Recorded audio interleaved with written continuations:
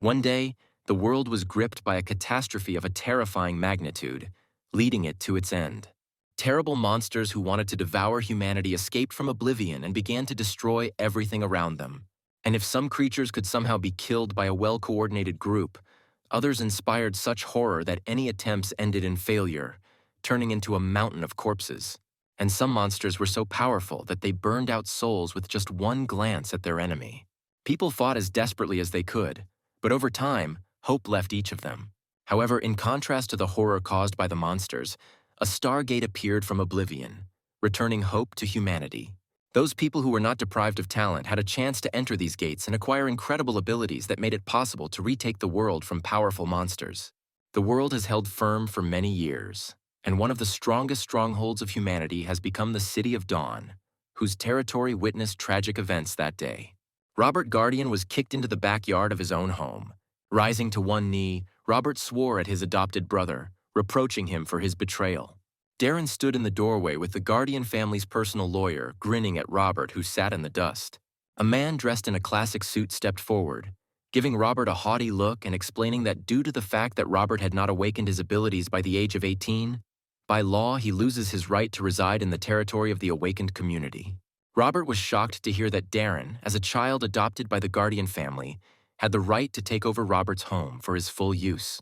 And although Robert tried to prove that he was right by mentioning those who, despite being of age, did not have abilities, he was again hit for his insolence. Robert fell backwards to the ground, barely able to hear himself being condemned for not believing in the city's laws. Having collected his papers, the lawyer prepared to leave, leaving the right to deal with Robert to Darren. Raising his head, Robert noticed the man's sly gaze directed at Darren and barely heard him mention a certain promise from Darren. Smiling warmly at the lawyer, the guy said goodbye to him, guaranteeing the fulfillment of his promise. However, as soon as the man walked out of the gate, at the same instant a kick struck Robert to the ground again. Having brazenly knocked the guy down, Darren put his foot on his head, pressing him to the ground and about to reveal the most important surprises to him. Smirking at his defeated brother, the fair-haired man admitted that he had been poisoning Robert since he was 10 years old, which is why he was unable to awaken. It turned out that Darren planned to deal with Robert in order to completely take possession of all of his property, which would provide him with prosperity and security for the rest of his life.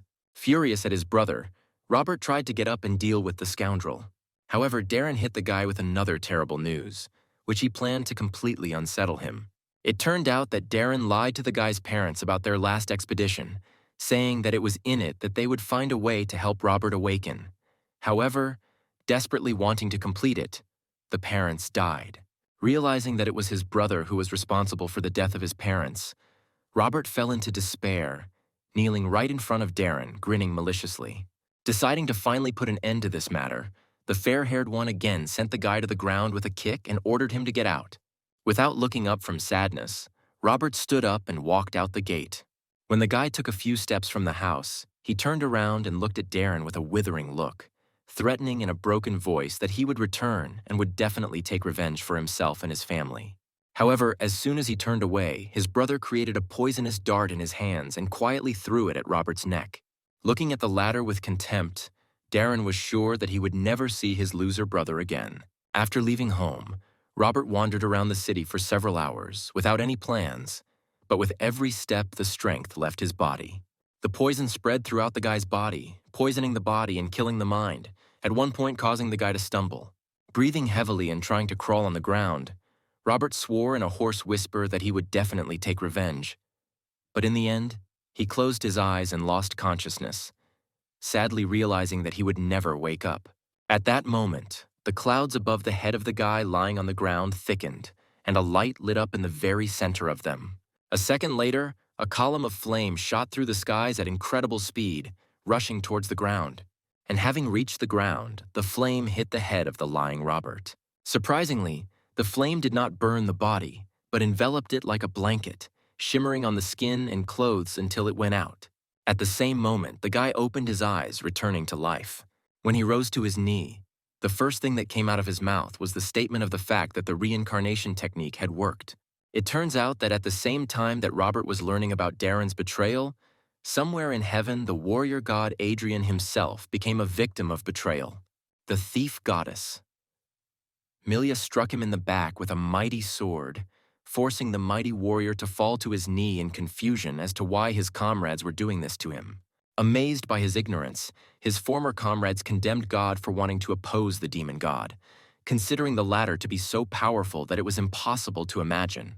In anger at the disbelief of his comrades, shouting that they had forgotten their own oath to protect humanity, Hadrian grabbed the blade sticking out of his chest with his hand. The power of his anger was so great that with one sharp movement, Hadrian broke the blade into pieces amid his own cries about the greed and selfishness of the other gods. In shock, they all froze, looking at the unshakable will of the one who had just been accused of ignorance. Turning around, Hadrian scorched his former friends with a burning gaze, full of rage and condemnation. If they had not been stunned, they might have been able to finish off the god warrior, but Hadrian, taking advantage of their confusion, created a rune circle on the ground beneath him, embodying the legendary reincarnation technique. Hadrian's soul, having left the body of the great god, turned out to be that same pillar of flame that pierced the heavens and struck the body of poor Robert. Standing on both legs, Hadrian analyzed the situation and realized one very unpleasant fact about the new body. Taking advantage of the god warrior's experience, Hadrian quickly realized that his new body was poisoned to the point that every organ was irreversibly damaged. Stunned that his mighty spirit had been transferred into such a weak body, Hadrian began to study Robert's memories to understand what to do next. Images of all the tragic events that happened to Robert and, in particular, the fact of betrayal by his own brother surfaced in his head. Hadrian realized that his soul chose this particular body precisely because of the similarity of the tragic circumstances of death. Realizing that Robert's will before his death was incredibly strong, Hadrian, feeling respect, vowed to fulfill this will at all costs. And as soon as he said this, Robert's soul appeared before his eyes in a golden flame, which, having learned that his last wish was in good hands, melted into thin air.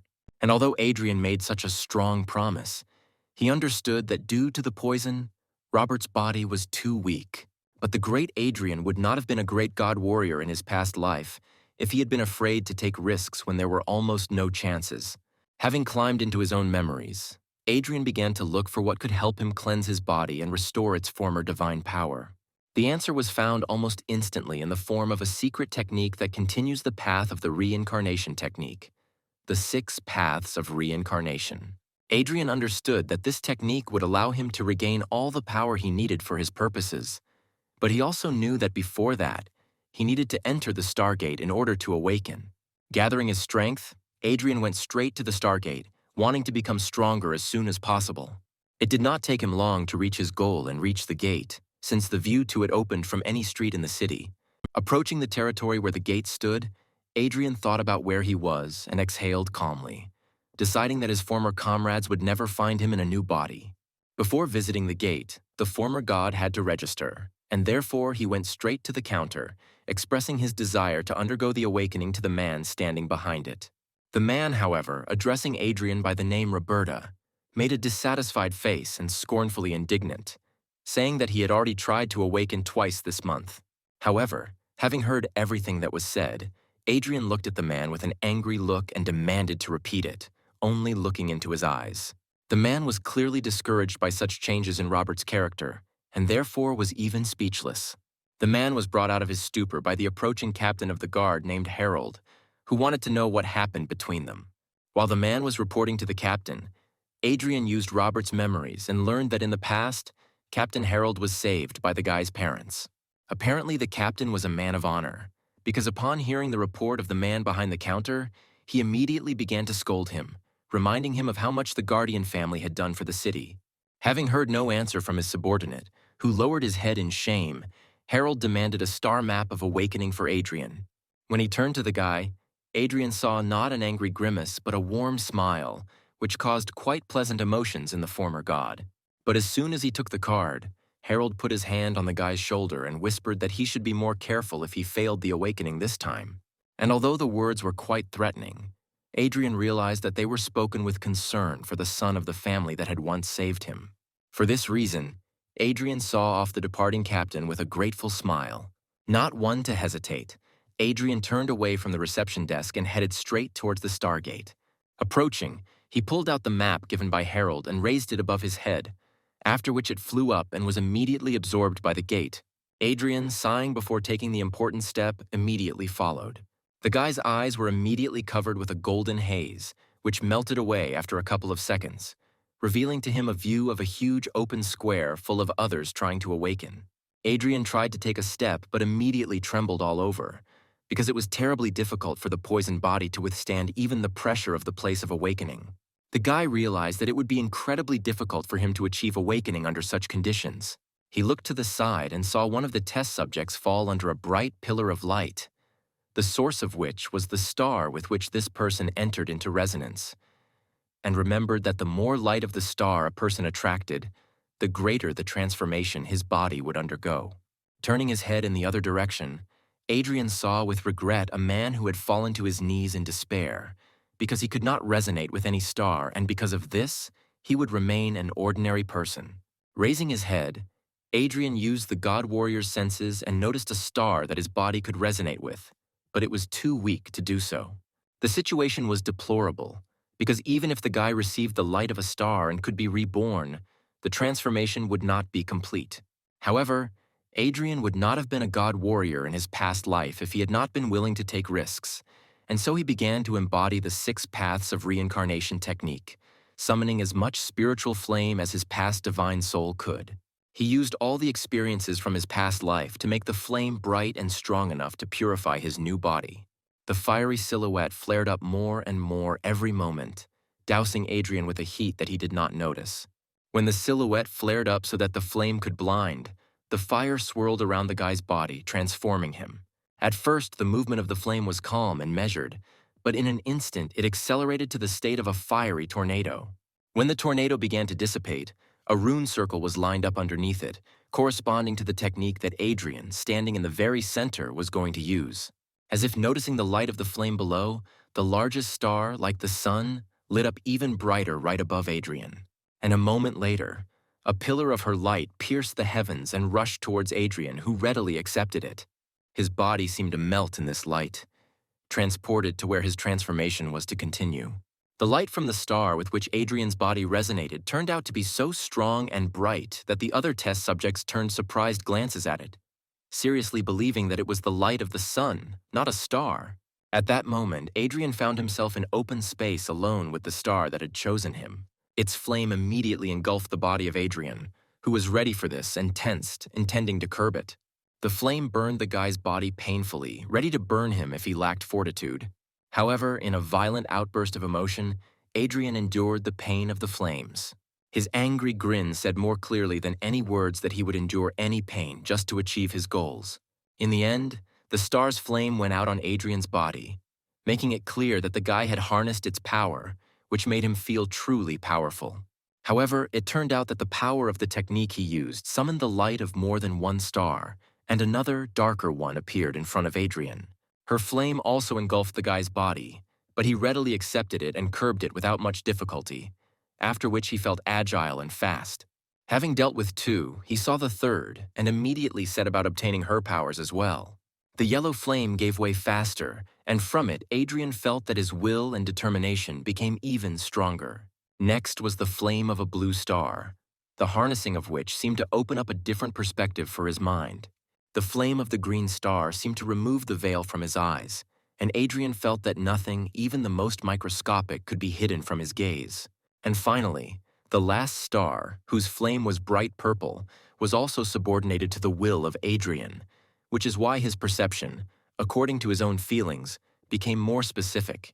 In the end, the technique of the 6 paths of reincarnation led to the flames of all 6 stars surrounding the guy's body in a bizarre and bright whirlwind.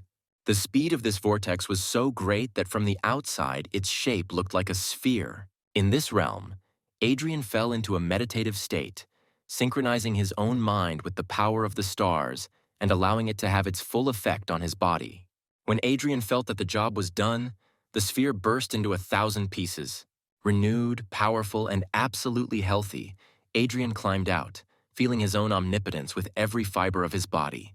The flame of one of the stars pliantly touched the guy's outstretched hand, which only confirmed his guess that the body was completely healed. At the same instant, a new, unusual rune circle lined up behind Adrian's back, the symbols of which, however, Adrian was familiar with. Adrian knew that after awakening, the body changes in accordance with the acquired class. But at this moment, he felt not only how the strength of a warrior permeates his body, causing a feeling of incredible strength in his muscles. He also noticed that his movements became smoother and his speed clearly increased, which was consistent with the class of a thief. In addition, he was aware of everything around him and himself much more clearly and distinctly, which is why he concluded that the magician's insight was now open to him. In addition, his vision became so piercing that he could notice even the smallest vibrations in the air near him, which made him realize that his vision began to correspond to the vision of an experienced archer. And although the will of the former god warrior was already unshakable, he clearly felt that it had only become sharper, which is why he was ready to immediately rush into battle, which usually characterizes the knight class. Having finally decided that this was all, Adrian was quite surprised that his perception had changed greatly, and therefore realized that even the qualities of the last summoner class were now available to him. Adrian was absolutely shocked by the fact that he had discovered all 6 classes, because even in his previous life, he had only heard of a couple of cases where someone managed to discover a predisposition for several classes, and even then no more than 2. Clenching his fists proudly, the guy grinned, realizing that in this case he would easily surpass even his previous self. Looking up, he saw that the space around him began to crumble, which meant that the awakening process would soon end. At the same moment, Adrian, closing his eyes and opening them again, walked out of the Stargate back to the place from which he entered. And on the way out, he met with the very thing that he clearly did not want to see at all, because Darren stood there, instantly attacking Adrian with contemptuous comments towards his, as it seemed to the fair-haired, absolutely useless attempts to awaken. Having angrily looked at the scoundrel, Adrian, not wanting to stand on ceremony, boldly sent the guy. Darren was taken aback by this attitude from the one whom he had kicked with his own feet a few hours ago, and who now moved away from him as if the blond man was not worth the dirt under his nails. Fury immediately boiled in the blood of Darren, who did not understand how Robert, who had been poisoned by him, could walk like this now as if nothing had happened. Outraged by this outcome, the fair-haired man pulled out his daggers and shouted at his brother, intending to finish off the insolent man that very second. Captain Harold's cry was heard from the direction of the gate, warning Darren not to do anything rash, and Adrian, hearing this, turned towards the attacker just in time. Using his thief-class skills, Darren quickly found himself right in front of Adrian, ready to plunge his blades into him. However, he could not oppose anything to the former god warrior with his vast combat experience, who in the blink of an eye saw a bunch of holes in the enemy's attack.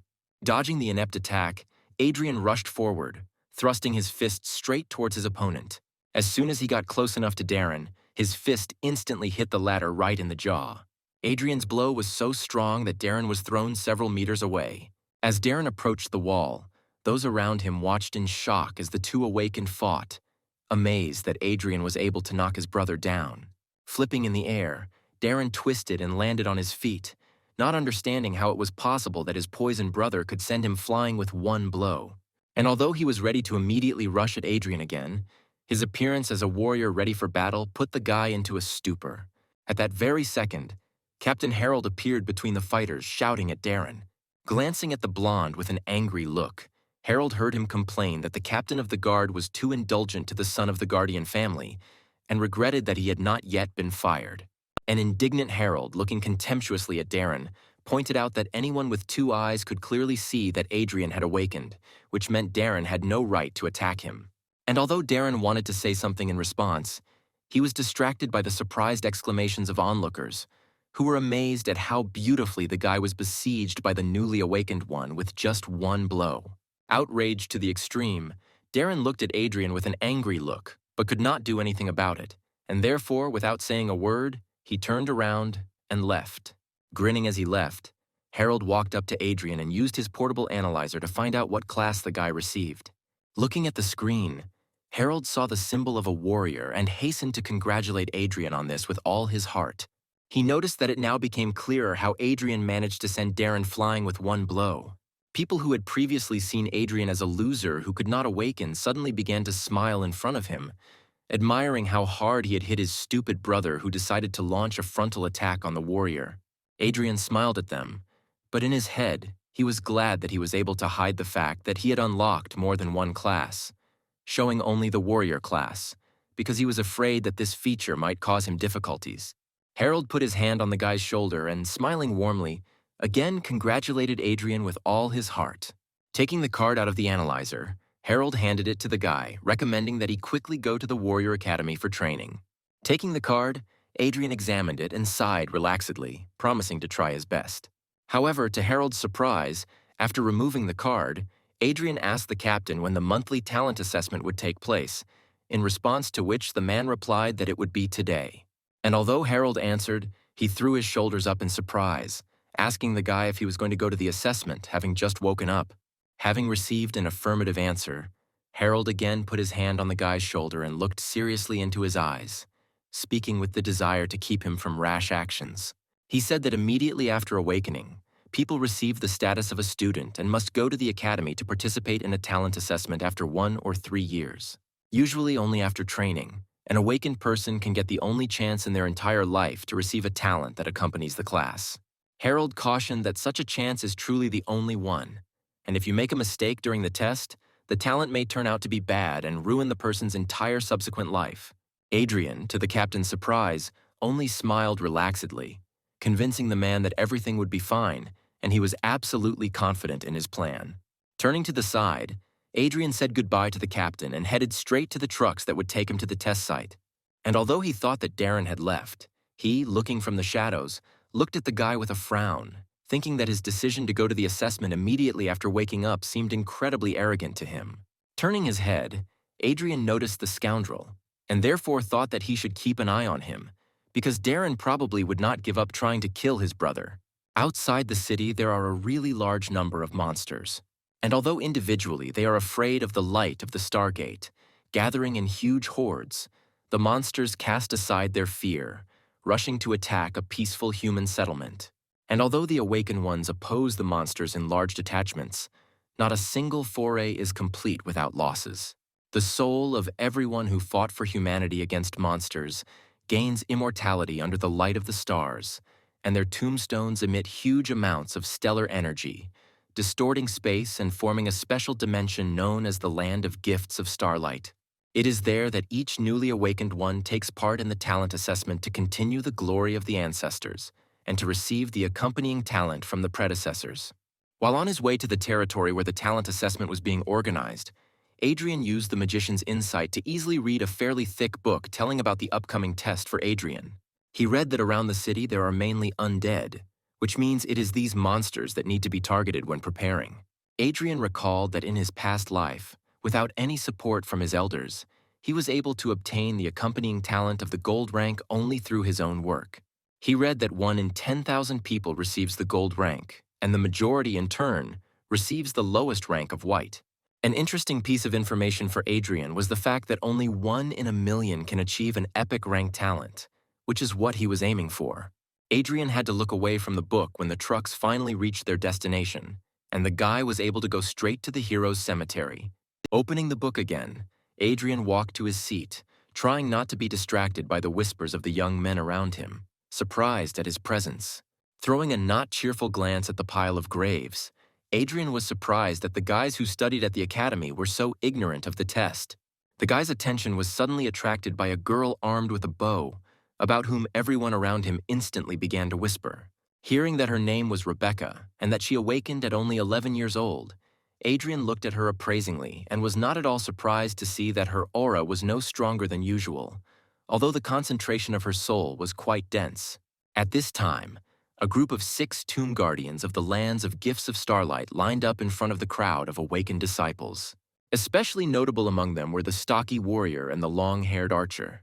The warrior called his comrade and whispered congratulations to him that his guild of archers would soon be replenished in the form of such a gifted warrior as Rebecca.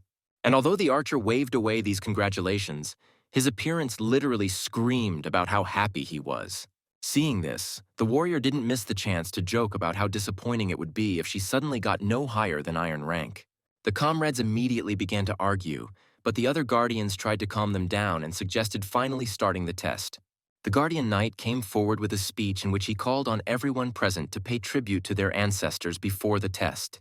All those who came for the test did not hesitate to kneel in front of the tombstones. When they stood up again, the knight continued his speech, saying that these lands were truly dangerous and they had to be careful not to die. In turn, each of the guardians expressed parting words to the subjects. The largest tombstone suddenly lit up, and the streams of energy escaping from it formed a portal to the earth, where the test was to take place. Having parted, the guardians opened the passage to the portal for the students, where they all, including Adrian, moved. Adrian had a clear plan, and therefore he consulted the book in order to implement it as successfully as possible, although those around him clearly saw in his reading more stupidity than ingenuity. At one point, a fat guy blocked Adrian's path and directly called him an idiot, with a malicious grin recommending that he return to where the guy came from. Adrian did not respond to the attacks, only throwing a contemptuous look at the scoundrel, which caused even more aggression on the part of the fat man. Finally taking a step to the side, Adrian walked around the guy, advising him to take better care of himself. At the same instant, the silhouette of the ancestor's spirit shone above the fat man's head, forcing him to turn around. It turned out that the guy accidentally stepped right into the territory of one of the evaluator spirits, beginning his test of the spirit. A whole horde of spiders with malicious ghostly faces suddenly appeared in front of the guy, the very sight of which made the fat man scream in fear.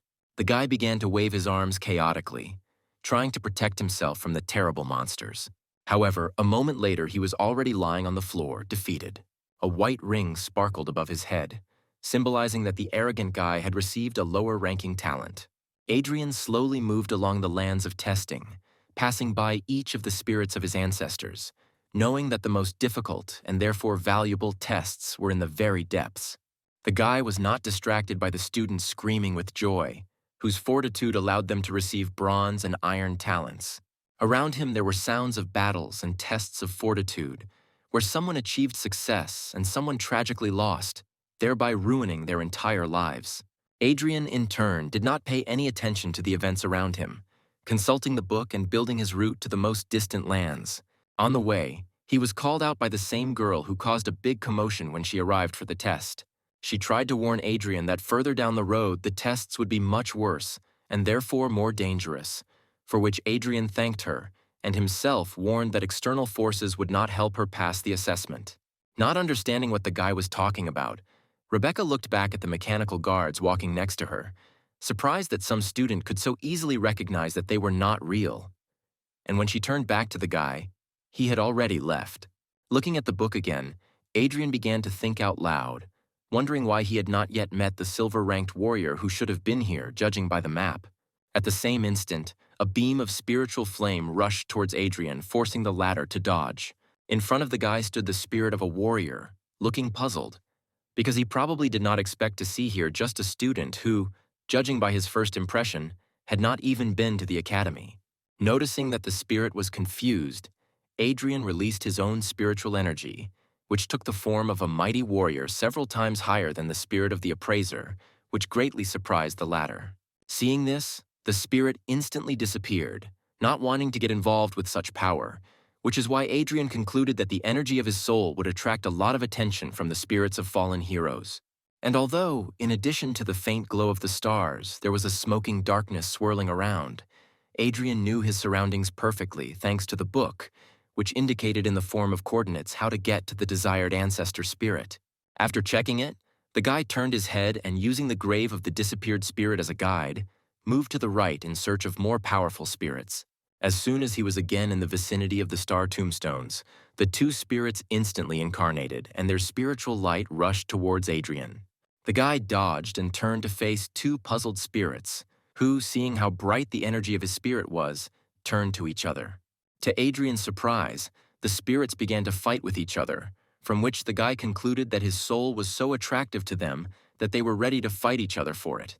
Smiling awkwardly, the guy ran away, finally apologizing for not being able to choose them for his test.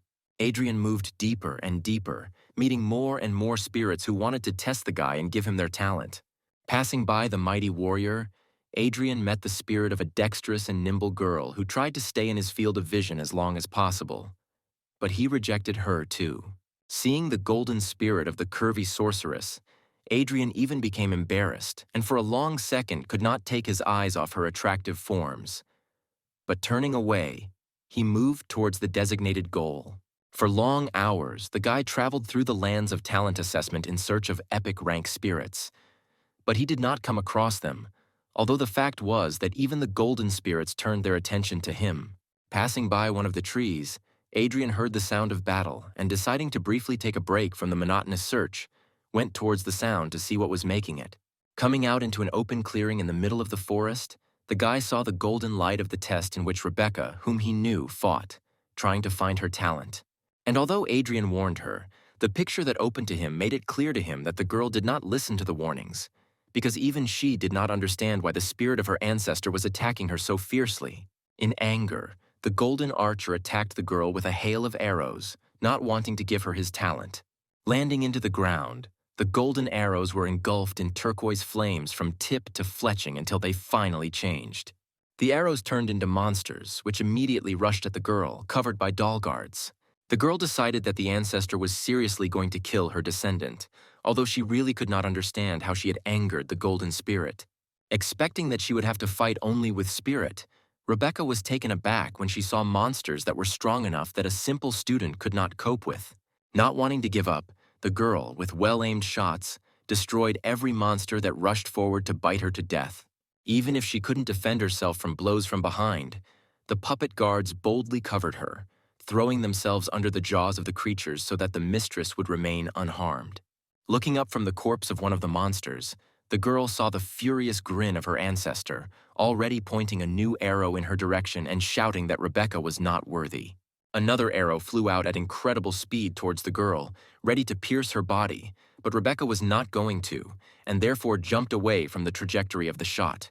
In turn, the arrow, right in flight, turned into another monster, whose jaws were ready to immediately gnaw its throat. With a well-aimed shot that was so fast that it was difficult for the eye to notice, the girl dealt with the creature and, exhaling heavily, began talking about how her grandfather had always called her the most talented in their family. Looking up in despair, she saw that one of her mechanical guards had been almost completely destroyed. Tears began to well up in her eyes from misunderstanding why her ancestor considered her unworthy and wanted to finish off his descendant. The spirit, however, did not pay attention to the girl's tears and aimed a new arrow at her, shouting in a voice full of rage that she was unworthy of his power. Proudly straightening up right in front of her ancestor, the girl boldly looked into the spirit's eyes burning with anger and cried out with the question of what she had done to deserve his rage. Peering out from behind the tree, Adrian calmly asked the girl if she really didn't understand what exactly she had done wrong. Distracted from his original goal, the golden spirit looked at Adrian and was immediately dumbfounded by how strong the aura was in this guy. Seeing her ancestor's surprise, the girl instantly felt angry and again threw a defiant glance at him, crying out about how hard she had honed her skills and strengthened her soul. Using all her will, Rebecca firmly looked at the spirit, constantly reassuring herself that she would never be left without the talent inherent in each member of her family. Pulling back the string of her bow, the girl cried out that she would release her arrow even if she had to die.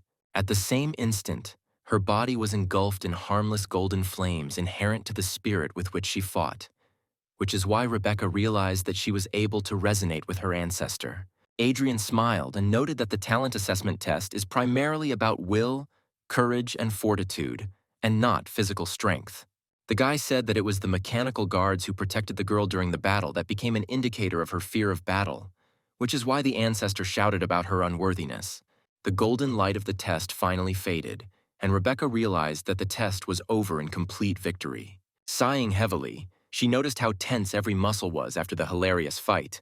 The golden archer extended his hand forward and the flame from it touched the girl's body, healing her and gifting her with what she had come for. Proud and pleased with herself, Rebecca passed the test and therefore received the sign of golden talent that accompanies her family. Looking from the side, Adrian smiled, seeing how the girl received something that would make her life incredibly prestigious. As the spirit vanished into thin air, Rebecca turned to him and awkwardly thanked him for the advice the guy had given her. And although the girl asked how he himself, being just a student awakened quite recently, ended up so far in the lands where the golden talents are located, Adrian only answered that his goal was the best possible talent, and, turning away, moved away. Noting that his soul seemed weak, The girl heard the guy boldly say that it was none of her business and asked to keep his presence here a secret. Seeing that the guy walked away from the lands of the gold ranks further into the depths, the girl was quite taken aback, realizing that his goal was even higher. In the end, Adrian reached his goal, in the form of a huge tombstone, connected by a monstrous golden chain. Smiling contentedly, the guy noticed that he was on the right track since he saw something so colossal in front of him. The moment Adrian took another step, his body tensed from the terrifying force of pressure, indicating how difficult the test awaited the guy, since it was difficult for him to even be here. The huge, monstrous dog looked to be of advanced rank, and therefore, according to Adrian, he was an incredible number of times stronger than the guy himself. However, the guy was not at all afraid, but on the contrary, he was delighted, realizing that it was here that the concentration of spiritual energy was so great that he could absorb as much of it as he wanted, gaining strength. Crouching in the lotus position, the guy began to free his spirit to interact with the infinite and powerful energy surrounding him. Clasping his hands, he concentrated all his strength in them, which is why the energy that permeated the air began to be embodied and formed into a sphere in smooth threads. At the same time, behind Adrian's back, a runic circle of bright blue color appeared right out of nowhere, which helped the guy absorb the flows surrounding him. In the end, he stood up and straightened up, and the flows of energy dissipated, because Adrian had already absorbed the maximum amount for the status of a student. As a result of these manipulations, the guy could feel that his strength increased 6 times, which means he could safely withstand the pressure of the place surrounding him. Raising his gaze, he boldly looked at the monstrous dog protecting the tombstone.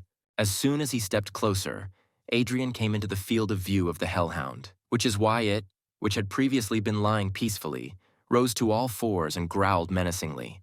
A huge beast, whose jaws could tear apart an entire crowd with one bite, stood in front of Adrian, ready to destroy anyone who dared to appear for a test of epic rank. However, Adrian, who was a former god warrior, was not at all afraid of the terrifying sight and boldly stepped forward. In an instant, the monster pushed off with all 4 paws and rushed at the guy, intending to tear him apart. But Adrian himself was not going to die so easily. The rune circle that appeared behind him served as a much-needed acceleration for Adrian, and he, using such a useful skill, rushed into battle. His speed was so incredible that the hellish dog, grinning angrily at the enemy, was completely unable to keep up with the warrior flashing like lightning. Dodging another blow, Adrian grinned maliciously, calling the hound just a puppy, unable to provide worthy resistance. At that same second, the dog let out a monstrous roar so loud that Adrian had to group himself to protect himself from it. In a mindless rage, the dog again rushed straight at the guy, ready to finish him off for his insolence. And although his jaws were almost closed on Adrian's body, he only grinned maliciously and did not move from his place. And as soon as they closed, Adrian penetrated through the upper jaw of the dog's mouth, as if passing through a dense wall of fog that did not cause any harm. Adrian stood over the hound's jaw, contentedly noting that a real hound was undead and would not react in any way to provocation, unlike this dog who flew into a rage. With one flick of his finger, the confident Adrian destroyed the dog's form, breaking it into hundreds of pieces. Having landed, the guy proudly straightened his clothes and looked at the stairs, which the mighty beast so zealously defended. Adrian had a view of the incredibly majestic-looking gate through which he had to pass. As soon as he came closer, the gate swung open with a loud buzz in front of the brave warrior who had come to show what he was capable of. And although confidence flashed in his eyes, Adrian was a little worried about what was happening now and what was about to happen any minute. Looking straight ahead, the guy took a deep breath and proudly stepped forward, like a worthy warrior who had earned the right to gain strength. Although these gates were called hellish, behind them Adrian saw a rather calming landscape in the form of a waterfall and lake, surrounded by rocks and ancient trees. But the guy didn't have time to admire the beauty, because at the same moment he stepped closer, a pillar of burning flame headed towards him with incredible speed, forcing him to dodge. Turning in the direction from which the flames came out, Adrian only managed to notice how a blade burning with fire was approaching his face. Only having time to notice the blade, Adrian did not even cover his eyes when it stopped a centimeter from the face of the one who dared to come for the epic talent. A heroic spirit of epic rank hovered in the air in front of the guy, raising his blade and looking at the newcomer in surprise, who turned out to be just a student. Bravely looking straight into the warrior's eyes, Adrian asked him not to hold back, arguing that he had gotten here not through luck, but out of a desire to see what epic rank could do. The stunned spirit warrior looked at the disciple with the amazed look, not understanding how a simple disciple could dare to go so far just to see what an epic rank could do. Smiling slyly, Adrian chose his words and asked the warrior to finally conduct a test, because he was going to show the spirit all the power he possessed. Having softened, the warrior sighed and corrected the guy, noting that the fact that he had reached this place does not mean that he could defeat a representative of epic rank, but he smiled and agreed to show his power. At the same instant, with one click of the warrior's fingers, the guy found himself in the arena, looking around in surprise. After analyzing the situation, he realized that his spiritual energy had quadrupled, surpassing the limitations imposed on being a disciple. It turned out that the warrior transferred not his body, but Adrian's mind and his own straight into the arena, and their bodies remained where they stood. At this time, the bodies of Adrian and the warrior's spirit were observed by 5 more spirits, whose energy shone with a bright light of epic rank. They were clearly pleased when they saw how, for the first time in a long time, someone came to their lands for a talent of epic rank, although they were surprised that the person who came turned out to be a completely undistinguished student. One of the spirits was clearly angry that the warrior spirit was the first to get to Adrian, because after defeating the Hellhound, he himself was going to test the student. At this time, Adrian, already armed with a sword, was warming up, wondering out loud that the epic rank turned out to be so strong that, just by desire, he transported the guy straight to the world of dreams. The warrior standing in front of Adrian swung his blade and threw it to the side so that it got stuck in the stone. Straightening his arms, he invited Adrian to attack, ready to fight on equal terms, because the spirit itself compared its strength with the strength of the guy. Smirking, Adrian noted that his opponent was acting somewhat arrogantly, thinking that he could defeat a guy without a sword on equal terms. A moment later, the guy rushed into battle, using all his fighting skills and past life experience to leave his opponent no chance. And although the spirit fought desperately, he understood that even with a sword in his hands, it would be incredibly difficult for him to defend himself, let alone unarmed resistance. The man tried his best, but Adrian was incredibly fast and attacked as actively as he could. In the end, the spirit warrior was unable to dodge the final attack, and the guy put the blade to his neck. The warrior was sincerely amazed at how strong this disciple turned out to be, so boldly performing in front of a spirit of epic rank despite the fact that he had become awakened only recently. Smiling kindly at the amazed spirit, the guy invited him to give it his all and show him what the epic rank is really capable of. Concentrating on the upcoming fair fight, the man extended his hand and pulled his blade into it, which burst out of the stone. Smiling at the upcoming battle, both warriors rushed at each other, wanting to cross swords and find out which of the two was stronger. The swords of both warriors clashed, striking sparks in a stunning dance of battle. And although the spirit warrior fought desperately, one mistake was enough for the former god warrior to make one precise attack with his blade. And this one blow was enough to knock out the blade and hands of the stunned enemy. The warrior spirit was absolutely at a loss, because he sincerely could not understand how only a student could defeat him. In his eyes, you could see the incomprehension with which he looked at his hands, as if doubting his own abilities. Satisfied with himself, Adrian thought that now the result of his test was quite satisfactory in order to finally receive the epic rank talent he deserved. And although he was ready to receive his reward, the spirit warrior suddenly disappeared into the air, causing confusion in Adrian. Returning to his body, the warrior curiously examined his opponent, whose mind was still in the world of dreams. Other epic spirits, seeing how their comrade returned to his body, were surprised, deciding that the test was over so quickly, and besides, there was no ritual for transferring talent, and they concluded that the guy had lost. However, they were puzzled when they saw that Adrian himself had not yet returned from the dream world, and therefore they asked their comrade what happened to them there. Raising his head proudly and not looking away, the warrior honestly admitted that he had lost the battle. The rest of the spirits were shocked when they heard that their comrade, whose strength reached an epic level, lost to an ordinary student, even though they were equal in the dream world. They assumed that the warrior had simply given in, but he shook his head and replied that the fight was fair and he was rightfully defeated, and for this reason he had an idea. After listening to their comrade, the epic spirits were divided, trying to decide whether to follow his plan or not. However, after consulting, They decided to agree, and at the same moment, all six were transported to the world of dreams and appeared before Adrian's eyes. Adrian, who had already thought that his rival had abandoned him in this world, relaxed when he discovered that he had returned with reinforcements in the form of 5 spirits of epic heroes. As soon as they appeared in this world, each of the 6 spirits first looked at the one they were about to test with an appraising glance. Smiling kindly, the spirit mage noticed that the guy did not blink an eye when he saw as many as 6 epic spirits in front of him. Scratching his beard, the elder opened his eyes and spoke with the hoarseness in his voice characteristic of his appearance. Removing one hand behind his back and nodding proudly towards his comrades, the magician invited Adrian to fight all 6 epic spirits at the same time. Looking at those who came with confusion, Adrian heard that if he wins, he will receive 1 epic talent from each of them, which is why his eyes sparkled with awareness of the situation. Behind the spirits of men stood the archer and the summoner, who, having sarcastically examined the guy, suggested that he leave with the talent of a warrior, because judging by his appearance, he would not have enough strength. In response, the former god warrior laughed like a madman, receiving sincere pleasure from the whole situation. Proudly looking up and raising his sword, the guy expressed his desire to accept the challenge and his unwavering readiness to fight. The magician frowned, calling the guy self-confident, and the knight called him arrogant, although he seemed to only like it more.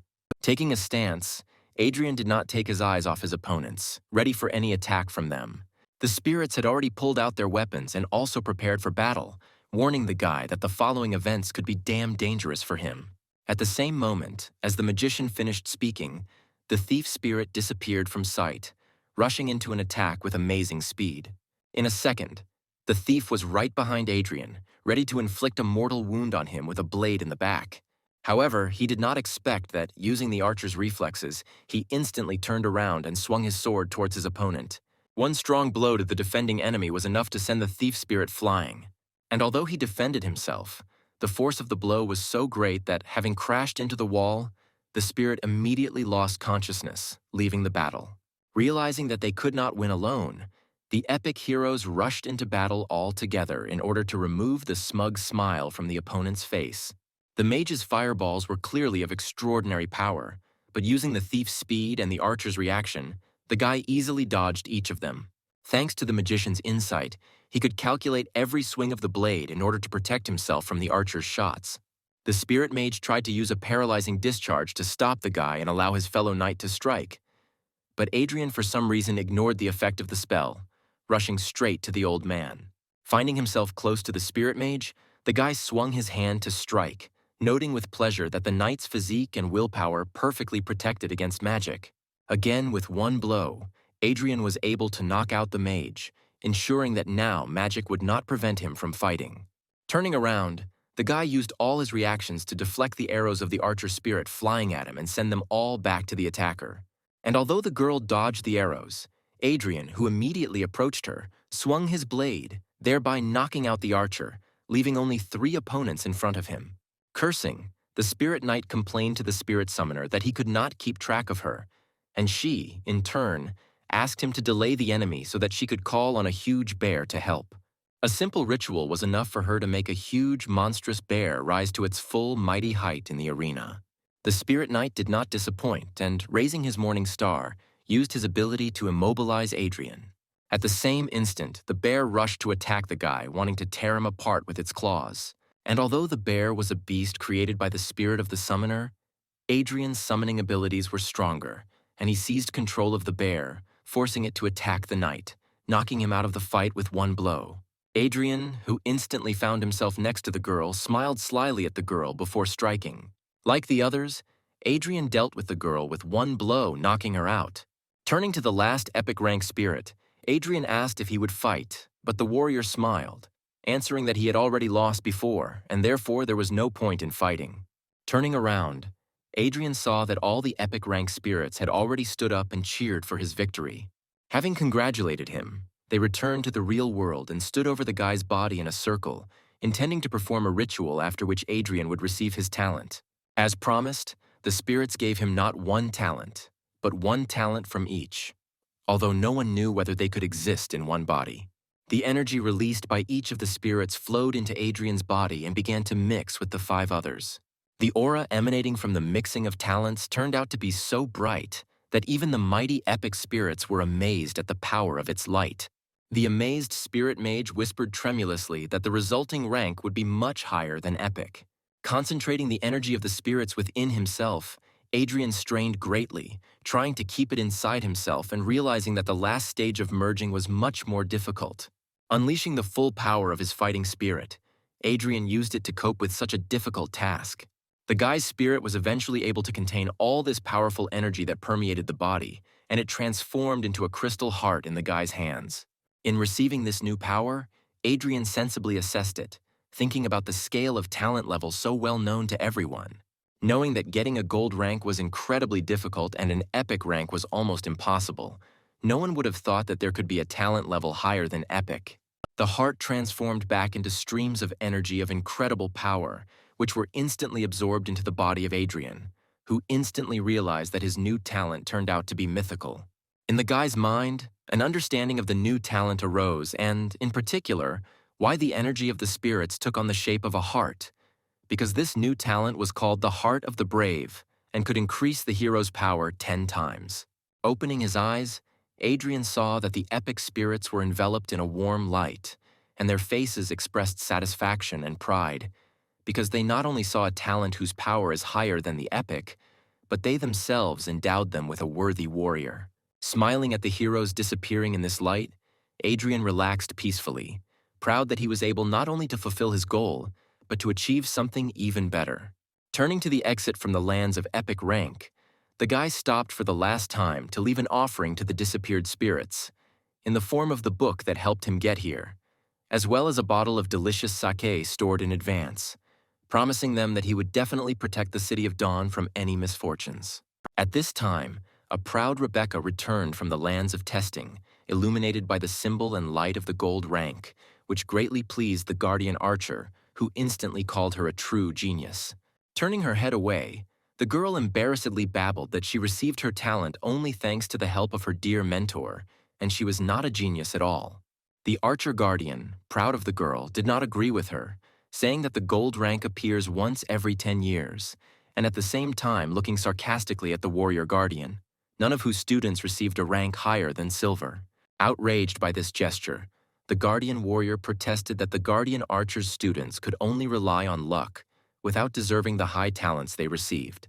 And although the guardian warrior claimed that among the warriors there would be such a strong awakened one that he could receive a gold rank, he only met a malicious grin from his comrade.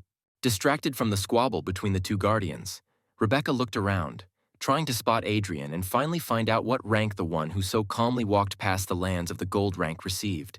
Realizing that there was no guy in the area, the girl looked at the portal, anxiously waiting for him to come out of it. When the guardian archer decided to announce the end of the test, Rebecca asked him to stop and wait, because one test subject never left the test grounds. At the same moment, Adrian, stretching his neck, climbed out of the portal, meeting there not with a storm of applause, but only with such familiar disdain, because the guardian archer was sure that the guy had failed his test. Rebecca, blushing at the sight of the guy, did not hear her mentor's sarcastic comments, remembering only, not without a shadow of embarrassment, that the name of her new acquaintance was Adrian. Glancing to the side, the guy immediately saw the fat man who had crossed his path at the very beginning of the test and who was right now mocking Adrian, thinking that he was hiding from the test, afraid of failing it. Not paying attention to the sarcastic comments, the guardian warrior took a step towards the guy, asking with a smile what rank one of his ward warriors received. Smiling, Adrian relaxed for a second, which is why the aura of his talent shone faintly, covering the entire body of the awakened one. And although the hero received a mythical rank, everyone around saw what he wanted to show them, namely the aura and symbol of the gold rank shining on the guy's body. Everyone around seemed to have broken loose, heatedly discussing and amazed at the fact that this time 2 participants received the gold rank, although even one was an incredible rarity. Smiling contentedly, Adrian noted, not without pleasure, that he was incredibly lucky that his new talent allowed him to flaunt the rank that the hero himself wanted. Quietly resting his hands on his hips, the guy, not deigning even a glance to the arrogant scoundrels mocking him, told them out loud that they should not mock others, but try to become stronger themselves, which greatly embarrassed the dumbfounded fat man. And only Rebecca, whose confused look Adrian caught, could not understand why the guy received only a gold rank, because he went much further than the place where the golden spirits were. As if he had read the girl's thoughts, Adrian put his index finger to his lips, reminding her that he had asked her to remain silent about where he was going in the testing lands.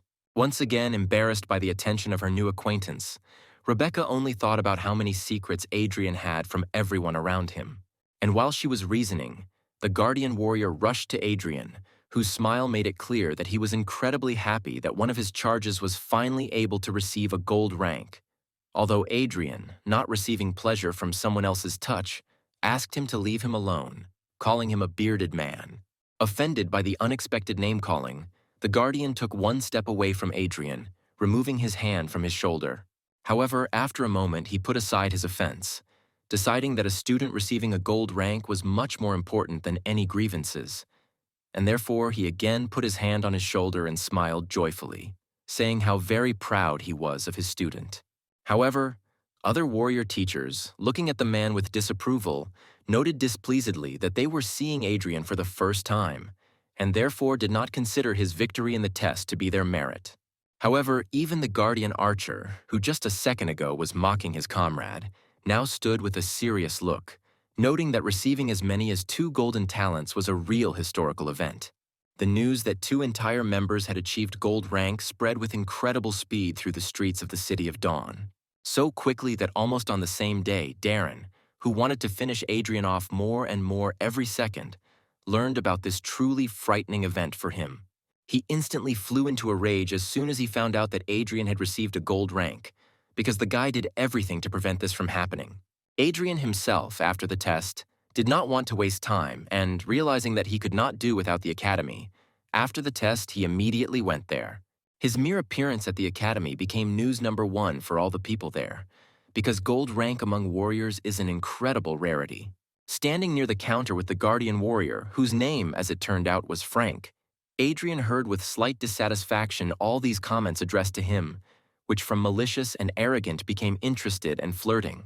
Frowning, Adrian even began to regret that he showed people his gold rank, because he received much more unnecessary attention than he wanted. Finally, the man behind the counter, smiling welcomingly, handed Adrian an envelope, a badge with a warrior symbol, and a card indicating his status. Still proud of his ward, Frank put his hands on his hips and wholeheartedly congratulated Adrian on officially joining the Warriors Guild. Adrian was about to unpack the envelope, but Frank, who stepped aside, waved his hand and called him to follow, because he was going to help the guy get a well-deserved reward for his work. For the first time since the test, Adrian smiled at Frank and followed, noting to himself that he was surprised by the fact that the guild treated its members well enough. Walking through the long corridors of the academy, the men arrived at a training room filled with mannequins and exercise equipment, in the middle of which stood a stocky man whose hair, with its bright green color, resembled a fresh apple. Having greeted Adrian and Frank, the man introduced himself as Roosevelt Walter and added that he was the treasurer of the Warriors Guild, and therefore it was he who would offer Adrian a reward corresponding to the gold rank. Looking into the box that Roosevelt bowed his head and handed to the guy, Adrian saw a book there, the inscription on the cover of which read about the name of a special skill of the warrior class. Taking the box from Adrian's hands, Frank himself looked inside and smiled, looking up at Roosevelt and noting that the treasurer is very generous, because this skill is really powerful, to which Roosevelt, not without pleasure, said that they are obliged to invest all their efforts in the development of a gold rank hero. In addition to the skill, Adrian also received as many as 10 star stones of the initial rank, which is a significant reward, since Frank himself received only 1 at one time. Opening the book, Adrian read a couple of lines, but almost immediately became perplexed by their content. Roosevelt smiled again when he saw the guy's reaction and said that learning skills is an incredibly important activity for every awakened person, and therefore Adrian is recommended to start learning as soon as possible. Smiling joyfully, the guy agreed with the treasurer, promising to start training as soon as possible, and thought to himself that things were turning out very, very interesting. As soon as Adrian and Frank left, Roosevelt removed the smile from his face and headed to his office, where Darren was already waiting for him, who immediately began asking the treasurer whether he had completed his task. Calmly closing the door behind him, Roosevelt looked at Darren slightly dissatisfied and just as calmly noted that he could cope with any task much better than Darren. It turned out that Roosevelt specially altered Adrian's skill book, and because of it, the guy could soon become insane. Enjoying the thought of how sinisterly ingenious his plan was, Roosevelt finished the thought by telling Darren that he would have to send a request for a duel as soon as Adrian went crazy, thanks to which the guy would be able to get rid of his rival without unnecessary problems. Exhaling in a relaxed manner, Darren smiled at Roosevelt, noting with pleasure that he always completes tasks 100%, and therefore, as gratitude for his work, he will definitely thank his comrade when Adrian dies. Looking away, Roosevelt said that he was only following orders from above, and therefore did not count on a reward, but of course he would be happy with it. He chose to turn away when Darren, with a distraught look and a cruel smile on his face, promised that he would kill his sworn brother no matter the cost. And although the plan was really good and would have worked on someone else, Adrian's real mythic rank told him perfectly well that the skill was actually altered, which bodes well for him. Adrian thought deeply, comparing all the facts with each other and seriously suspecting that this trouble with the skill was directly related to Darren. Having instantly seen through Roosevelt's plan, Adrian put the book aside and decided that he would gladly play along with him, pretending that he had really fallen under the influence of such a weak illness that the book was supposed to create on him. Adrian sarcastically imagined what Roosevelt would look like when he saw that his plan did not work, especially if Frank was nearby, and the 10-star stones that he received for his gold rank would help the guy in this matter. Having opened the box, Adrian remembered that star stones are actually the energy of real star stones concentrated into crystal form, using which the awakened can very quickly increase power and become stronger. Realizing that thanks to his experience as a god warrior, the guy understands all skills even at the divine level. But if he wants to gain power, he needs to start all over again. Sitting in the lotus position in the room allocated to him personally, Adrian closed his eyes and used his spirit to begin to absorb energy, while simultaneously discussing how the skill of an unpredictable fist blade is a rare skill, and it is necessary to learn it. Using his experience, the guy read all the necessary techniques for developing this skill and found out exactly which nuances of this technique were spoiled and corrected them without any problems. In persistent meditation, the boy concentrated on studying, hoping only that 10-star stones would be enough to help him master the skill. As soon as Adrian concentrated and closed his eyes, his spirit burst out of his body and caught the stone in a weak whirlwind of blue flame. And as soon as he started, his hand burned with pain, which almost brought the guy out of concentration. The flame enveloped the fist, changing color and forming a blade. But Adrian felt it as if someone was scraping his bones. The guy tried his best to restrain himself and not unclench his fist so that the skill would finally take hold. But, alas, he could not resist, and his palm unclenched, and the flame began to gradually go out. Despite the fact that the guy received the power of all 6 skills, and his talent was more powerful than even epic, he realized that he had underestimated such a powerful skill, and therefore would not be able to master it in one attempt, because during this one time the skin of his hand turned red and shriveled from fire. Realizing that it would take at least 1 year for an ordinary person, Adrian grinned, knowing that with his strength there was no way he would allow himself to hesitate, and therefore would definitely master the skill as soon as possible. Concentrating again, Adrian used the power of his spirit to once again cause his hand to become covered in bright pink flames, which now took on a much more distinct blade shape. Exhaling in satisfaction with his own work, the guy stood up and with one movement made the sword fly from the wall straight into his own hand. Forcing his energy to again form the shape of a blade around his hand, the guy hit the wall with such force with one swing of his sword that a rather wide crack appeared along it. Looking at this crack and easily moving the blade, the guy noted, not without pleasure, that the skill was indeed very strong, and therefore the time and stones spent on studying it were clearly worth it. Relaxing his hand, the guy withdrew the energy and remembered that even when he moves to the next rank, his skill level will increase in the same way. As soon as he left the training room, Darren immediately appeared in full growth before his eyes, whose predatory gaze said more clearly than any words that he would not leave without blood today. Looking slyly at his brother, Darren took out a special document and without much fear walked towards Adrian, challenging him to a duel to find out who would become the heir to the Guardian family. Pulling out the document about the duel in front of Adrian, Darren publicly asked Adrian if he would accept the challenge, which is why everyone around them turned their attention to the guys. Proudly placing his hands on his hips, Adrian looked at Darren with interest, clearly pleased that he had predicted all the upcoming events and noting how much attention they attracted. With a smile, the guy noted that now he himself had become awakened, which means his entire inheritance goes to him and only him. Not expecting such words, Darren looked around with caution, hearing how everyone around him began to discuss him with condemnation for trying to take away Adrian's rightful inheritance. Hearing someone calling for him to be kicked out of the academy, Darren raised a paper in front of him in a panic, indicating that this duel was agreed upon by the awakened community. The warriors around looked at the paper in bewilderment, not understanding how the community could even allow such a conflict to happen. Realizing that no one would touch him now, Darren believed in himself and again turned to Adrian, indicating that refusal would mean that he was renouncing any claims to the Guardian family inheritance.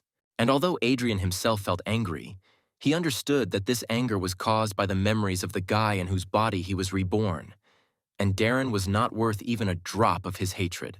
Smiling maliciously, Darren asked if Adrian would agree to a duel to the death, clearly remembering that Adrian himself should now be in a deranged state. Something suddenly flashed in front of the guy, and when he reacted, Adrian was already standing a few steps away from him, relaxingly reading the paper that his brother had just held in his hands.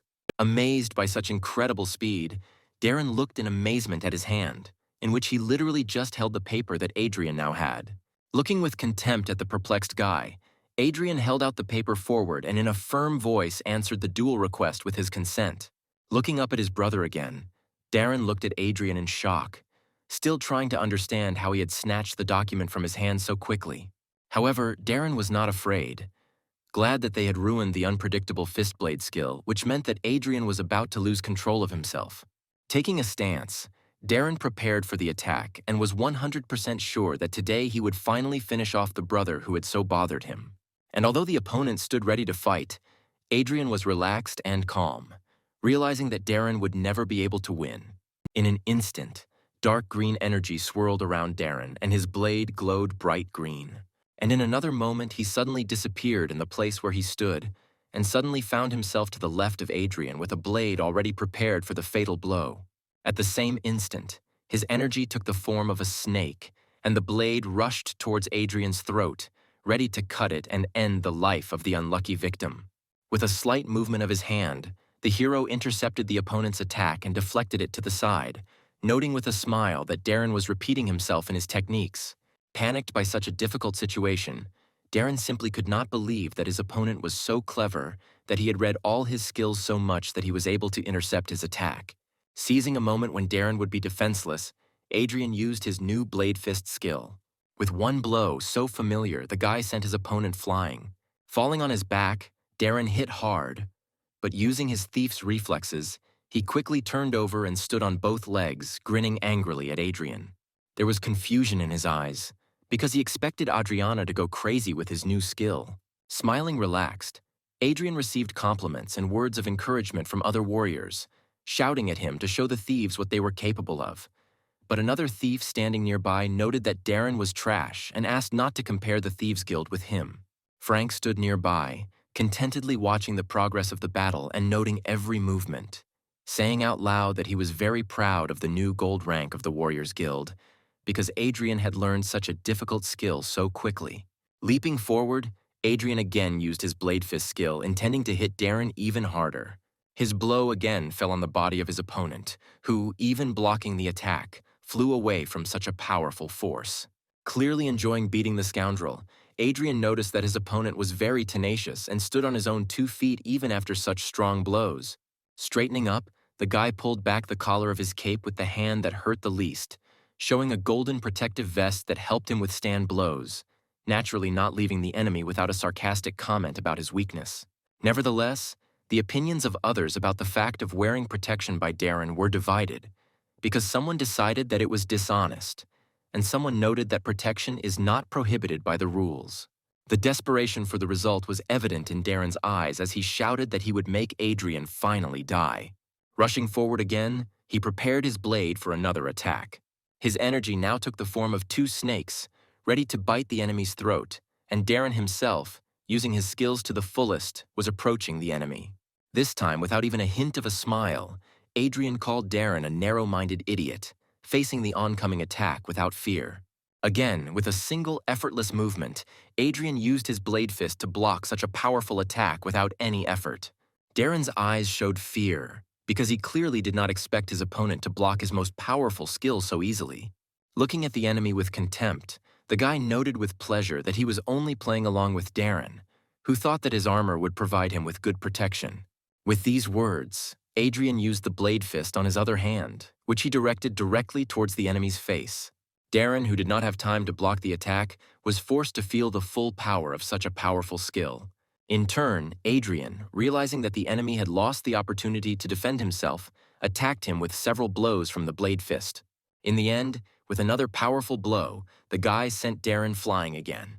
The guy tried to group himself, but this time he simply didn't have enough strength to get up, and so he fell heavily to the floor. Raising his gaze, the beaten Darren looked at his enemy in bewilderment, not understanding why nothing was happening to him. Throwing a contemptuous look at his opponent, Adrian said that he knew everything about his vile plan to drive him crazy, which shocked Darren.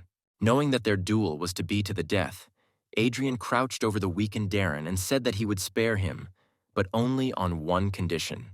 Lost from excitement and panic, Darren heard that his opponent was demanding to tell the whole truth about who was behind all the intrigues over the Guardian family, as well as what happened to Adrian's parents. Having lost all hope, Darren clenched his jaw forcefully, which made the sound of something bursting. Adrian rushed a step back, stunned to realize that there was poison in the guy's mouth, and he chose to die rather than answer the guy's questions. With one last malicious glance at Adrian, Darren told him that he would never know what happened to his parents, and also that he was unable to cope with those who intended to end the life of the Guardian clan. Stunned, Adrian silently listened as Darren said his last words, saturated with malice and contempt. Having said his last word, Darren suddenly rolled his eyes and leaned back, and his chest stopped rising in time with his breathing, making it clear that from now on Adrian's sworn brother was dead. Adrian felt incredible contempt for his opponent, but also a certain amount of respect, because he was ready to die for his goals. Turning away from the deceased with regret, the guy thought that those who were behind all this apparently had great power in this city. And although he understood that Darren's death would bring even more troubles upon him, excitement and a desire to find out just how strong his enemies flared up in him.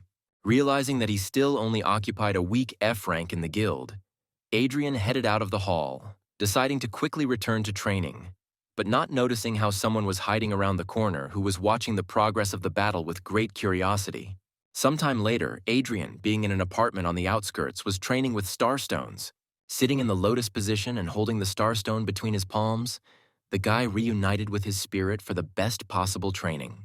In the end, another stone crumbled into dust, having exhausted all its stellar energy. Upset over the loss of the last starstone, Adrian thought out loud, coming to the understanding that his body was indeed incredibly strong, because in a couple of days he had absorbed all the energy of the 10 starstones received for the talent test.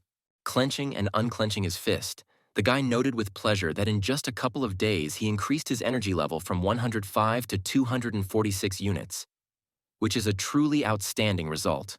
Looking at the dust left over from the used starstone, Adrian estimated that one such stone contained approximately 10 units of spiritual value. However, in fact, this was only a theory and extremely erroneous, because the average awakened person can absorb only a smaller part of the energy that is stored in the stone. For such an awakened person, a result of 10% of the total energy of the stone is quite good.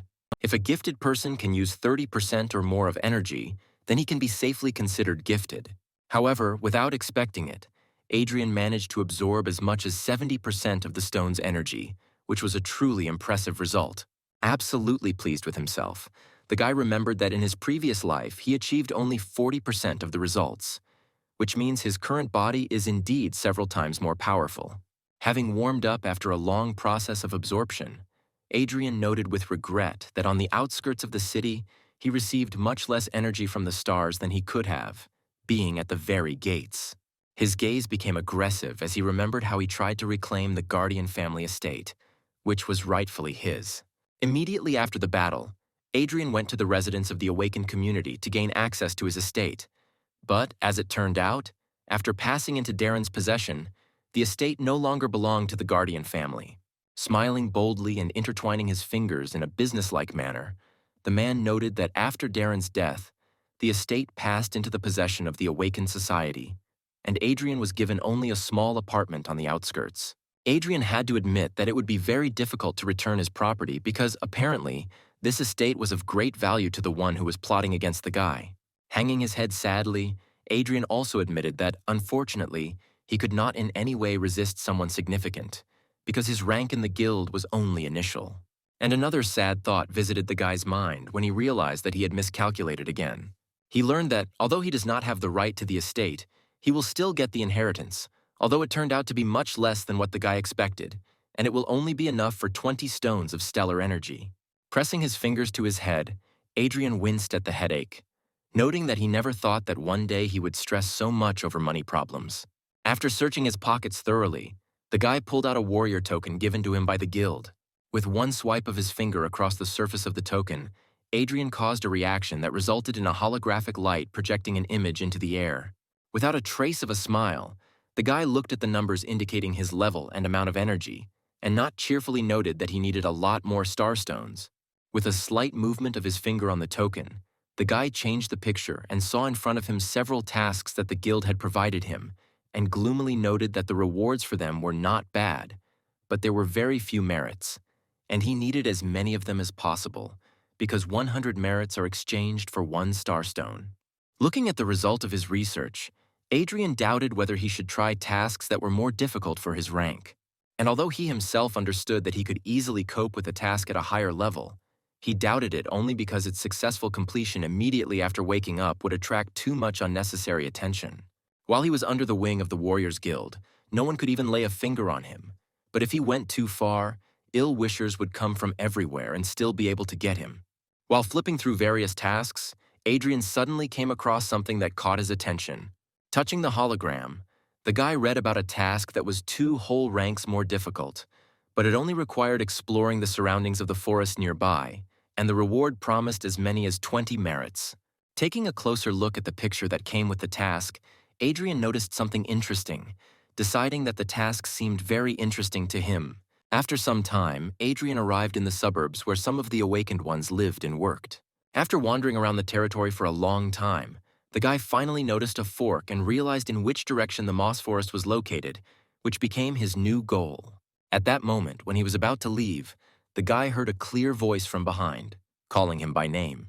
Turning around, he saw Rebecca in full battle dress, who, clearly delighted to meet a new acquaintance, asked him if he had accepted the same task with the moss forest as she had. At first, Adrian didn't even immediately remember the girl, but remembering how he helped her during the test, he awkwardly confirmed her guess.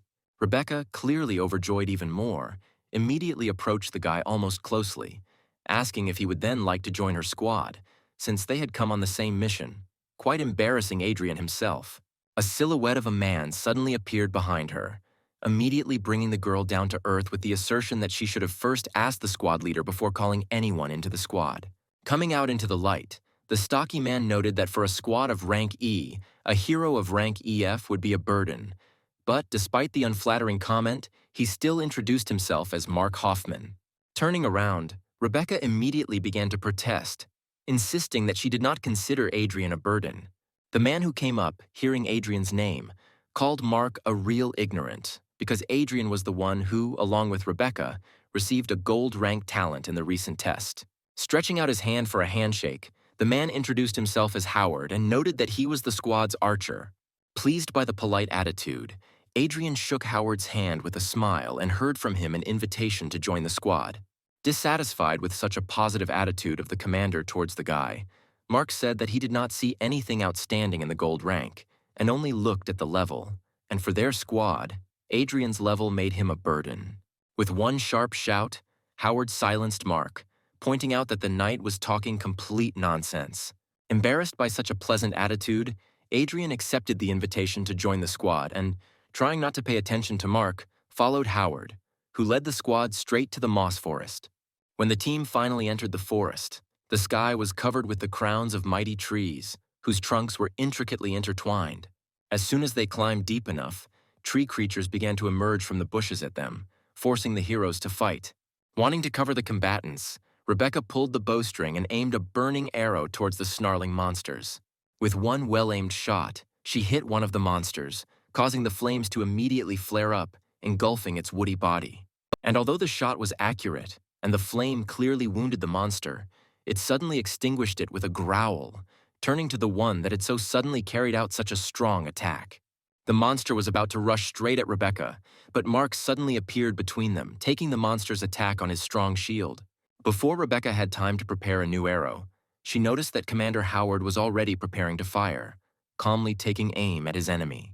The commander's equally well-aimed shot surprisingly caused much more damage, because upon impact the arrow suddenly exploded, dousing not just one, but a group of tree monsters at once with a bright flame. Deciding that the monsters were dead, Mark allowed himself to be distracted and turned to the commander in order to note how easily he dealt with the enemies. Thinking that it was time for another impudent comment, Mark turned to Adrian and once again noted that this task was too difficult for some F rank, which greatly offended Rebecca, who was standing nearby. The angry girl was indignant because the first arrow was shot from her bow, and she herself is only F rank, which means Mark believes that she is not suitable for this task, but the guy protested, justifying that he was only talking about Adrian. Dissatisfied with this attitude towards her comrade, Rebecca boldly put the knight in his place, noting that if he decides to continue to belittle Adrian, then next time he should think twice before speaking. At this time, the commander, who had not previously intervened in the skirmish, suddenly turned around at a rustling in the bushes. Instantly assessing the situation, he shouted to his comrades, alerting them to a sudden ambush attack. Without having time to dodge, Rebecca barely noticed how a sharp projectile was flying towards her face and closed her eyes in panic.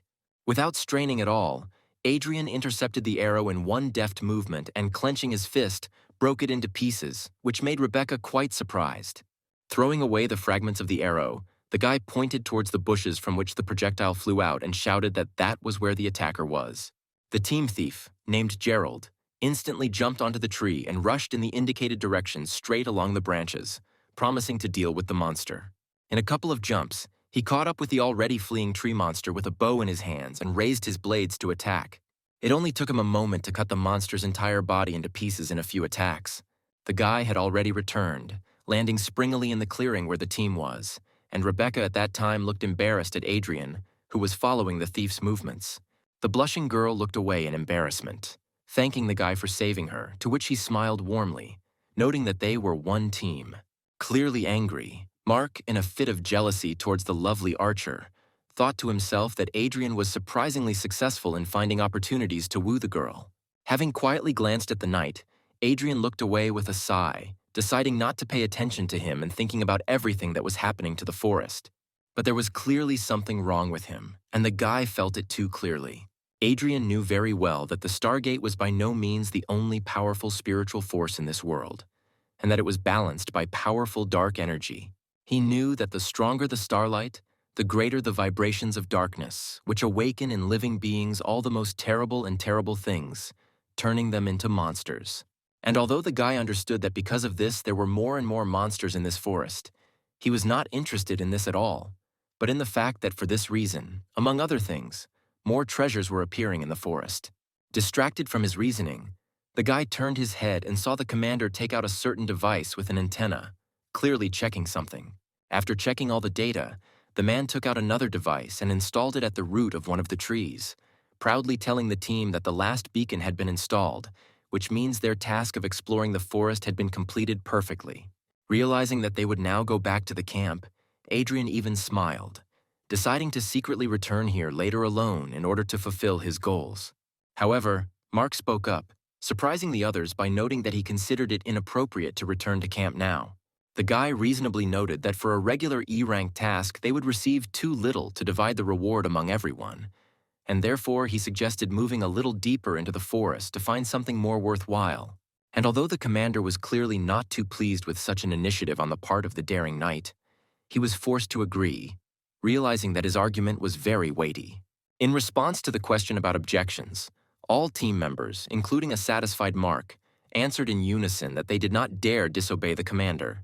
Obviously forgetting about Rebecca's warnings, Mark again allowed himself a caustic comment towards Adrian's rank, suggesting that he leave the group because further on the task would become even more difficult for his level.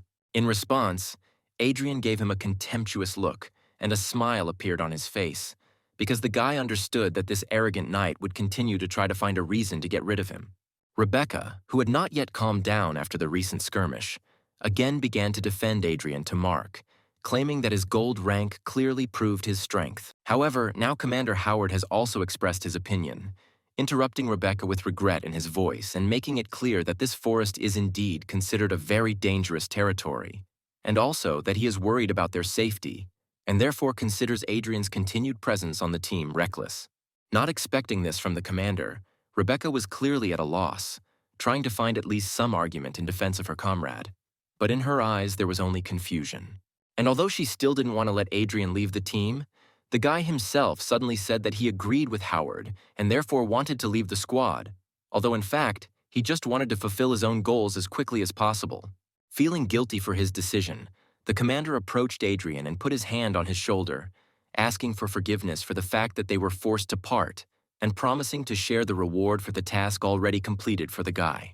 At this time, Mark, who was observing the situation, smiled contentedly because he had achieved his goal and now no one would stop him from winning the heart of the beautiful archer. As the team moved forward, Adrian frowned, feeling the dark aura getting stronger, and therefore worried that nothing would happen to his new comrades. There were 2 more members on the team, whose strength Adrian determined for sure, realizing that they were even stronger than Commander Howard, and therefore concluded that these were secret bodyguards whose main task was to protect Rebecca. And although he was abandoned, Adrian smiled contentedly, glad that he was finally left alone, which meant he could finally begin to complete his own tasks. With one deft leap, the guy jumped over the tree root that was blocking his path further into the forest. Having landed and looked around, he noticed that he felt a strong concentration of a dark aura, which was felt much more clearly here than on the outskirts. Thinking to himself that monsters are drawn to an aura that echoes their nature, Adrian suddenly caught movement above his head and turned around to see how a huge tree monster was falling towards him in order to finish him off. Using the archer's reflexes, Adrian easily noticed the attack and therefore was ready to parry it. With a slight movement of his hand, he used his blade fist skill to block the monster's attack. And a moment later, rushing forward, he hit the monster, aiming for the body and wanting to cut it in 2. However, although the blow was strong, it only left a large wound on the living tree, which greatly surprised Adrian himself. The monster swung again, wanting to finish off the intruder, and Adrian sadly thought that using as much as 70% of his strength, he could only wound the monster. With a quick jerk, the guy dodged a barrage of attacks intended to kill him, and agreed with the idea that this would also be enough if you knew well the one you were fighting. Standing firmly on both legs, Adrian snapped his fingers and used his magician abilities to immediately cause a small cloud of flame to fall on them. In one smooth movement, the guy pierced a bunch of flame right through with his blade fist, causing it to engulf his entire hand. And although the monster, having caught its breath, immediately rushed at the guy, he was ready to accept the attack and show something interesting. Rushing towards him, the guy slipped under the enemy's blow and slashed him across the body with a blade, causing the monster to immediately burst into flames. Looking at the smoldering body of the already dead monster, Adrian allowed himself to relax a little and smiled at his own understanding that using his own ingenuity and knowing the weaknesses of the enemy, you can cope with any monster. And although he won this battle, the joy quickly faded, because Adrian realized that he had spent much more spiritual energy on this battle than he would have liked. Frowning, the guy sadly summarized that he should learn new skills as soon as possible, otherwise he won't go far.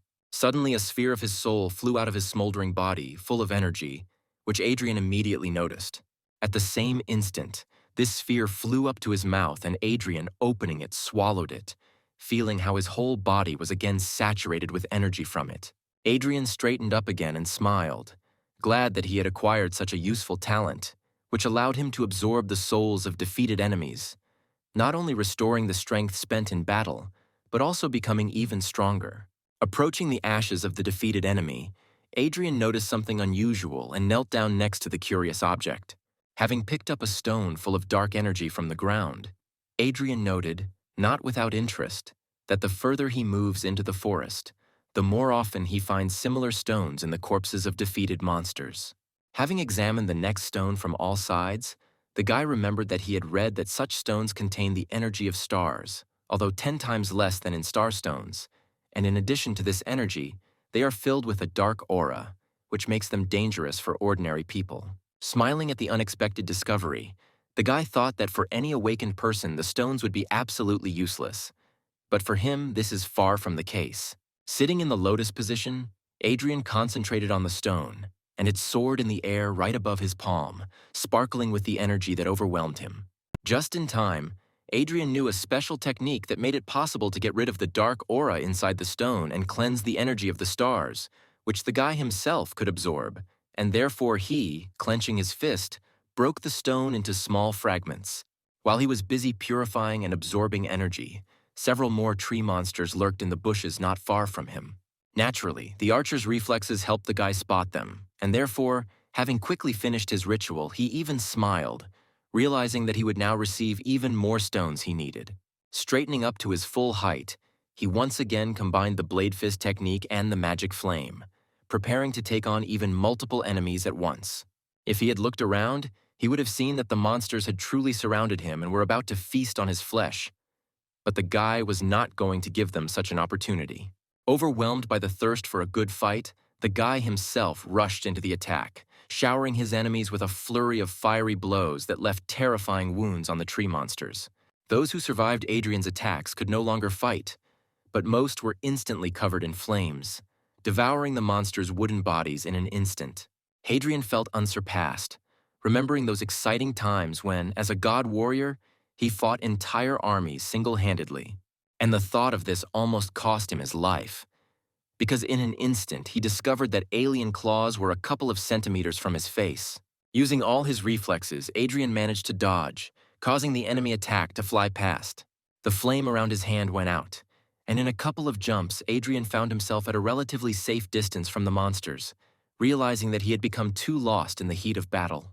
And although he dealt with them well, he did not escape the fact that there were more and more monsters. However, Adrian was not going to give up so easily to some tree monsters, and therefore he called upon the souls of the already fallen monsters in order to replenish his strength and rush into battle again. Having regained his energy, Adrian felt as if he had not been fighting for the last few minutes, but was relaxing and resting, and therefore was full of strength to continue the fight. Dodging the deadly attacks, the guy spun in a fiery whirlwind, burning more and more monsters, rushing towards him for their own death. After several minutes of fierce battle, Adrian was finally able to breathe, looking with a smile at the smoldering corpses surrounding him, from which dark stones poured out, which the guy picked up and cleaned with pleasure, intending to absorb them. Suddenly, the archer's reflexes began to work again, drawing the guy's attention to the unnatural phenomenon. Turning around, he saw how the corpses of defeated enemies suddenly soared into the air and flew somewhere into the thicket of the forest. Frowning, Adrian voiced out loud the thought that everything that was happening in this forest seemed stranger and stranger to him. Looking around, the guy listened to the rustling of branches and leaves around, expecting that something was about to jump out at him again. However, without waiting for danger, the guy straightened up and looked at the tree closest to him, which seemed to be moving. At the same moment, as he noticed it, the branches of this tree with incredible speed began to close around him, as if wanting to squeeze him between themselves. Not wanting such a death for himself, the guy again used the blade fist skill to protect himself from a sudden attack. The window created with the help of the skill was just enough to dodge the attack, and therefore the branches only grabbed the stone next to which the guy was standing, grinding it into small pebbles. Jumping out of the tenacious grip, the guy noticed that the power of even an ordinary tree in this forest was simply amazing. And although just a few minutes ago Adrian had dealt with a whole group of tree creatures, now seeing the mighty living tree, he understood that he could not do anything to him, being just an F-rank warrior. Realizing the full extent of his own powerlessness in front of this terrifying creature, the guy admitted without a shadow of joy that he could only dodge so as not to be killed. Standing tall and ready to defend himself, Adrian used one of the techniques he had learned in his previous life to gain an advantage.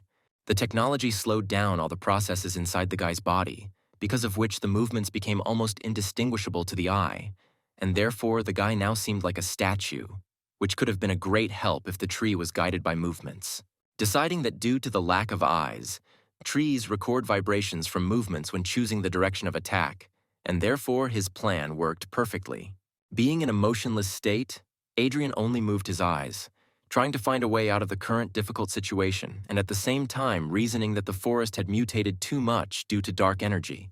Realizing that only destroying the source of this dark energy could save the forest, the guy estimated the size of its territory and sighed sadly, realizing that the search would take a lot of time.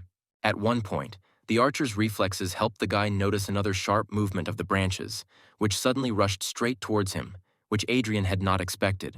However, believing in his plan, the guy remained motionless, and the branches flew past him, clearly aiming at something else. A loud sound of whipping blows rang out across the forest as branches rushed towards something humanoid, quickly running away from danger. The small, arboreal humanoid ran away in panic from the branches of a mighty tree who wanted to tear him into pieces. Adrian looked in the direction where the sounds of destruction were coming from and peered at the small silhouette, cowering from the fear of death. Clutching his head, the baby tried to hide from such frightening branches, emitting plaintive sounds reminiscent of the crackling of bushes. Apparently, these sounds and the baby's trembling were clearly felt by the tree, and therefore the branches again rushed straight at him, wanting to tear him into small planks. An eerie crashing sound was heard throughout the entire forest, with which the branches struck their target in a sweeping manner. However, there was no small tree creature at the point of impact, because Adrian, having taken off from his place, reached him in one jump and, picking him up, carried him away from the terrible tree.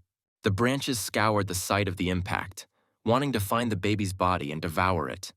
But there was nothing there except ruined soil and stones. Opening his eyes, the tree baby looked up pitifully and terribly at the one who saved him. Using the technique again, Adrian slowed down his movements so as not to suddenly find himself again under attack from the branches, and the baby in his arms again crackled something in his tree language. Slowly lowering his gaze and making sure that the branches did not react to this, Adrian spoke quietly, noting that a large amount of stellar energy was felt in the baby, untouched by the dark aura, and then asked if he understood his savior.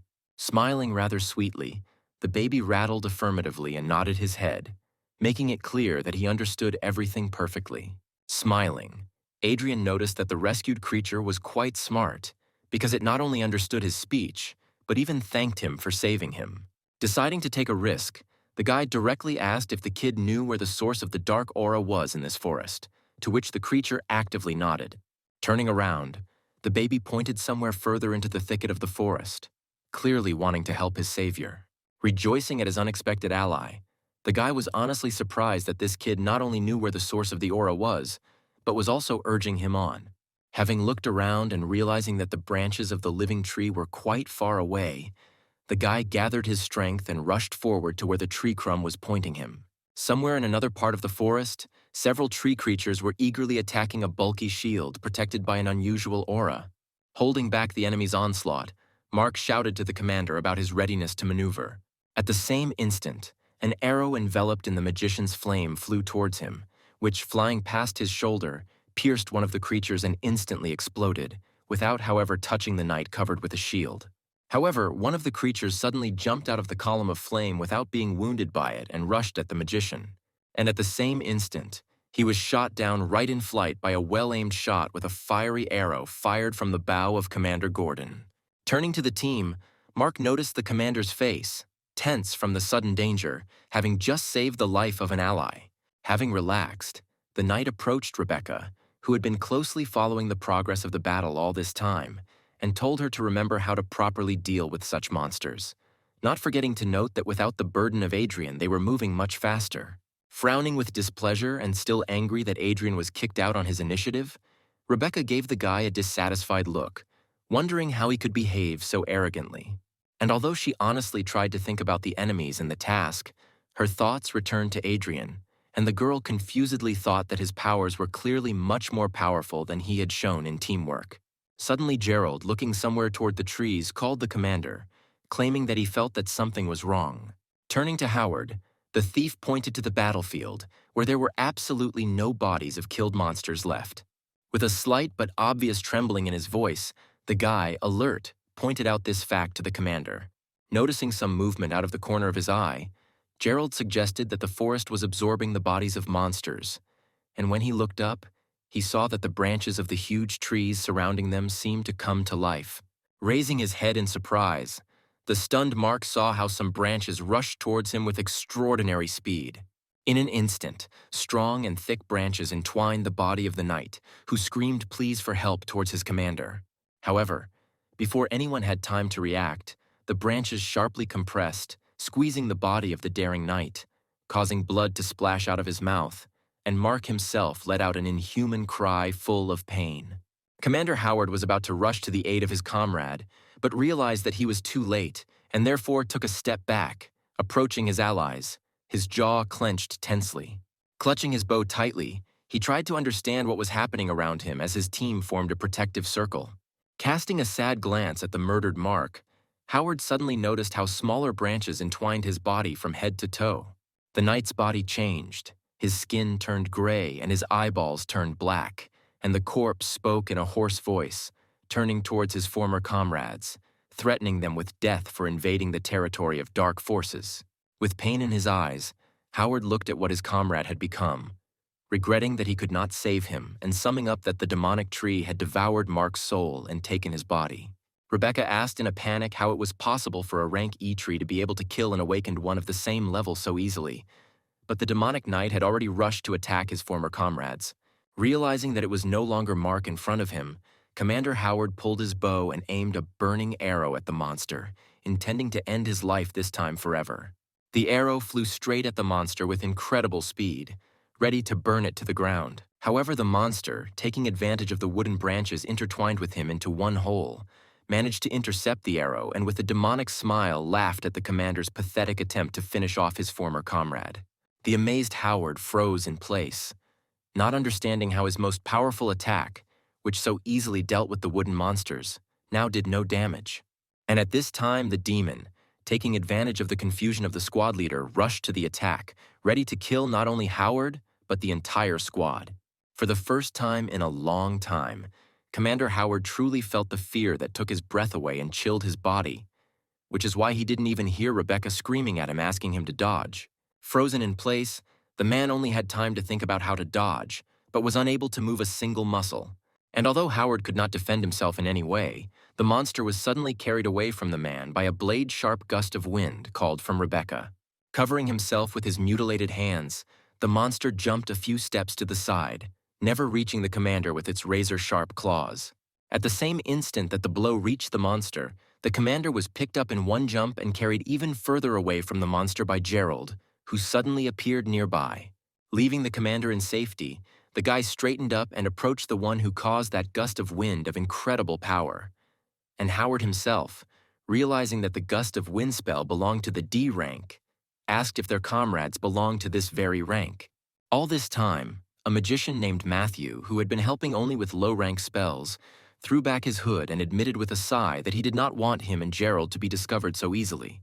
Rebecca, who began to guess what was happening, looked at the thief and the magician, wanting to ask a question that suddenly appeared in her head, but Matthew interrupted her. Glancing briefly at the girl with his golden eyes, the man confirmed her unspoken guess, saying that they were sent by the Rebecca family to protect her.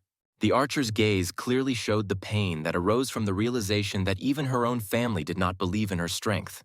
Realizing that now was not the time for conversation, Gerald rushed into battle, assuring his ward that everything would be fine and entrusting cover to his faithful fellow magician, who was already casting a new spell. At the same instant as the thief's blades clashed with the monster's incredibly powerful hands, the magician finished casting the spell and another windy attack hit the enemy, causing the sound of an explosion to be heard throughout the forest. Even despite the teamwork of the powerful tandem of a mage and a D-rank thief, who were covered by as many as 2 archers, the monster skillfully fought 1 against 4, which caused great bewilderment for Gerald, who was beginning to run out of steam. The exhausted archers were breathing heavily. Matthew was holding his wounded side, and Gerald was clutching his blades with already very sore hands, not intending to give up. It turned out that the tree that killed Mark and merged with his body was changing his body worse and worse every second, making him not just a monster, but a real tree demon, whose bloodlust was visible in every movement and even glance. Even the unwounded monster suddenly roared, and the already powerful body looked many times stronger than it was. Realizing that the battle was going completely against the team, Matthew made a difficult decision, intending to protect Rebecca at all costs, and therefore, folding his hand into an unusual symbol, the man began to use a new spell and asked Rebecca to run when it was ready. Looking around at her exhausted team and the rather tired Rebecca herself, she tried to disagree, realizing that without her, the squad's remaining chances of survival would be completely lost. At the same moment, when she tried to voice the reason for her refusal, Matthew used a spell, immediately causing 2 gusts of wind of incredible strength, cutting through huge roots in its path and rushing towards the girl. And as soon as the magical wind reached the archer, it suddenly began to spin, gently picking her up and lifting her into the air, dragging her somewhere deep into the forest, away from the battle. The girl, who had fallen to her knees far from the battlefield, raised her head, shocked that they had done this to her. And although she wanted to return as quickly as possible, a sudden crunch of branches from the side made her turn her head towards the bushes, from which other monsters were running towards her. Realizing that she couldn't cope alone, Rebecca took one last sad look at the battlefield and, turning sharply, rushed to run as far as possible from the monsters attacking her. But even though she was far from the most terrifying monster, her strength began to leave her, which is why the archer began to panic, realizing that she was about to fall. Realizing that there was no way she could escape, the girl turned around to make a last desperate attempt to defend herself. But before her eyes, another monster had already rushed at her, revealing sharp claws and about to tear the fragile archer apart.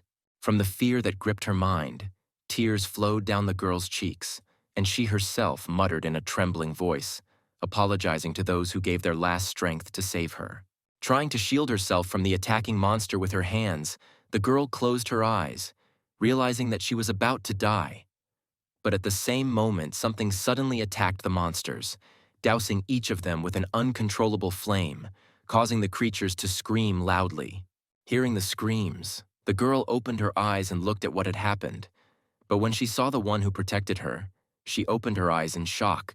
Adrian, standing at his full height, turned his head to Rebecca, wanting to assess whether she was injured, although the girl herself looked at him with much greater curiosity, because his hand was blazing with both flame and unusual pink energy. Turning his head back towards the enemies, Adrian, concentrating, asked the girl what happened to them since she found herself alone against 3 monsters. The girl, amazed by the spectacle, looked at Adrian without looking away, and instead of answering in a trembling voice, she only asked how he could so easily deal with 3 E-rank monsters alone. Sighing, the guy glanced at the new creatures that came closer, growling towards the couple and wanting to kill both.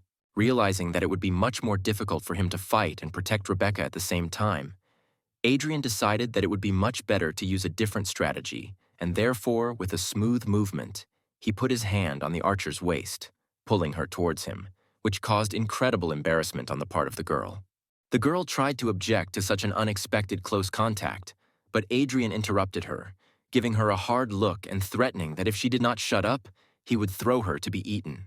Looking around, Rebecca panicked again, whispering that the monsters were coming straight at them, to which Adrian suddenly released a blue aura, already familiar to this forest, thanks to which their movement slowed down.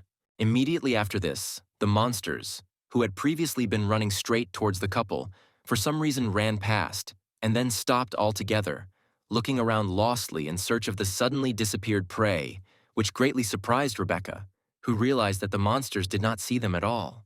Confused again, Rebecca looked at the guy again, thinking that this was the skill he received for passing the gold rank test. And although Adrian tried to concentrate on the enemies, he could not help but notice that for some reason the girl pressed herself even closer to him, which greatly embarrassed the guy. In the end, when the monsters dispersed, Adrian led Rebecca somewhere deep into the forest, where they found a safe enough place for them to rest. Crouching under the roots of a large but lifeless tree, Adrian sighed, leaned back on the roots, and again asked what had happened to the detachment. Having scorched the girl with a stern look, he asked directly how she could get lost alone in the forest if their team included as many as 2 awakened D ranks. Rebecca, who had been embarrassed until this time, opened her eyes in surprise, because she did not expect that Adrian was so strong that he could easily understand the level of power of those about whom she herself knew nothing. Shaking her head and throwing out the embarrassment of the guy who saved her, the girl indignantly asked how he knew that their comrades were of higher rank. The guy, who did not give in to pressure, directly said that he had eyes, and he simply could not help but notice this fact. Without taking his stern look off Rebecca, the guy said that they weren't even particularly hiding, because even before the guy left, they boldly used their abilities, and the archer simply didn't notice. The guy harshly reprimanded the girl because she is a gold rank archer, which means she should have noticed it herself, but Rebecca turned out to be so inept that she missed simple information that was right under her nose. Hugging her knees and closing her eyes, the girl sobbed, in a trembling voice, agreeing with the guy's words and confirming that she was weak, because if she were stronger, she would not be a burden to her comrades. Even seeing how upset the girl was, Adrian did not allow himself to show pity, and still looking sternly at her with his green eyes, the guy harshly noted that tears could not help the matter. But instead, it would be better if she finally said what happened. For a couple more seconds, the archer could not control her tears, and when she finally came to her senses a little, she spoke, telling Adrian about everything that had happened to them. Having listened to her to the end without interrupting, the guy nodded, thinking about everything he had heard and collecting his thoughts. After wiping her tears, the girl told Adrian that his slowing down skills were incredibly useful against these monsters, and therefore they should quickly go to the camp so that with his help, stronger comrades could save their squad. The guy looked up and looked at her as if she had said the most stupid thing in history, and then asked directly whether she seriously believed that the commander and the others would need help if they left for reinforcements. And although he said that even an awakened E-rank could cope if he took the right approach to the matter, he was forced to admit to himself that an unprepared team with only 2 awakened D-ranks was unlikely to survive a direct confrontation with the Black Tree. Rebecca sadly admitted that after the tree killed Mark and took over his body, even the well-coordinated tandem of 2 awakened D-ranks was useless. In the end, having received all the necessary information, the guy put his hands on the ground and stood up, finally getting ready to get down to business. Turning to Rebecca, who was still sitting on the ground, Adrian called her behind him, asking her to take him to where the battle was so that they could provide support to the squad. At this time, on the battlefield, gusts of wind, swirling into a whirlwind, cut through the air around them. Mark, who had become a demonic monster, showered the magical barrier with a flurry of attacks of incredible power, wanting to get to what it was covering. The wounded Matthew, whose face was bruised, held his hand in front of him and firmly looked forward, supporting the spell with all his strength, because he understood that as he stood, the wind would weaken, because of which both the magician himself and his unconscious comrades would be instantly killed. At this time, Adrian, holding Rebecca in his arms, landed on a branch nearby and looked around the battlefield, where the demon was still attacking the vortex defense. Surrounded by an aura that slowed their movements, they looked around the battlefield, realizing that the situation was dire, and Rebecca decided to ask Adrian if he had some kind of plan. The girl was firmly convinced that Adrian would be able to deal with this monster, but the guy interrupted her and, throwing a sad look, confidently said that he couldn't handle it himself, but Rebecca could. Remembering how the last battle ended, the archer was surprised by Adrian's statement, because she even doubted that she could cope with simple tree monsters, let alone this demon. Looking sternly into her eyes again, the guy directly said that she should learn to use her gift received from the gold rank test as soon as possible. In a harsh voice, the guy mentioned that she had never used a single skill yet, which made him doubt whether she deserved her gold rank. Turning to the monster, the guy summarized that she needed to learn to use her skill now if she wanted to save the commander and those who were ready to give their own lives for her. And although the girl received her skill on the same day as Adrian, she guiltily looked away and then looked at him again and asked him to teach her. Sighing, the guy softened his voice and said that she should use her heart, and that it was there that she would find the answer to this question. Closing her eyes, the girl tried to concentrate, and after a couple of seconds, her eyes, from which a golden glow emanated, opened, and a golden mark lit up on her forehead. Looking into the archer's eyes, the guy immediately realized that she had acquired the Eagle Eye skill, which is considered very strong among all gold rank skills. Having examined the girl, in whom there was no trace of embarrassment and awkwardness, the guy even thought with some pride that she was strong enough to reach S rank under his mentorship faster than in 10 years. But just a second after thinking about the thought of mentoring, the guy looked away and frowned, not understanding why he was thinking about it again, because the student from his past life had betrayed him. Rebecca at this time, not noticing the expression on the guy's face and not hearing a word from him in response to the awakening of her skill, turned her gaze to the monster below and said with enthusiasm that she had finally seen what she wanted. Her eagle-eye skill allowed her to clearly see the monstrous aura of as many as 10 black trees that had swallowed Mark's body. Adrian gently guided and pointed, telling her that she had to give it her all and see much more than she was seeing at the moment. The girl tensed, and her eyes shone even brighter when she said that she would definitely try for the sake of the commander and comrades. The mark also shone brighter, and the girl was able to catch all the streams of aura, not only emanating from the monster's body, but also flowing directly into it. She was able to clearly see not only the terrifying red aura around the monster, but even a dark aura of incredible volume concentrated at one point. Having heard enough, Adrian noted that it was this dark aura that was the cause of everything terrible that was happening to the forest. The guy himself examined the monster, telling the girl that the power of 10 black trees in one knight's body is too colossal to fight honestly, but he can be attacked in a weak spot. Reacting instantly to the guy's words, Rebecca immediately pulled out her bow and pulled a burning arrow, aiming at the weak spot and claiming that she would now complete the task. However, Adrian managed to prevent the girl's rash act by ordering her not to be smart and clicking her on the forehead. The guy scolded her with displeasure, saying that she was just an F-rank archer and her arrow would never penetrate the defense of such a powerful creature, but would only attract his attention. Rubbing her bruised forehead, the girl looked down guiltily and asked for forgiveness for her rashness, asking him to teach her how to do the right thing. The guy sighed and closed his eyes in disappointment, claiming that it was because of this rashness and inattention that their squad got into such a mess, after which he asked her if she saw another way to solve the problem. Rebecca finally smiled, saying she understood what Adrian meant. Snatching an ice arrow from her quiver, the girl again activated her skill to aim more accurately and aimed the tip at the monster. A moment later, realizing that Adrian was not stopping her, she relaxed her fingers on the bowstring, and at the same instant the arrow broke off, flying at great speed straight into the monster.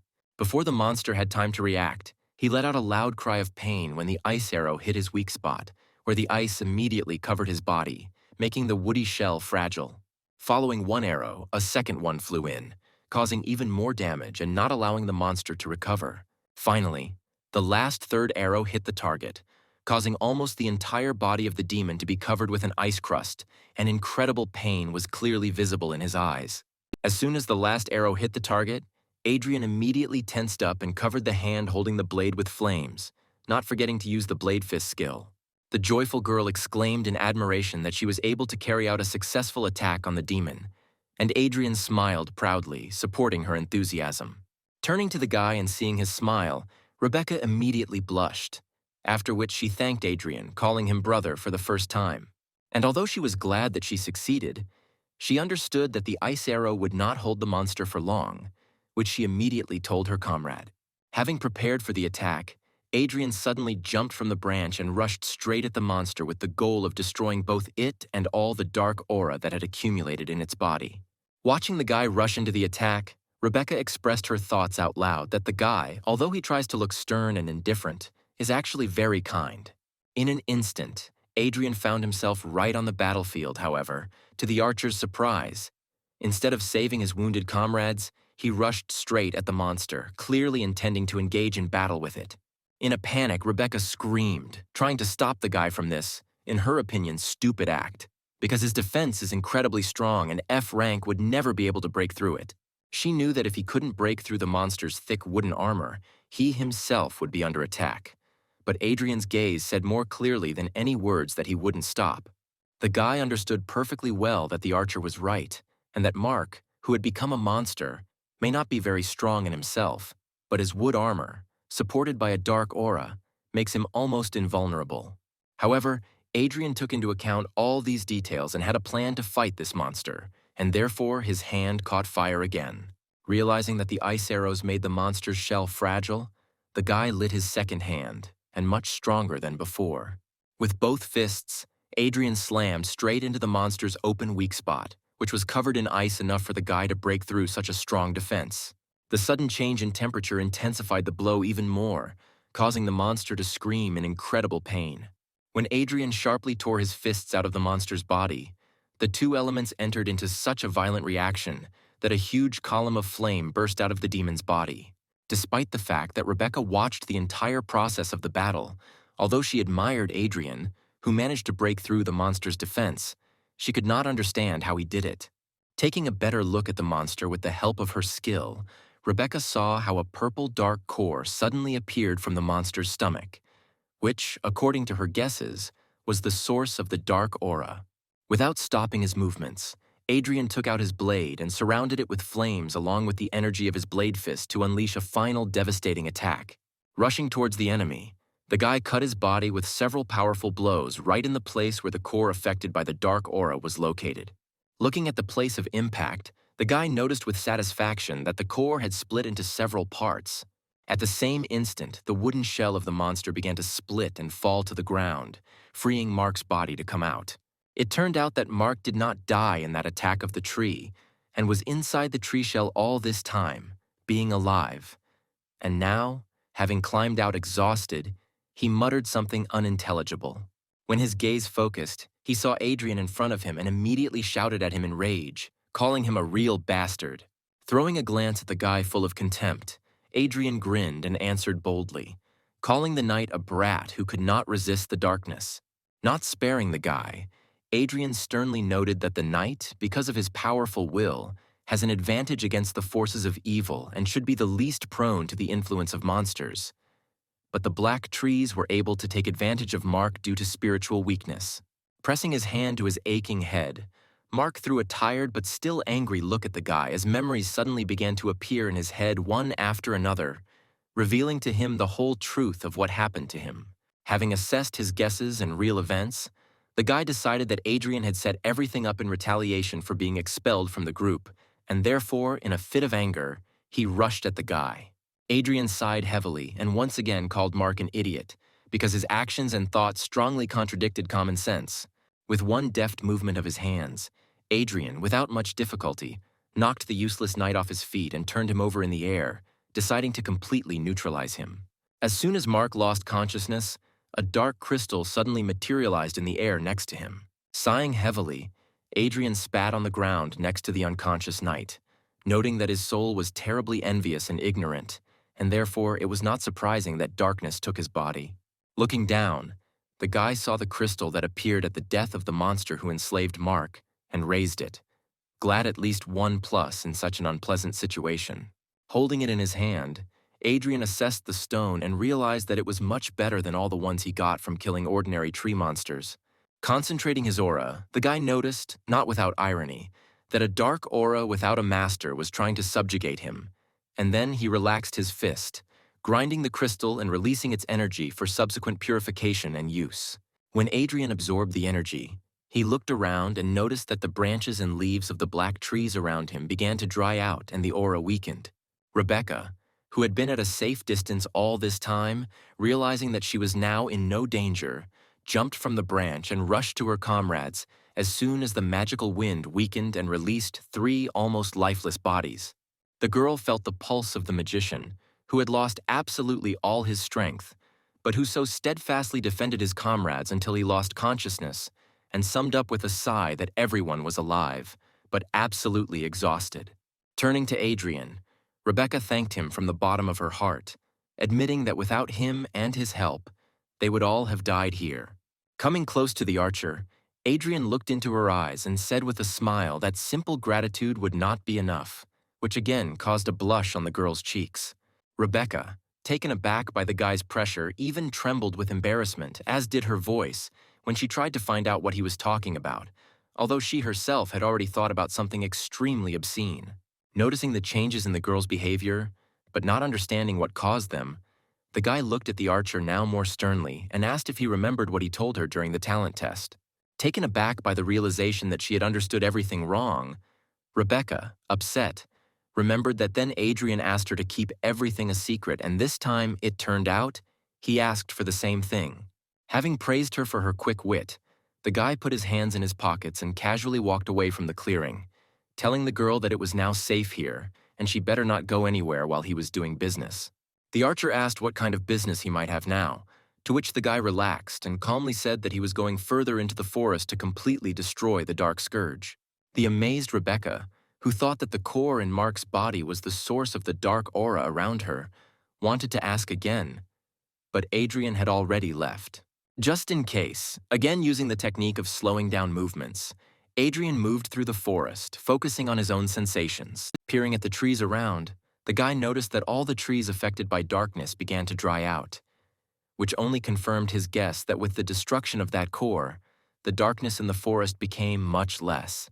Suddenly, from under Adrian's suit, the same baby he had recently saved from the black trees appeared. Before this, Adrian walked straight to where this same little guy was pointing until he heard the sounds of carnage, which is why he had to turn around. But now, after stroking the little one on the top of his head, the guy asked him to show him again where to go. Satisfied that he was safe and being given affection, the baby gladly helped the guy again, pointing him to where the main source of the dark aura was. Having covered a long distance in the direction where the tree baby was pointing, the guy finally reached a truly colossal tree, whose top was without a single leaf and whose branches were blacker than night. Looking around, Adrian noticed out loud that the environment smelled terribly of rot, and the dark aura was felt much stronger, but the guy also felt something unusual. Stretching his paw towards the tree, the baby summoned a stream of green energy, which was immediately picked up by several leaves from the ground. Smoothly, as if along waves, the energy flowed to the tree and touched it and was absorbed into the mighty trunk, and all the leaves weakly fell to the ground. As if alive, the roots of the tree suddenly began to move, but without a threat, like other trees, opening a passage to the heart of the tree for the awakened one who came. Delighted that he had such a useful kid as an ally, Adrian smiled and moved inside the tree, noting that without him he would never have been able to get here. When the guy went inside, the roots began to move again, now blocking the passage, and Adrian asked the little one if this was where he himself had come from. The guy reinforced his question with stroking, and the baby in response again crackled something in his own language, unfortunately incomprehensible to Adrian. Adrian, in turn, deciding that this was an affirmative answer, wondered how such a sweet and kind creature could appear from a place affected by a dark aura. Moving inside the tree for quite a long time, Adrian suddenly thought that during the entire journey he had not felt a single monster. Finally, the guy noticed something that looked like an exit from a long-running tree tunnel and hurried there, wanting to get this matter over with as soon as possible. However, when Adrian approached the exit from the tunnel, what he saw was too much of a surprise for him. Inside the tree, there was something very reminiscent of a human settlement. But this village turned out to be abandoned, and there were no signs of life around. And although the creation was clearly man-made, Adrian noticed that for a human village, this village looked quite unusual. And besides, he doubted that it was the source of erosion, because he did not feel the dark energy around the settlement at all. However, having walked deeper into the settlement, the guy suddenly noticed an unusual aura, which alone evoked a feeling of danger. Having decided to investigate the discovered phenomenon, the guy used one of his techniques to properly examine the surrounding space in the manner of anomalies. Waves of energy spread out from him along the walls and the ground, and then returned, revealing to the guy more and more clear information about the energy surrounding this place. At one moment, Adrian turned sharply in the direction from which one of the waves brought a feeling of strong, dark energy that would have caused great fear in any other person. Frowningly looking into the bushes, from where shining red eyes full of rage were looking at him, the guy admitted that this aura was too powerful, and he would not be able to cope with it if he was only F-ranked. The guy sadly thought that he was literally just a little bit short of raising his rank, and then he remembered that he had saved one of the particularly strong crystals of dark energy and decided to use it, hoping that this stone would be enough to raise his rank. The only thing the guy doubted was that he could absorb such a large amount of energy at once. But suddenly a tree baby emerged from under the suit and attracted Adrian's attention. Looking at the baby, Adrian noticed that he was pointing somewhere to the side, saying something in his own language, and asked if he wanted them to go exactly there. The kid nodded actively, and the expression on his face expressed some anxiety, which made the guy wonder if his little comrade felt the terrifying aura that he himself felt. Dismissing these thoughts and not taking his eyes off the terrifying aura, Adrian agreed with the kid, deciding once again to go where he pointed. Having walked a little further into the village, bypassing the place from which a terrifying aura was felt, Adrian suddenly emerged from the cave in which the settlement began and saw a small tree standing close to a flimsy fence. Boldly jumping from the guy's arms, the baby approached this small tree, looking at it with care and affection, and touched its trunk, again causing smooth flows of green energy that merged with the internal energy of the tree. Flowing inside the tree, the energy reached the branches and divided into several streams, which, released outward, were transformed into spheres floating in the air with images that turned out to be the memories of the Ents. Peering into the spheres, the guy saw in them how in the past life in this village was in full swing. Adrian saw a peaceful colony of Ents, whose faces were framed by smiles, and realized that it was they who built this small settlement. The guy saw how these creatures cared about nature and coexisted with it in peace and order, and therefore did not understand what could happen, that now this forest is in such decline. Shifting his gaze from one sphere to another, the guy looked for an answer but did not find it, and at one moment, they completely began to tear apart, which is why Adrian lost the opportunity to understand what had happened. Hearing the baby calling him, the guy was distracted from his thoughts and knelt down to understand what the baby was telling him, and he, in turn, actively moved his hands, which made it clear that he wanted Adrian to find out what happened to village residents. When the baby noticed that his big comrade understood the request, he folded his hands and made a pitiful expression on his face, showing with all his appearance how much he needed Adrian's help. Naturally, after such invaluable help from the little one himself, Adrian could not but agree, but immediately added that there had been no living people here for a long time, and therefore there was nothing special to count on. The baby looked very upset and desperate, and Adrian, picking up the baby, pressed him to his shoulder, hugging him tightly to calm him down. Making sure that the baby was holding tight, Adrian jumped over the fence, expressing out loud the hope that the villagers were still alive. However, what he saw left him speechless, because any hopes for an optimal outcome instantly evaporated. The bodies of murdered Ents lay all around, each of them killed with varying degrees of cruelty, but most were connected by the fact that they were torn into pieces, which is why there were a lot of splinters on the ground here in the ladies. As soon as the baby saw such a horrific picture, tears and hysterics immediately burst out, because the baby had lost all his relatives on this land that smelled of death. Adrian covered the baby's eyes to block his view of the corpses of his relatives, regretfully asking him not to look.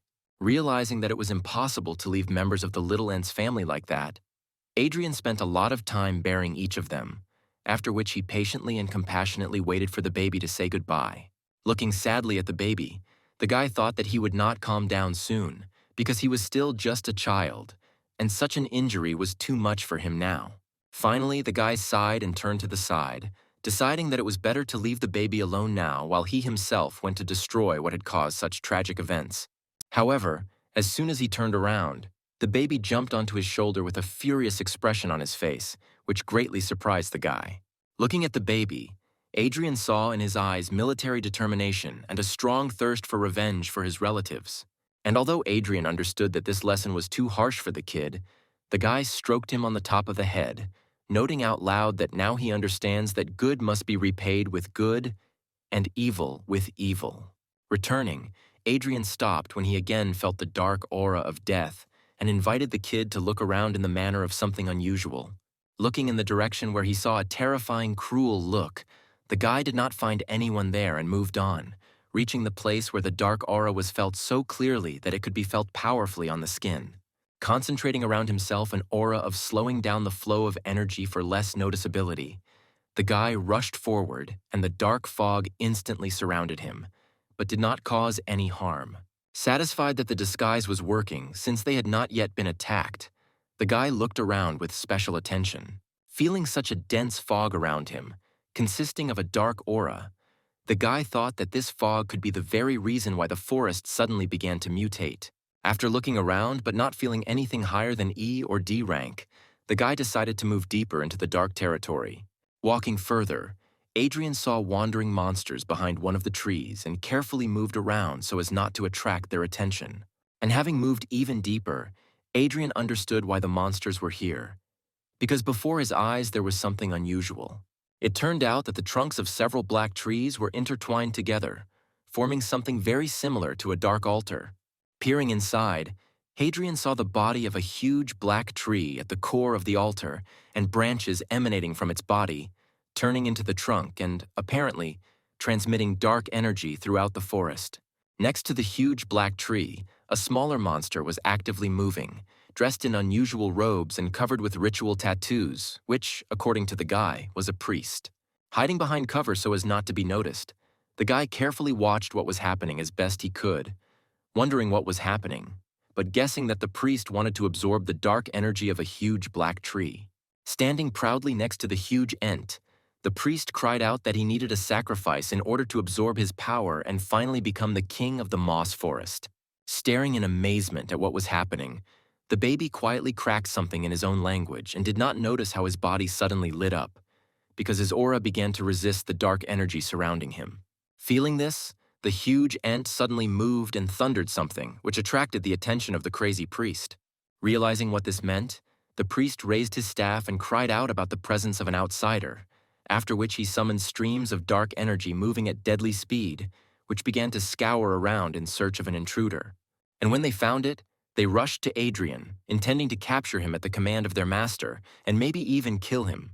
Realizing that he had been discovered, Adrian dispelled his camouflage aura, which immediately neutralized the priest's magic, and the guy himself gloomily noted that he could no longer count on the effect of surprise.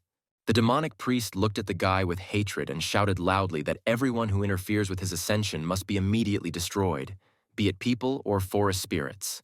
After one of his commands, a whole crowd of monsters rushed at Adrian with loud screams, wanting to please their master and deal with the intruder.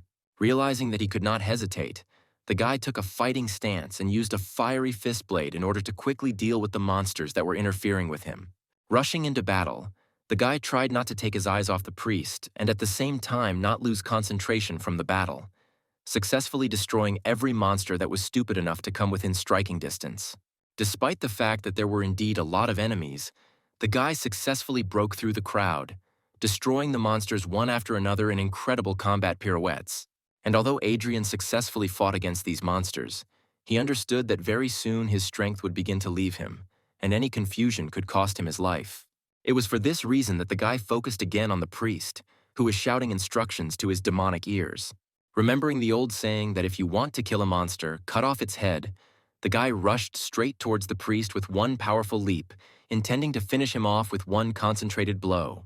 Knowing very well the weaknesses of different classes of creatures, Adrian understood that it would not be difficult to deal with the magician in close combat, and therefore rushed towards the monster even faster.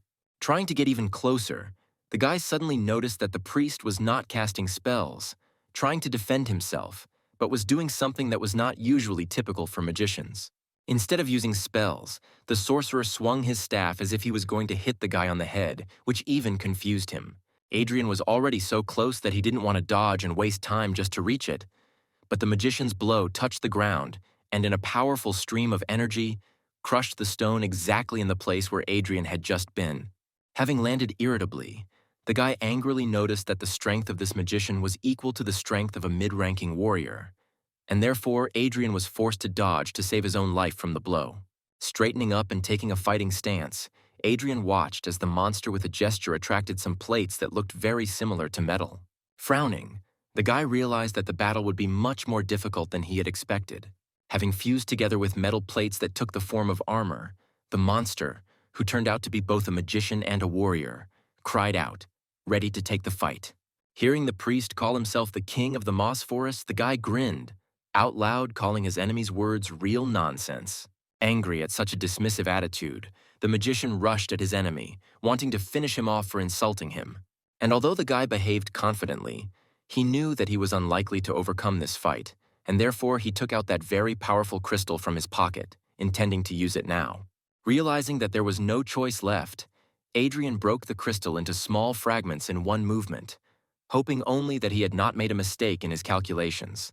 Absorbing the released energy, Adrian met a monster that had already rushed at him, whose staff was approaching the guy's head, ready to crush him forever.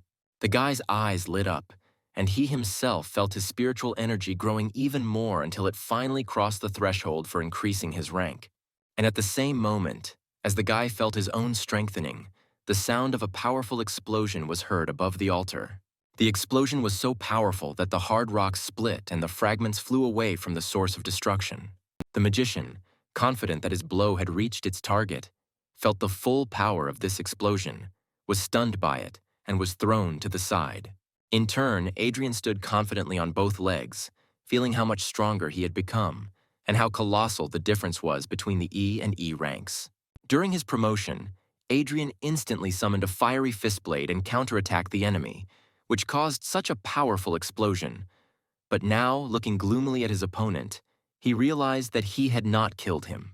Slightly hunched over and leaning on his staff, the monster coughed heavily, trying to withstand the pain from the blow, but it was clear from him that he was not going to die. Growling in anger, the monster released powerful clots of dark flame from its body, wanting to finally finish off the annoying enemy. Seeing that the enemy was overcome with rage, Adrian stood up, ready to fight again, and noted with a grin that it would be easier for him to kill the enemy if he lost control of himself. Before the self-confident hero had time to blink, the monster found itself in the air 1 meter in front of the guy, already swinging for another powerful blow. Surprised by the speed of the monster, Adrian slid out of the attack with a smooth movement, instantly destroying the stone surface it hit. Having landed and not taking his eyes off the enemy, Adrian noted out loud that his speed had become many times greater, which meant he needed to be even more careful.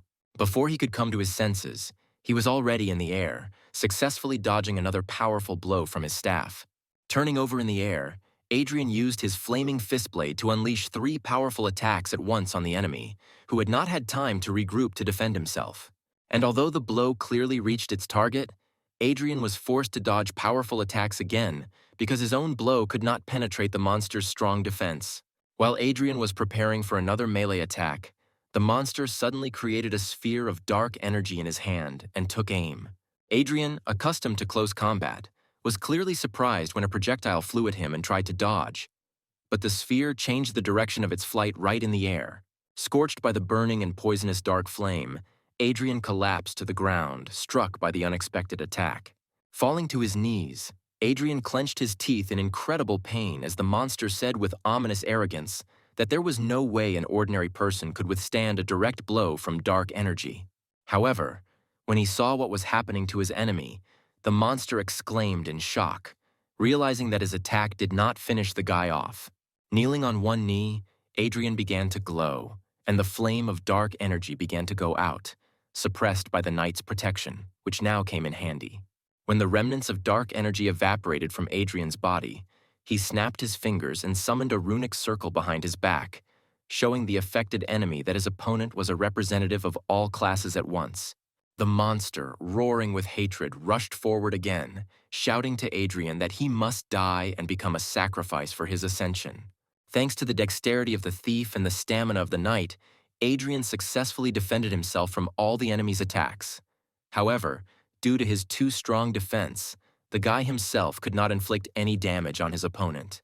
Adrian glanced at his blade, which was given to the previous soul of this body by his parents when he was 12 years old, and which was too weak to cause any significant damage. Landing after yet another dodge, Adrian thought of another idea in his head that could work. Using magic again, the guy used the freezing cold to make the blade stronger and stronger. Satisfied with the result in the form of a cold-strengthened ice blade, Adrian stood up again, ready to take on the fight again. Using his blade fist skill on both hands, Adrian ignited one fist and cooled the blade even more, intending to use his entire arsenal to deal with the monster. Continuing to advance, the monster swung his staff along a bizarre trajectory, becoming increasingly angry because of the vitality of his opponent. As the monster launched another powerful attack aimed at destroying its hated target, Adrian easily dodged and flew past, cutting the monster's neck with his improved blade. At the same instant, the opened wound was covered with a durable ice crust, causing the monster to roar in pain again. Using all the agility and speed of the thief class, Adrian flashed in the periphery of the enemy's vision, delivering slashing blows with his ice blade one after another. When Adrian was sure that a sufficiently large area on the monster's body was covered with an ice crust, Adrian swung his fiery fist with a satisfied grin. Finding the right moment, the guy hit the back of the monster's head with one powerful attack from his flaming fist. Reacting to each other, the two elements caused a strong explosion that tore through the monster's body, causing unbearable pain. And although the attack was not fatal, the monster was surprised to realize that its defense had been broken and the wound was not healing. Taking the blade more conveniently and grinning maliciously, Adrian summed up contentedly that now the battle would go much easier, and it was only a matter of time before he finished off the hapless king of the forest. Taking a stance, he was ready not only to defend himself, but to destroy the one who, in the name of his base desires, denigrated an entire forest and killed an entire settlement of peaceful forest spirits. In one quick dash, the guy attacked again, wounding the side of the monster, and was about to once again carry out such an effective combination. Realizing that he was in a losing position and that the battle could soon end with his own death, the monster felt real fear for the first time during the battle. Without attacking in response, the monster used its mighty strength to jump as far as possible from Adrian, who at first thought that the enemy was running away, but it turned out that the jump had a specific purpose. The Dark Priest used his magic to cut through those branches that held the huge ent in place in an unconscious state, causing his eyes to suddenly light up. The awakened monster of colossal size roared, waking up from sleep and feeling an unbearable thirst for blood. Realizing that the guy would not leave his enemy alive, the priest grinned as the huge monster tensed, freeing itself from its shackles, and said confidently that if he was destined to die, they would die together. Adrian looked at the monster not particularly surprised, but he realized that the situation was desperate because the huge monster was clearly D rank, if not stronger.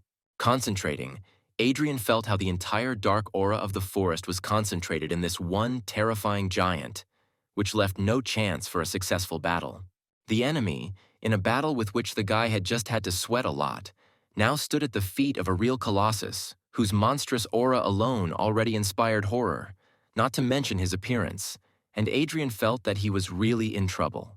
It was a desperate situation, and although the guy was still trying to figure out a way to get out of this truly tragic situation, in his heart, he was ready to rush into a fair fight. It was at this moment that Adrian felt the previously undetected effect of his mythical skill, which made its owner 10 times stronger, but only on the condition that he was ready to boldly rush into battle even in the most hopeless situation.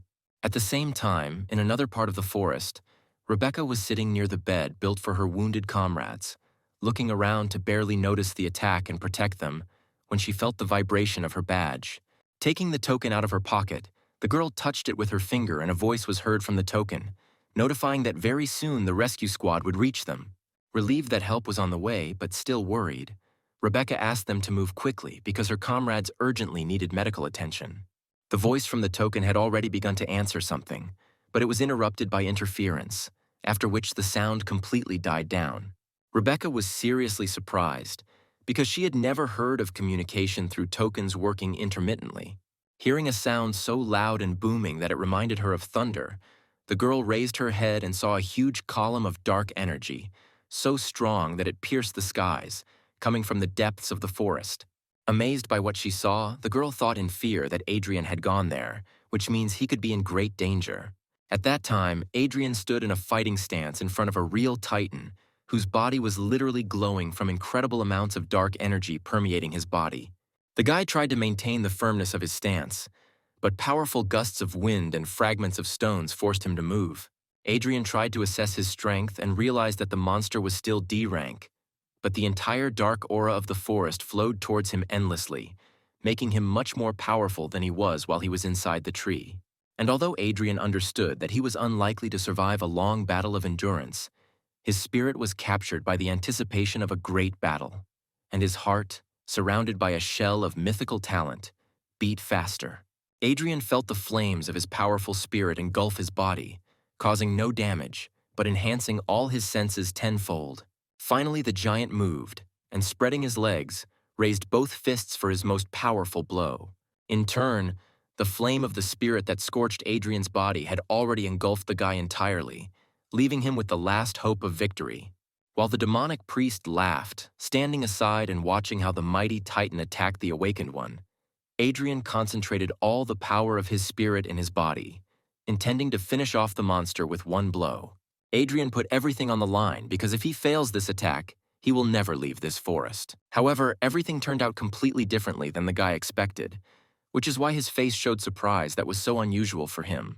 The huge root attacked the demonic priest with incredible speed, breaking bones with a powerful blow.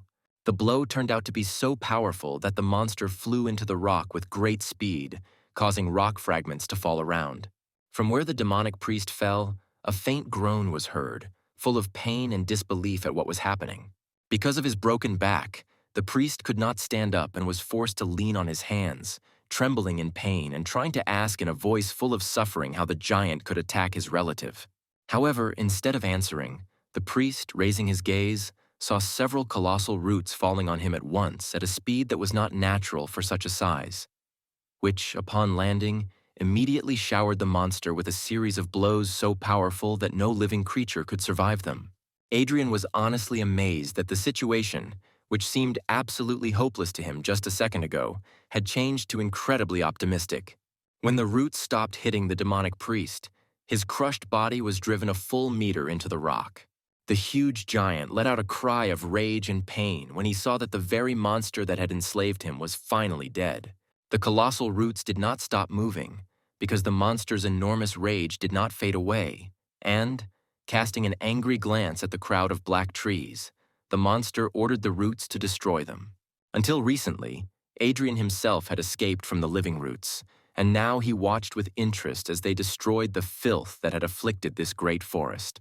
Looking at the massacre inflicted on the monsters, the guy was amazed, realizing that he had seriously underestimated the one with whom he was going to fight to the death just a couple of minutes ago. Turning to the giant, Adrian saw the giant take a step towards him and tensed, again taking a fighting stance ready for battle.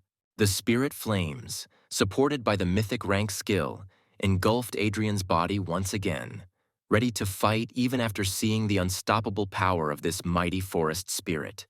Having prepared the blade, Adrian looked up and saw how the giant took another step forward, which means that the battle cannot be avoided, and it will not even be possible to escape, because the roots covered almost the entire clearing. At the same moment, when Adrian was ready to fight, from under his suit a tree baby jumped right onto his head, who, looking sternly at the giant, aggressively crackled something in his tongue, spreading his paws as if protecting the guy with his body. The green energy of the forest spirit lit up in the baby's eyes, just like that time when he connected his soul with the energy flowing in the small tree near the fence. Stretching out his hand to two friends so different from each other, the giant again revived the roots, which, like snakes, surrounded both him and Adrian and the baby. Seeing how the roots cut off any path to salvation, Adrian doubted whether a skill that increased his strength tenfold would help him cope with such a formidable enemy. However, the flame of the skill went out in an instant, as soon as Adrian saw something that he did not expect even more than an attack on the demonic priest. Stretching his arms out to the sides, the giant pierced his own body with huge living roots, which incredibly surprised the one who just a few minutes ago was ready to fight the Colossus to the death. As the roots crawled out of the titanic body, huge streams of dark energy began to leave his body, and small fragments of life-giving green force began to appear around him. Struck by his own attack, the giant still stood on his strong legs. But in the end, his strength left him in the same way as the dark aura, because of which the Colossus staggered and, rolling his eyes, fell on his back, causing a sound similar in volume to a thunderclap. Streams of green energy around the giant transformed into the very spheres of memories that the tree baby had recently evoked when touching his tree.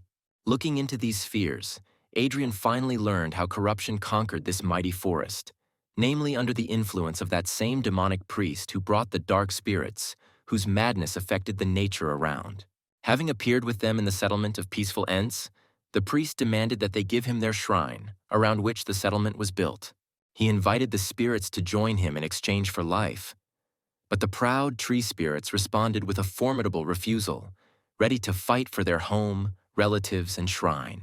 And although they fought with all their might, the odds were clearly not on the side of the good spirits, and therefore one of them, having found a soul that was supposed to turn into a new tree spirit, infused it into a small tree in the hope that at least it would survive this attack. Having hidden the soul of the baby, the Ent desperately rushed into battle. But after a couple of moments, the black spirit pierced his body with its spear at one order of the demonic priest. Adrian watched with pity the extermination of the people of peaceful tree spirits, realizing that it was because of this tree spirit that sacrificed itself that the baby survived the attack. Seeing what had happened, the tree baby, in whom just a minute ago the determination to protect his human comrade was burning, began to cry bitterly. However, suddenly, from the energy of the sphere of memories, the spirit of the very end who saved the baby's soul materialized, and, stroking the baby on the top of the head, with a warm smile asked him not to cry and to look into the future with a smile. Turning to Adrian, the spirit smiled, but the guy saw sadness in his eyes when he asked not to abandon the baby and treat him kindly. In response to the last will of the forest spirit, Adrian bowed to him, saying out loud that even though they were not people, the guy respected their dedication and courage with which they fought for their forest. While the baby was crying on the top of his head, Adrian straightened up and with all his pride said that he would definitely take care of the tree baby. Having heard what he so wanted to hear before death, the spirit smiled joyfully, and within a moment his soul melted into the air. Realizing that the dark aura no longer affected the forest, Adrian helped the tree baby bury the last and bravest forest spirit. From the moment the picture of the death of his relatives opened before their eyes, the forest baby did not stop crying, and now he stood in front of the grave, wiping tears from his cheeks. In turn, Adrian, trying to cope with regret, turned his gaze to the cleansed sanctuary, which now looked as if it was the center of all the life force of the forest of moss. Approaching the place where the demonic priest was driven into the ground by several powerful roots at once, Adrian noted out loud that he was not surprised by the fact that it was here that the dark energy was able to gain influence over the entire forest. Having pulled out the absolutely broken body of the demonic priest, Adrian noticed something very interesting with curiosity. Adrian managed to remove the surviving helmet, bracers, and armor of the demonic priest without a single scratch, which could still be used in the future. Looking at the staff that the magician wielded so skillfully, Adrian thought that he himself did not need this staff, but it could be safely sold on the black market. The only problem that the guy faces is the fact that he simply cannot carry it all in one hand. Having examined the priest again in case he had missed something, Adrian was surprised to note that he had completely lost sight of the last incredibly useful item. Noticing with satisfaction that this item would perfectly solve the problem that had arisen, Adrian picked up the priest's headband, which conveniently contained a spatial pocket. Smiling contentedly and remembering all the items that he had taken from the priest, Adrian placed them all inside the spatial pocket, thinking that the incredibly useful items he received were as many as 10 dark stones that would help him further increase his strength. However, the most useful, without a doubt, could be considered the spatial pocket itself, which you can keep for yourself and store a lot of useful items in it. The only thing that confused Adrian was that the spatial pocket was a rather rare artifact that even C-rank heroes could rarely afford, and therefore it was surprising that some demonic priest of only D rank had it. Throwing aside serious thoughts, the guy shook his head and allowed himself to relax, because just recently he thought that death awaited him, and therefore he could think about something less important, such as the fact that the bandage looked incredibly unreliable, and she will definitely have to do it later, at Lee. Finally, a tree kid approached Adrian, sadly hanging his head, and the guy asked him if he had said goodbye to his relatives. Nodding affirmatively, the forest baby jumped onto Adrian's shoulder, who smiled at the baby's readiness to move on. Patting the baby on the head, Adrian told him with affection in his voice that he would definitely take care of him and teach him everything that he himself knew. At the same time, Rebecca established a connection, and a voice was heard from the token, indicating that D-rank energy had been detected somewhere in the forest, which could be very dangerous. Looking worriedly into the depths of the forest, the girl thought that Adrian had left for quite a long time and still had not returned, which made the archer very worried. However, at the same instant, as if in response to her thoughts, something flashed between the trees, moving in her direction with incredible speed. Calling Adrian brother again, the girl was noticeably happy when she realized that her worries were in vain, and the guy returned without a single scratch. Blushing in front of the guy, in whom the girl had a clear interest, the girl informed him that a rank D mutation had been noticed in the forest, to which Adrian only calmly smiled. Instead of thinking about mutations, Adrian became more interested in whether the evacuation team would arrive soon. Sitting down next to the sleeping squad, Adrian asked Rebecca not to forget the promise she made to him. After making sure that the girl nodded in agreement, the guy lay down next to the others, relaxed his body, and closed his eyes. Rebecca's gaze became a little worried again, and then with a sigh, she finally realized that he was trying to pretend that he had lost consciousness.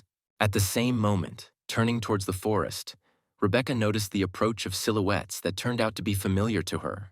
In front of Rebecca, her mentor stood at his full height, accompanied by several other awakened ones. For some reason unknown to Rebecca, the mentor, even after seeing as many as 4 unconscious bodies, said that the most important thing was Rebecca's safety. Having ordered several people from the rescue squad to help the wounded and Rebecca get out of the forest, the guardian archer himself called those remaining behind him to find out the cause of the mutation.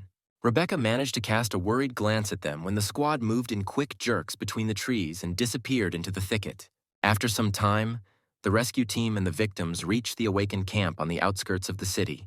As soon as the rescuers left the medical department, leaving the wounded alone with Rebecca, Adrian opened his eyes and stood up, stretching and preparing to leave. Rebecca tried to stop the guy and talk to him since they were alone, but came across an uninterested look. Turning gloomily, the guy interrupted her and told her commander to send the reward for exploring the forest to him personally. Before Rebecca had time to say a word in response, Adrian walked out, slamming the door behind him, causing the girl to grumble displeasedly, cross her arms over her chest offendedly.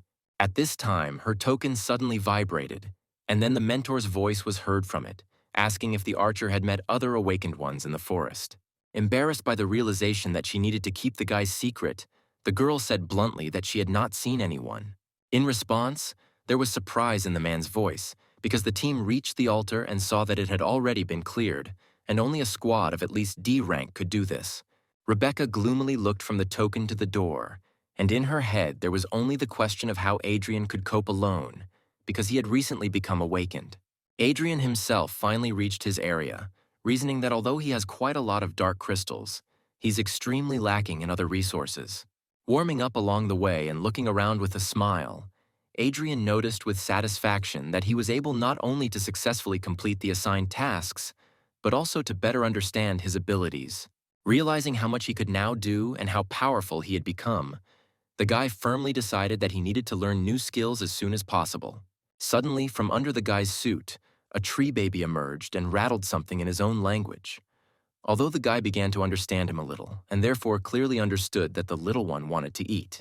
Patting the baby on the head with his finger, Adrian thought about what he actually eats.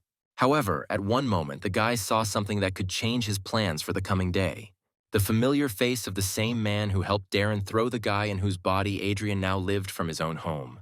In the administration, Adrian learned that this scoundrel was not just a lawyer, but the manager of the Awakened Society, and also that it was he who took over the management of the guy's mansion after Darren's death. Noticing Adrian, the man, whose name turned out to be Michael, turned to him with a cheeky smile, saying that it was exactly him that the man had been waiting for. Michael sarcastically remarked that the Guardian family's house was truly wonderful, and how sorry he was that Adrian had lost it, to which the guy smiled, recommending that he enjoy it while he could. And although he looked friendly in appearance, in his heart the guy despised Michael, remembering that no one had behaved so arrogantly towards him for a very long time. Not wanting to further communicate with the scoundrel, the guy came to the black market where he was originally going to get. First of all, the guy decided that he needed to evaluate and sell what he received on the assignment, and only then he could go shopping. On the way, the guy grabbed some food for the tree baby, but now, for some reason, he again heard a dissatisfied crackling sound from under the suit. The tree baby winced and spat out the pieces of burger he had bitten off, still sad from hunger. Just in case, Adrian clarified whether the reason for the dissatisfaction was really the food, to which the kid nodded in the affirmative. Realizing that human food was not at all suitable for the baby, the guy moved through the black market to a pavilion where something quite suitable could be found. This pavilion also contained an item evaluation point, which was exactly what the guy needed. Adrian sighed a little sadly when he saw several long lines that he really didn't want to stand in. But there was no one near one of the doors. Surprised by this phenomenon, the guy shrugged his shoulders and, deciding that the methods of evaluating objects were still the same, moved there, which greatly surprised everyone around him. People around whispered with laughter, noting that the guy was a real masochist if he was going to enter that point. Having already grabbed the handle, Adrian noticed a sign on the door, which said that he would have to unravel the spiritual scheme, otherwise he would receive 3 blows from the guard. Not the least bit frightened, the guy calmly opened the door and went inside, where a strong-looking man with a comfortable-looking wide cape stood at full height. Adrian realized at first glance that the man was a true professional, no lower than rank C, and this fact surprised the guy very much. The man grinned confidently, noticing that another guy had come for the triple strike and asked Adrian if he had read the rules before entering. Stretching his hand to the side, the man pointed to the wall, where the guy could see the star diagram itself, after which he invited Adrian to solve the diagram in order to receive the services of an appraiser for free.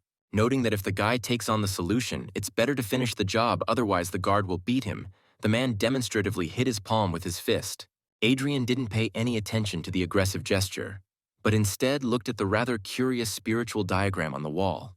The guard said that Adrian could get out of here if he chickened out, then he wouldn't have to get his hands dirty on the guy.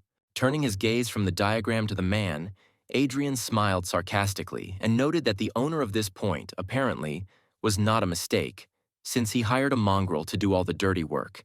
Instantly grabbing the guy by the collar, the guard shouted aggressively, ready to beat the guy right now for his impudent words.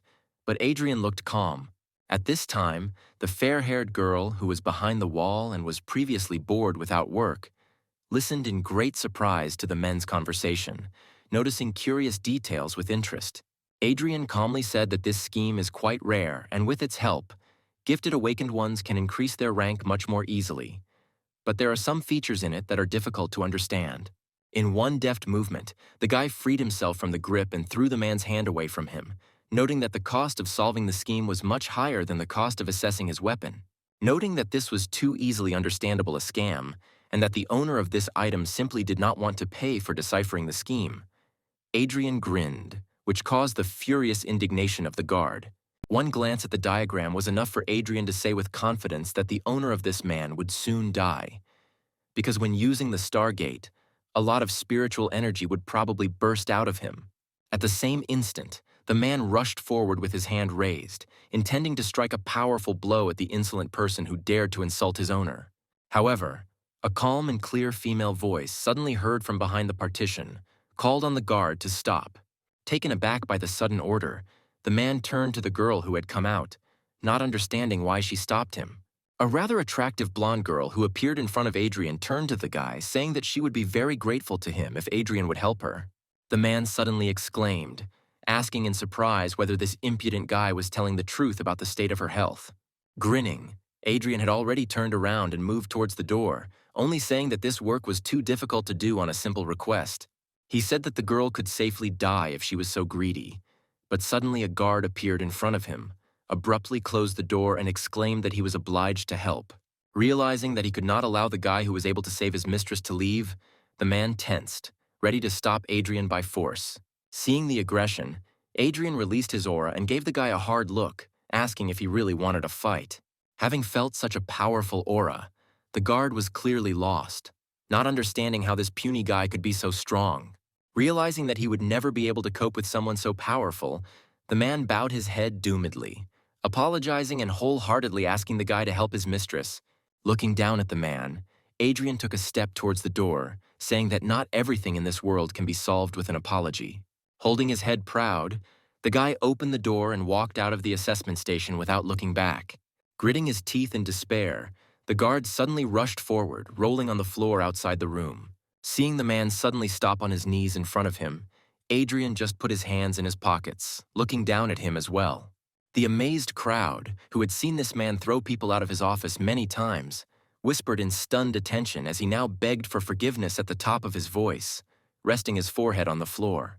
There was no limit to the surprise of those around him, because they expected Adrian to fly out of the office beaten, but everything turned out completely differently. Suddenly the girl came out of the office, lowering her hood and asking forgiveness for the behavior of her guard and her own. Bowing her head and pressing her hands to her body, the girl sincerely apologized again in a ringing voice. Turning to her, Adrian suddenly stopped smiling and examined her carefully, remembering that he had already seen this girl before. He remembered the day when, back in his previous life, he talked to a similar girl on the battlefield and heard her threaten him with a warm welcome if he showed up on her territory again. However, their relationship was very close, because in a past life she was Adrian's ally, whose help he always valued very much. Thinking that this girl might be a descendant of his former girlfriend, Adrian asked what her name was. The girl bowed her head again, saying that her name was Lilia Breyer, and then again asked Adrian to cure and help with her problem. Hearing the name Breyer, Adrian was convinced that his guess was correct, and therefore looked at the girl in a completely different way. Going inside, Adrian threw the girl his items and a list of them, saying that he would help her, but would receive payment in the form of an assessment in advance. A few minutes later, when the girl was minding her business, her guard, whose name was Darius, whispered his suspicion towards Adrian because he was too young. Looking skeptically at the guard, the girl noted that only Lily herself knew the secret of her body, and Adrian, with one glance at the diagram, described it as if he himself had seen how it manifested itself. Rising from his chair, Darius tried to object, pointing out that the guy might be a spy. In turn, Lilia silenced him, saying that she could never allow her illness to become known outside this room because it could undermine the authority of her family. Darius fell silent, looking down guiltily and trying to come up with at least something to say. But the girl ended the conversation, noting that she should take advantage of any opportunity for healing. Bowing his head sadly, the man went out into the corridor and stood at the door so as not to allow anyone to interfere with his mistress. At this time, Adrian, who did not want to hesitate too much, sat down on the floor opposite the girl, who was also sitting, and extended his hand to her, urging her to begin the process. Sighing, the girl pulled off the top of her cape, exposing her shoulders and collarbones. Confused, Lily looked away, timidly asking if he could see everything, when an unusual seal lit up on her chest, which Adrian immediately began to examine. His eyes also lit up, and the magician's insight worked at 100%, allowing him to study this seal in every detail. Adrian thought about what seals like this do for different purposes, in particular for magicians, whose bodies are quite weak, often use seals to stabilize their spiritual energy so that it does not escape.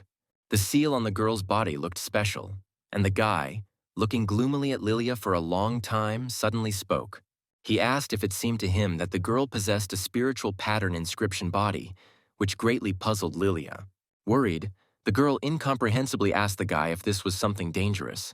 The guy said that spiritual pattern inscription body is a gold rank talent, which, unlike many others, has a small chance of appearing in magicians upon reaching D rank. The amazed girl even put her hand to her mouth, realizing that her illness was not caused by illness or poison, but by a very powerful talent. Adrian noticed that this talent is quite rare and is most often inherited from ancestors, and therefore among her relatives there must be a very powerful magician. Narrowing his eyes with dissatisfaction, the guy wondered how the girl could not have heard about this skill because, although it is rare, it is really powerful. Lilia said that her grandmother and aunt were truly powerful magicians, but they died in battle with monsters and much was not made public. Hearing the girl's words, the guy suddenly became noticeably upset and looked away, sadly realizing that his good friend was dead. Squeezing his eyes in pain, the guy ordered himself not to think about those who had left and, opening his eyes, said that he would now teach Lilia one of his techniques, thanks to which she could be healed. In his head, the guy sadly noticed that her relative owned this technique, which means he can leave Lilia something very valuable that is connected with her. Bowing her head to the floor, the girl bowed again, thanking Adrian from the bottom of her heart for his generosity. Standing outside the door, Darius frowned with displeasure, trying not to listen to the women's sighs behind the wall. Sitting in the lotus position and trying her best to learn a new technique for her, Lilia had been tense for quite a long time, which is why she involuntarily sighed. About an hour after starting to study the technique, a small amount of energy suddenly flowed out of Lilia's chest, forming a sphere. The tense girl did not notice this, but the guy, surprised, recognized in this sphere the one the likes of which appear when he kills monsters. Having quickly absorbed this energy, the guy thought that her spiritual energy, due to studying the technique, began to overflow, and therefore left her body. Taking advantage of this energy, the guy took out one of the dark stones that he had with him and broke it, intending to cleanse it. It usually takes Adrian about 5 minutes to clear the energy of the dark crystal, but the girl's absorbed power turned out to be so pure that it sped up this process tenfold. Adrian watched as the stone crumbled in his hand and thought that this activity could be useful not only for Lilia, but for him too. Taking all the crystals that he had with him, the guy decided to cleanse and absorb all the energy that was in them. Concentrating, the guy used one of his spirit techniques to be able to absorb enough to raise his rank to D. Suddenly, streams of energy scratched the guy's cheek, causing him bewilderment. Adrian's eyes widened in fear, because he remembered that his body was still too weak, and therefore it was not clear whether it could withstand such an amount of energy. The guy tensely and angrily tried to withstand the flow of this powerful force, while his body was covered with more and more wounds, which could lead to very dangerous consequences. Adrian's strength began to leave him, and it became more and more difficult to withstand such pressure when he looked up. Lilia, who had previously been very tense, managed to concentrate on her goal without any special difficulties. Blushing with tension, Adrian decided that there was no other way out, which meant he would have to take extreme measures. Bringing his hands together in a seal, the guy released his spirit to use the desired technique to the fullest. Adrian's face was already covered in small scratches, and his expression reflected his pain as he began to form his energy for subsequent manipulations. Realizing the difficulty of the entire upcoming operation, the guy used another technique to separate the energy flows into thin threads that could be transformed into new forms. From these threads of energy, the guy formed a new formation of an empty array, ready to absorb new properties. This array suddenly formed right in the air as Adrian used the last technique to store all the excess of this energy directly into the array. Finally, Adrian was able to breathe calmly as the array was absorbed into his body again, and the wounds began to heal, because all the excess energy was ultimately stored in the array. Sighing, the guy sadly closed his eyes, reproaching himself for his indiscretion and realizing that in battle he would not be able to help himself like that. In the end, Lily opened her eyes and exhaled, releasing all the tension from her body. Looking at her hands, the girl concentrated on her feelings and realized that she no longer felt the illness in him, which is why a joyful smile appeared on her face. Unable to contain her emotions, the girl rushed to Adrian and even accidentally knocked him down, squeezing him in a tight hug and shouting gratitude in a joyful, ringing voice. Darius, who ran in to hear the exclamations, first cried out, calling on the girl to get dressed. After some time, having heard from Lilia about everything that happened in the office, Darius threw himself on his knees in front of Adrian. In a fit of emotion, the man rested his forehead on the floor, shouting gratitude towards Adrian for healing his mistress, and also apologizing for his own suspicion. Adrian was even a little surprised to notice that Darius was even too faithful to Lilia, although the guy respects this. Sitting at the table, the guy raised his hand and firmly said that the treatment was not free, and therefore Darius had better bring him payment. The joyful man picked up the box with all the items that Adrian had asked to be appraised and placed it on the table, also indicating that his dagger had also been appraised. The guy, not without surprise, noted with approval that Darius, as a thank you, even provided him with separate tools for repairing the armor. Looking at the blade, Adrian realized that it was a kind of black branch fang, which was a bronze rank weapon, which was not very good, but in principle it suited him. Trying the blade on his hand, Adrian remembered with nostalgia how in his previous life he owned and wielded equipment of epic rank. Adrian collected everything else into his spatial bag with one slight movement of his hand. What they saw greatly surprised both Lilia and Darius, who was stunned to think that even the awakened ones of rank B did not have such treasures. Not seeing anything unusual in his actions, Adrian asked what exactly surprised them so much. Darius immediately threw up his hands, convincing the guy that they hadn't seen anything like that, but he thought to himself that Adrian was truly a great man. When the guy left his new acquaintances, both Lilia and Darius bowed to him gratefully, which greatly surprised the other visitors to the appraisal office. As soon as Adrian left the building, everyone around him began to whisper loudly, noting with envy that the guy was being escorted by an incredible beauty. Walking through the black market, the guy smiled contentedly, realizing that he received even more for the service provided than he had planned. However, Adrian was haunted by the thought that he had forgotten something very important. And then he remembered that he wanted to look for food for the tree baby. At the same instant, he felt something moving in his spatial pocket. Looking inside, Adrian saw the tree baby and asked with confusion why he climbed inside. When the kid turned to the guy, Adrian saw that the very hungry kid had drunk all the spiritual energy potions that the guy had just acquired.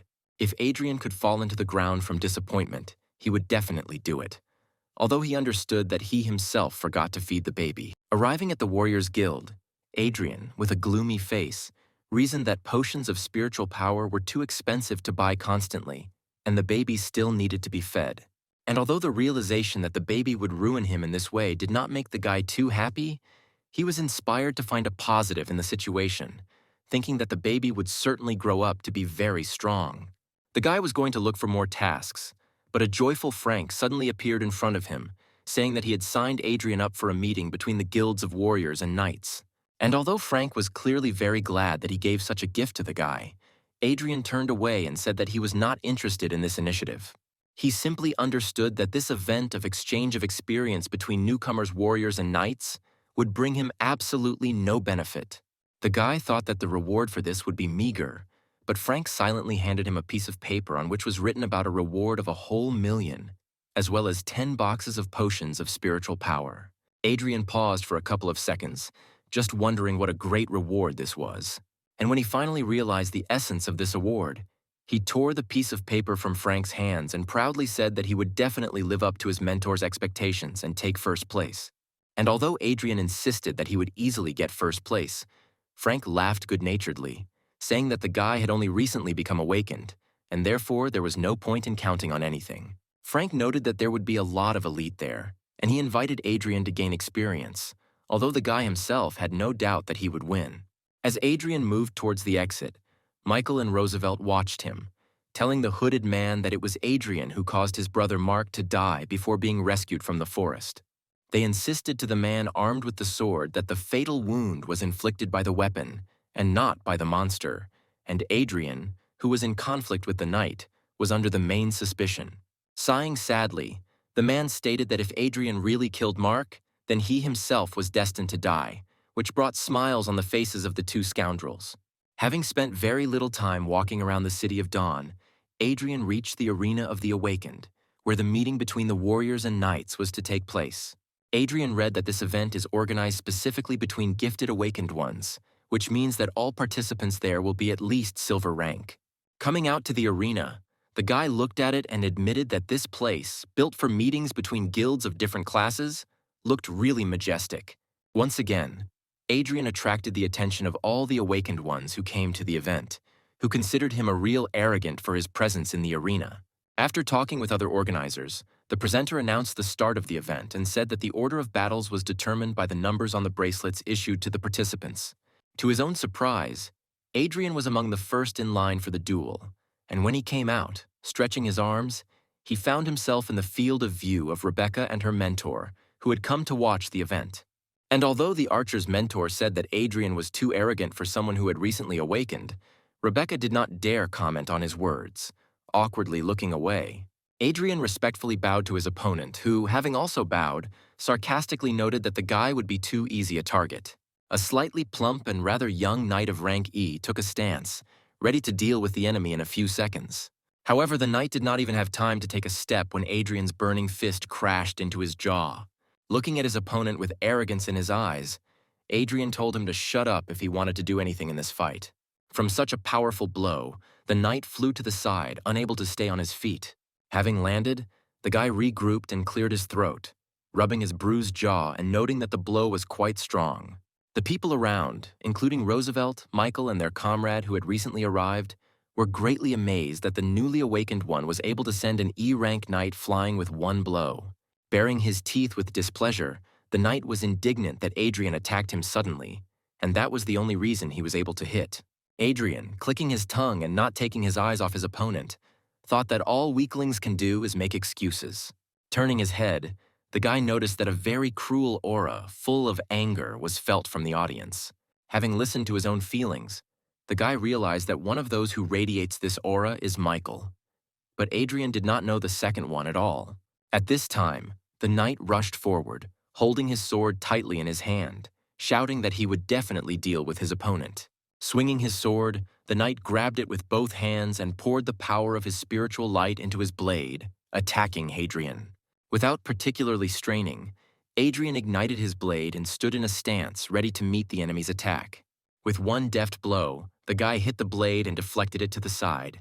Turning sharply, the guy swung again and hit his opponent who had not managed to block, sending him flying for the second time.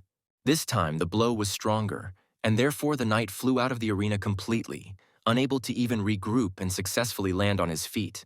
Even the host's previously impassive voice sounded amazed as he announced Adrian's victory. Looking at the guy, the members of the Knights Guild became worried, whispering to each other that he was a real genius if he could become so strong so quickly. Rebecca even blushed, looking at Adrian as he walked confidently out of the arena, thinking that he was still as powerful as the day he saved her life. Thinking that Adrian had received a golden talent that strengthened his body, the girl's mentor sternly noted that she should try to catch up with him. However, Rebecca smiled shyly and thought to herself that she would never be able to catch up with him, but she would be glad to see his back. Putting his glass down on the table, the man in the cape gloomily said that he was now sure that it was Adrian who killed his brother. But Roosevelt and Michael did not even smile. Adrian, in turn, won again and again, always ending each fight with one blow. One of the opponents allowed himself to rush into battle without a greeting bow, clearly wanting to be the first to defeat the mighty Adrian. Taking a step to the side, the grinning Adrian allowed the impudent opponent, who was expecting resistance, to fly out of the arena himself. Descending from the arena, the guy smiled smugly, listening with pleasure to the dissatisfied comments of the knights, who thought that the whole point was in his golden talent.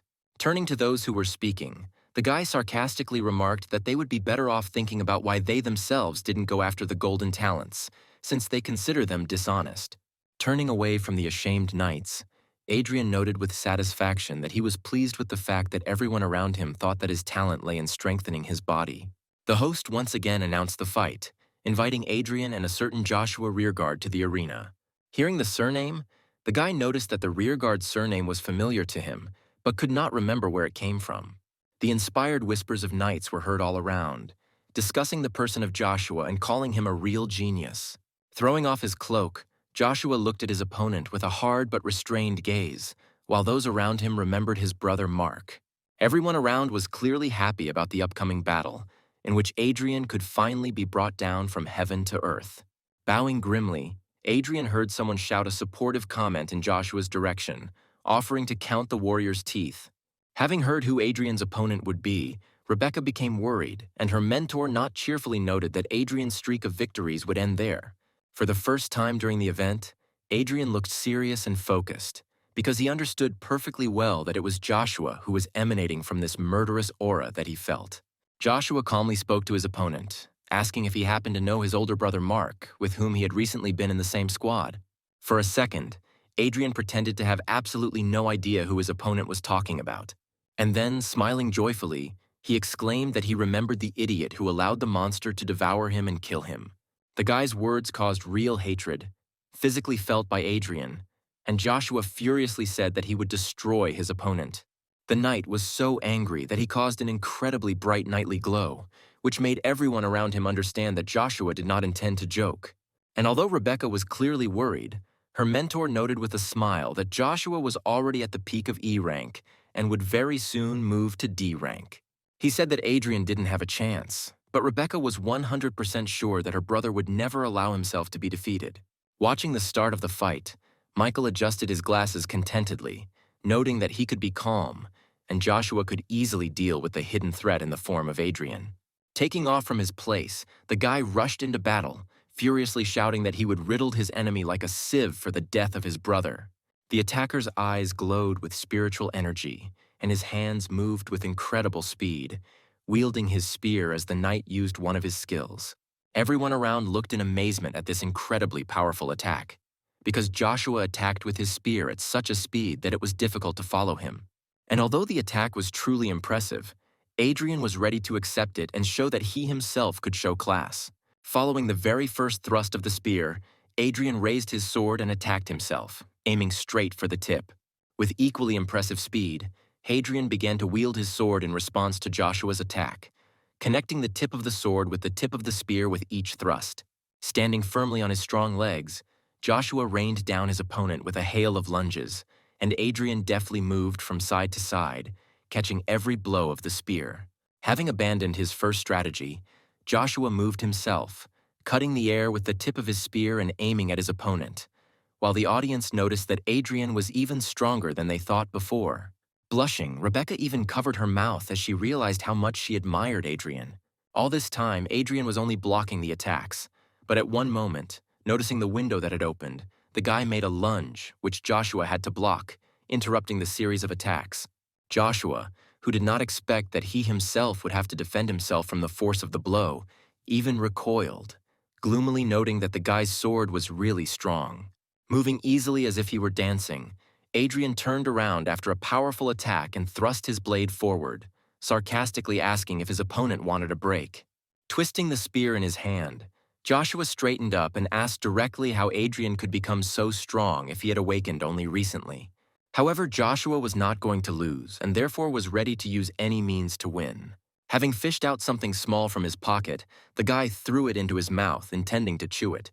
As soon as he did this, his eyes again lit up with spiritual energy that suddenly filled his body.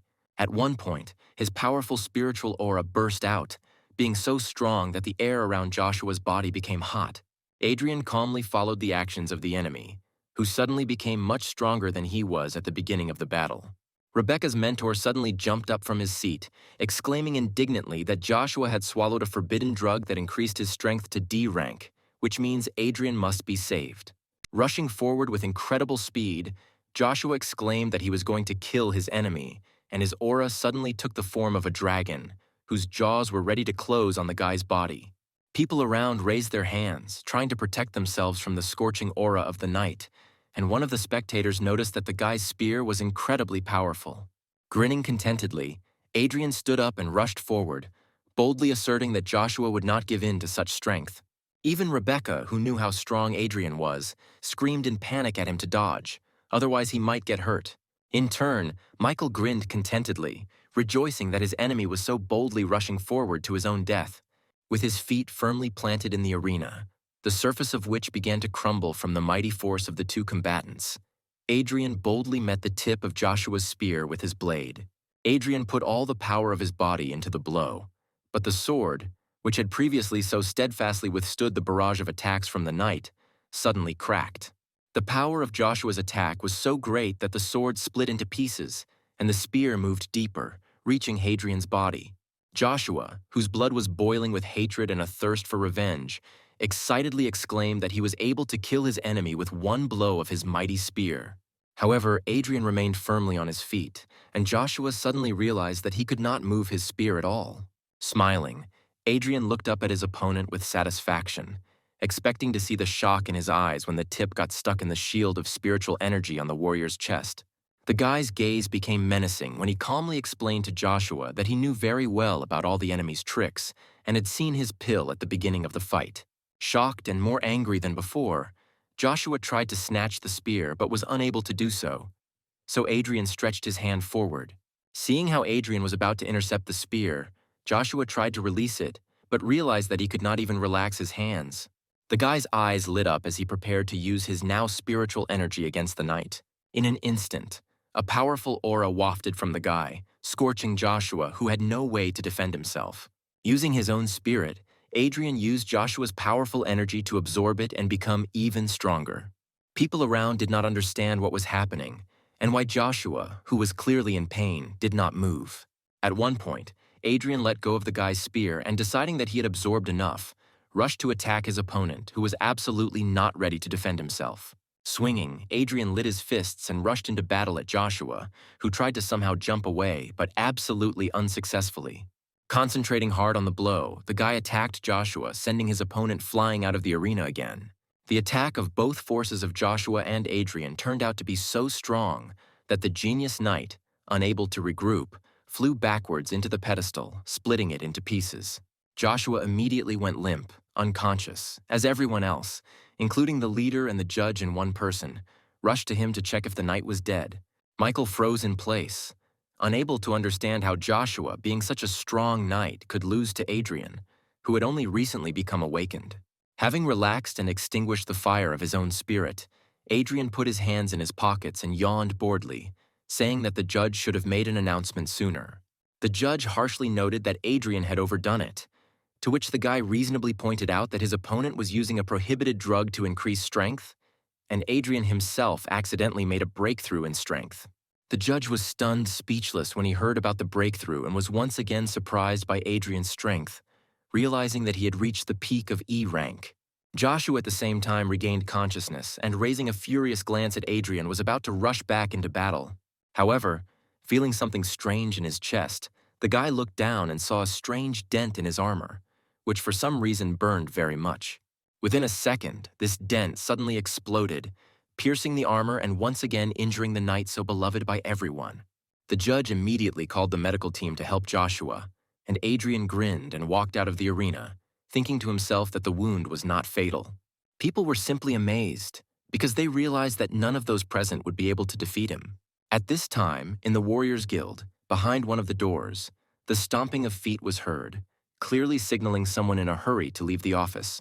Opening the door, Frank grumbled dissatisfiedly, saying that the head of the guild had called the man to his place too suddenly, and the warrior was going to watch the meeting of knights and warriors. Deciding that he would still have time to at least look at the end of the event, Frank quickly walked away, while at the same time Roosevelt grinned, realizing that the time had come to act. As the man hurried to the exit, he was suddenly surrounded by several people in suits. Frank turned to Roosevelt as he approached and asked directly what he needed, because the man was in a hurry to watch Adrian's fights at a meeting with the Guild of Knights. Roosevelt yelled at Adrian's mentor, reproaching him for the fact that the man sent the weak Adrian into battles against experienced knights. And because of his stupidity, the genius of the Warriors Guild was now dead. Frank's eyes widened in horror when he heard that his pupil, about whom he had been worried all this time, died because of him. Pointing at Frank, Roosevelt straightened his tie and ordered the people surrounding the man to arrest him, saying that Frank could have sent Adrian to the event for personal reasons. At the same time, an absolutely healthy Adrian stood next to the judge, who happily informed everyone present that it was Adrian who became the winner of the experience exchange meeting. People were still reeling from the realization that Adrian was such a genius that he was able to win such an event just a month after waking up. Having received the award, the guy was quite upset because he received much less as a prize for winning than he had expected. But he reassured himself that at least there was now food for the baby. Rebecca's mentor, who had previously been ready to rush to Adrian's aid, now calmed down and said that the guy was simply amazing and Rebecca should follow his example. And Rebecca, without taking her eyes off the guy at all, could only agree with her mentor, although she did not listen to him at all, occupying all her thoughts with Adrian. Suddenly, the mentor gasped, remembering the event called the Dawn Fortress, and thinking that the Warriors Guild could now, despite all the rules, appoint Adrian as a participant. And although the girl reasonably noted that he would not be allowed to do this because of his little experience, the mentor said that if the guy were in the Archer Guild, he would do anything to make Adrian a member. Having finished the matter, Adrian heads back to the guild to return to training as soon as possible. The guy pulled out a bottle of spiritual potion from his spatial pocket to feed the tree baby. Having accepted the treat, the baby sat down on the cork and began to drink greedily, smiling happily at the fact that he had finally eaten deliciously again. Glancing at his spatial pocket, the guy again noticed that he looked disgusting and also thought that he really wanted to surprise Frank with his victory at the event. The driver of Adrian's car turned out to be one of the guild's assistants, who asked the guy why he left the arena so early, and then suggested that it was because the event was not too exciting for Adrian. Adrian said that the meeting was over. That's why he left, to which the assistant was extremely surprised, exclaiming that earlier the event lasted until late at night, and then asked who the winner was. Without much enthusiasm, Adrian, resting his cheek on his hand, said that he was the winner of the event this time. Obviously not really believing the guy, the driver decided to support the joke and congratulated Adrian, thinking to himself that he should ask him to double his training. Finally, they reached the guild, where there were surprisingly a lot of people near the entrance, which surprised Adrian a little.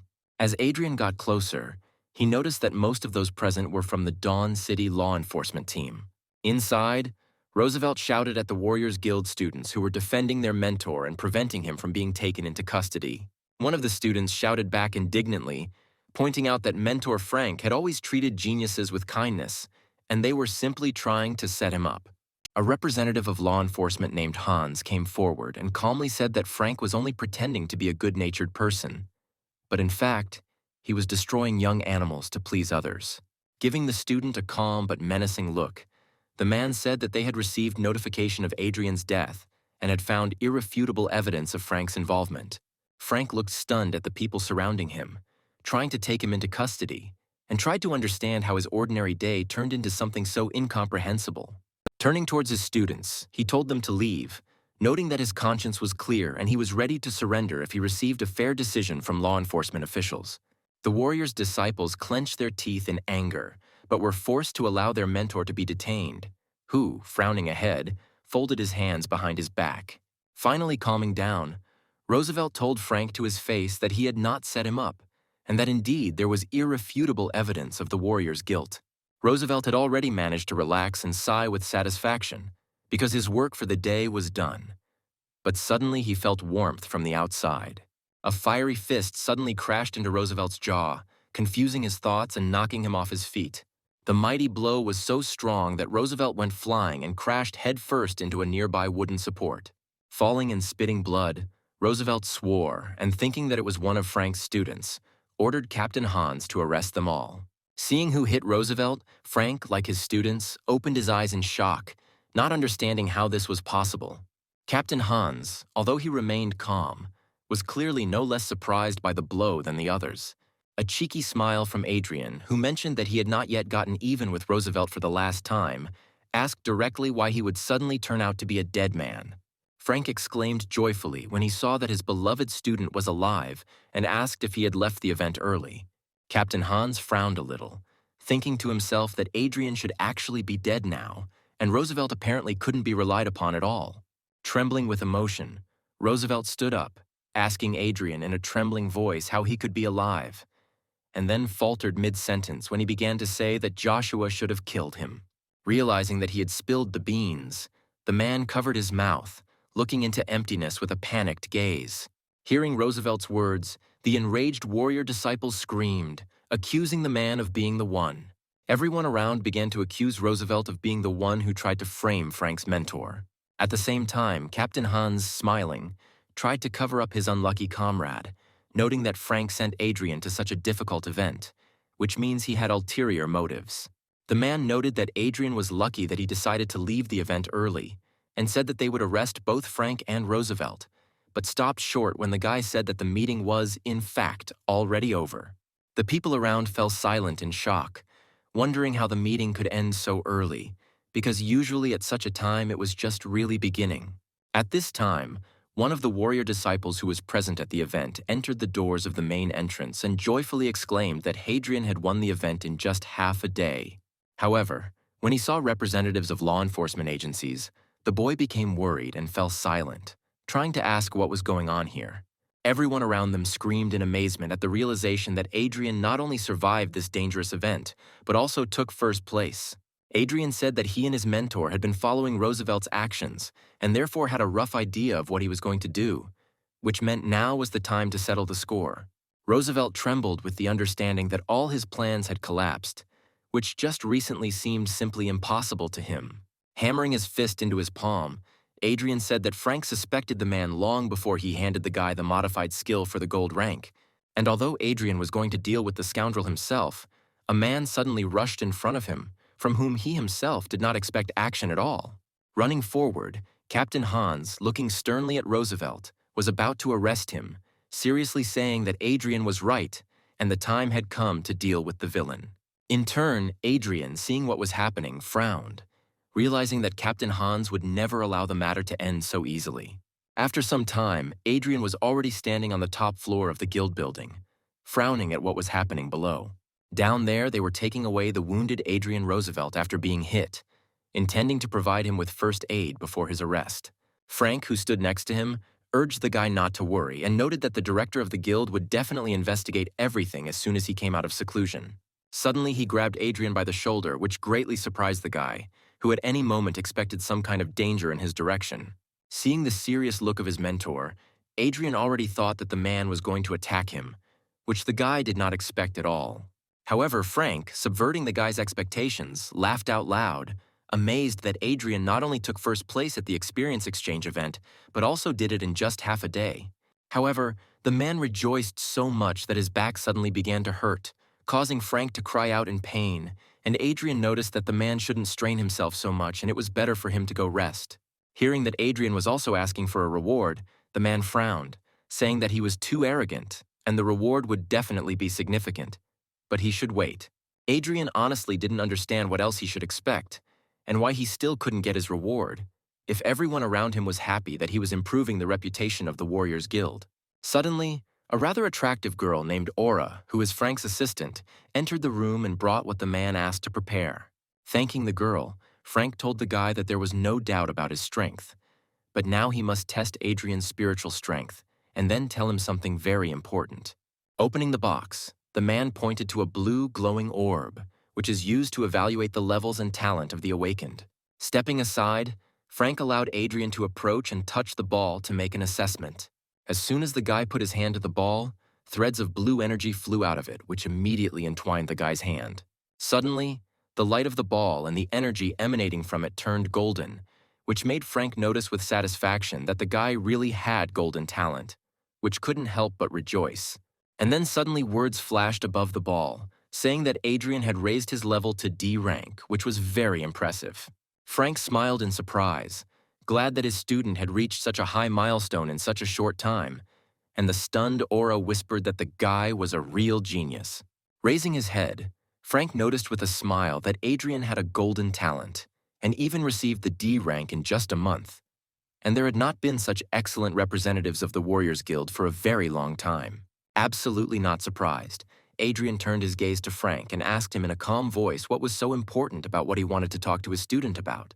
Throwing a sly look at the guy, the man chuckled and spoke with a smile and enthusiasm in his voice, asking if he knew about the test of the Fortress of Dawn. Adrian heard from Frank that he was now 100% sure that the guy would be able to stand up for himself, and he himself recalled that the previous owner of this body dreamed of distinguishing himself in this test. The guy also remembered that the Dawn Fortress was a temporary gathering place created in the wasteland by the ancestors of humanity, who went through many murders to build a city. After the city was built, the fortress was abandoned and overrun by monsters. Adrian remembered that every 3 years, the managers of the City of Dawn organize an event there for those awakened under 30 years of age to honor the memory of their ancestors. The man pointed out that under the fortress there is a source of spiritual water where you can practice and significantly improve your strength, but only if you win the test. Frank said that this test was very dangerous, and although Adrian fits all the conditions, he would take a lot of risks if he tried, but it was clear from the guy's eyes that he did not intend to retreat. Putting his hand on the guy's shoulder again, Frank noted that he would be glad if Adrian achieved victory, but survival is still the most important thing. In turn, the guy thought about how much he could get from the spiritual source if he won, because with its help, he could even raise his rank to C. Having agreed that Adrian, although he would try to win, would still concentrate on his own survival, Frank asked Aura to give the guy his reward for the event. It turned out that in addition to the agreed-upon money and spiritual potions, the guy was also entitled to an apartment for awakened rank C, and Frank joyfully handed Adrian the key to it. Adrian, delighted with such a gift, said that it was not far from returning the Guardian family mansion, to which Frank replied that only the head of the guild could help with this matter. Hearing that Frank knew about Michael's treachery and would do everything to help Adrian, the guy smiled and thanked his mentor for such a kind attitude. However, turning away and getting ready to leave, the guy hid his smile, thinking to himself that he had to cope with all his problems himself. After some time, the guy returned to his apartment to continue training and improving. Sweating after absorbing the energy from the last starstone, Adrian gloomily noted that after reaching D rank, the difficulty of cultivation had only increased. Having looked displeasedly at his hand, from which the sand remaining from the starstone was pouring out, Adrian stated that even several 100,000 stones were not enough for improvement. The guy's attention was suddenly attracted by Tree Tiny, who raised his glowing green index finger up and said something in his own language.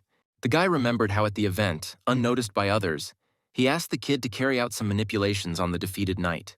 Approaching the tree little one, Adrian stroked him and praised him, once again surprised that the tree spirit had such a useful ability. Armed with a new blade, the guy changed into stylish black clothes and noted out loud that the skills of a thief in these new items could be very useful. Opening the window and concentrating on the thief's reflexes and dexterity, the guy jumped out of it, planning to get to his target as quickly as possible. Meanwhile, Joshua lay in a hospital bed, still unconscious after his crushing defeat in the battle with Adrian. Michael suddenly entered his room, accompanied by an unusually tall man and a surprisingly small guy. A man named Vincent was the deputy head of the law enforcement department, and having seen Joshua's wounds, he easily understood what exactly caused his injury. Michael said that Adrian, although strong, is still too inexperienced, which means he needs to be destroyed as soon as possible. The man noted that very soon he would take part in testing the Fortress of Dawn, and Vincent, agreeing, turned his gaze to the small guy and said that this was the job just for him. The guy in the blue jacket even grinned, saying that killing some E-rank brat would not be difficult for him. Satisfied with the answer, Vincent went to the exit, followed by the others, and the man noted that Joshua knew too much, and he was also disabled, which meant they needed to get rid of him. The guy in the jacket agreed and then slammed the door behind him, leaving Joshua alone. Suddenly, something hit his head, causing the guy, even while unconscious, to wince a little. At the same moment, his body suddenly exploded with incredible pain. His eyes flew open and his veins bulged, causing the knight to cry out. Blood began to flow from his mouth as he begged for help through the pain and clenched teeth, raising his hand. Extending his trembling hand towards the window where the silhouette was visible, Joshua begged again, trying to cope with the pain. Adrian, sitting on the window, smiled, looking at the suffering of his past enemy, and asked him directly if he wanted to live. Thinking that the silhouette had only appeared to him, Joshua raised his gaze full of pain to the ceiling and thought with incomprehension how he, being a brilliant knight, could die like this. However, the readiness to fight for his life shone in his soul, and therefore he was going to endure as long as he could. Turning his head, he saw that Adrian was standing next to his bed, directly asking the knight if he wanted to live, which greatly surprised the latter. Smiling maliciously, Adrian invited Joshua to tell him everything he knew, and only in this case would the guy feel sorry for him, although the knight himself thought that this was just a hallucination. Joshua thought that even if this was the real Adrian being a warrior, he would not be able to cope with the C-rank poison that was killing him, although Adrian himself noted that he could neutralize it without much effort. Turning his head to Tree Baby, who was greedily drinking another bottle of spiritual potion, Adrian brought a rag to him. The kid grumbled something when Adrian wiped his mouth with the rag, leaving a small stain on it. Turning his head back, the guy folded a rag on Joshua's forehead, which greatly surprised the latter, who fixed an incomprehensible look on Adrian. Adrian did not explain to him that the saliva of the tree spirits contains a large amount of life-giving energy that can neutralize poison, although Joshua did not believe in such a miracle. However, raising his hand and seeing that the trembling and pain in it had subsided slightly, the guy allowed the hope of his own salvation to flash in his mind. Adrian himself saw that the remedy worked even very quickly, which means that all those potions that he drank still paid off. Having more or less regained his strength, Joshua asked how Adrian knew how to get rid of such an effective poison. To be convincing, Adrian released his spirit and then threateningly told the guy that he could only temporarily rid him of the poison, and therefore he should start talking if he wants to live. Joshua thought that Adrian's aura was even more frightening than Deputy Chief of Law Enforcement Vincent. Abandoning his pride, the guy promised to tell everything to Adrian, calling him master, if only he would save the knight's life. Not particularly in a hurry to save the knight, Adrian calmly listened to everything that he told him, although Joshua was getting worse every second. After listening to all the details, Adrian chuckled and touched his chin with his fingers, taking in all the details of what happened and noting that it all sounded very interesting. Joshua told everything he knew, and therefore asked Adrian for salvation again, to which the warrior himself noted with a smile that he would definitely keep his promise. Touching his fingers to the sick knight's forehead, Adrian sarcastically noted that Joshua would have to die before he was saved. After some time, the knight, wrapped in a body bag, was taken somewhere along the corridors of the institution by a nurse. Watching from the side where Joshua was being taken, Adrian thought about everything he had heard, and in particular about the Dark Star organization. Frowning, the guy noticed that these people, one of whose bosses is a certain Vincent, did everything to get rid of the parents of the previous owner of the guy's body. And although Joshua did not know the reasons for this attitude towards the Guardian family, Adrian was intrigued, and he was already looking forward to the day of revenge finally coming. Hiding behind the wall, the guy thought that in 4 days the test of the Fortress of Dawn would take place, which means he would be able to break through to rank C, which would help him in this task much more. After some time, not far from the Fortress of Dawn itself, something quite curious happened. The genius talent of the Thieves Guild named Pierre rushed to the Fortress of Dawn along with his mentor, who never ceased to repeat that Pierre was a real treasure for them. The guy, turning to the master, said that he was completely confident in his victory in the test, and also that he was keeping his promotion to rank C and acquiring a new skill a secret. For clarity, the guy created a figure of beautiful pink patterns on his hand, showing how hard he tried to mold his spiritual energy. The mentor, clearly flattering his student, noted that his formation of spiritual energy was truly rare, and with it he could achieve incredibly much. The man also noted that the last person to do such a molding was the head of the Warriors Guild, to which Pierre replied that he would show how much stronger he was than the latter. Suddenly, in front of the two thieves, a little further into the forest, a powerful explosion was heard, the flash of which was so strong that it reached the sky. The mentor said that most likely someone is now fighting monsters there, and therefore Pierre should be more careful, because the monsters here are at least C rank. When he invited the guy to go have a look and find out if the fighter needed help, Pierre had already rushed forward. When the thieves came closer, they saw a whole pack of dead red fiery wolves, along with the leader, which was very strange, because the leader was definitely of C rank. The guy suddenly saw a running silhouette to the side and called out to the master, attracting his attention. Having peered at the silhouette, the mentor said that it clearly belonged to a young guy, which means, most likely, this is another one of the test participants. Looking at the corpses of the monsters, the guy noticed that they were killed with filigree precision, something that neither he nor anyone else from the Thieves' Guild could have done alone. Seeing that the guy felt behind, the mentor calmly rebuked him, saying that in their business the most important thing was to be careful, which meant he needed to focus on himself. He noted that too many geniuses died only because they were too hasty, to which the student bowed his head and thanked the master for his teaching, promising to be careful with this stranger. A few minutes later, Hadrian, in his black robe, reached the Dawn Fortress, cursing that he had to abandon such valuable bodies of the firewolves because he was noticed. Putting aside his irritation, the guy took off his hood and looked at the huge, majestic building that stood in front of him, which turned out to be the Fortress of Dawn. His student was met by Frank, who came forward and asked if everything was okay, and also offered the guy to join their squad as an alternative to his solo adventures. It was clear that before the guy arrived, Frank was very worried, and when Adrian asked what it was about, Frank said with a smile that he was worried that the guy would miss the beginning of the test.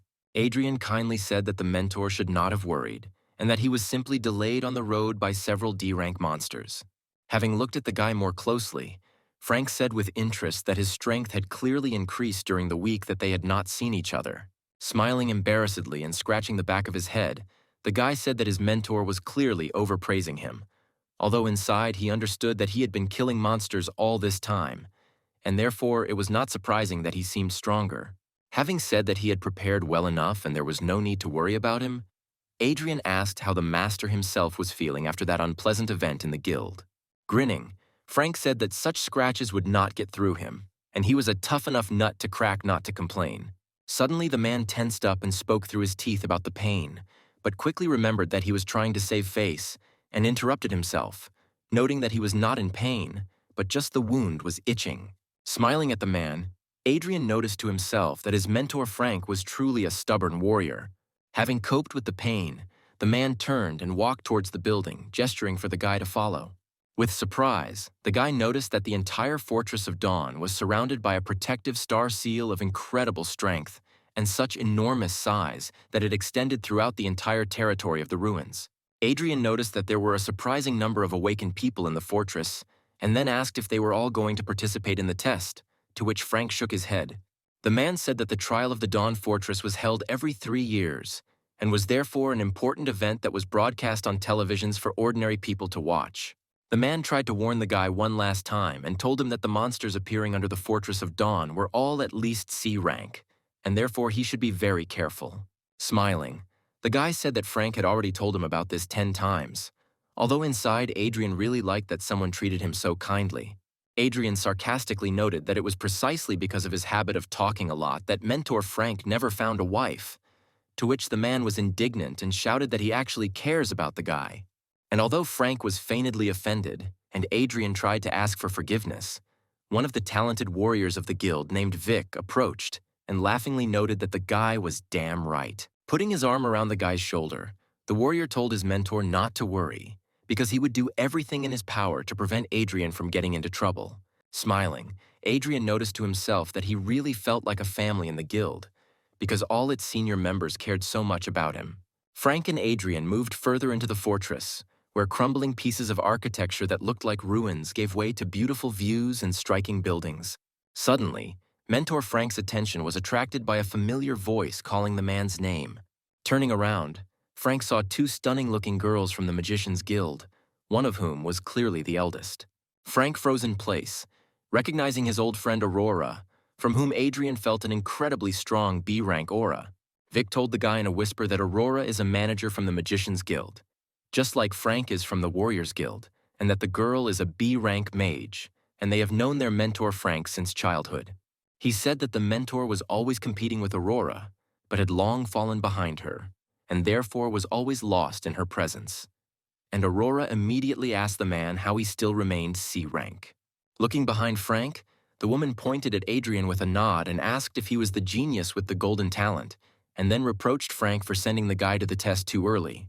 The girl sarcastically talked to Frank, noting that it seemed that the Warriors Guild had no successor, to which Frank grinned and reasonably noted that Adrian was gaining experience here.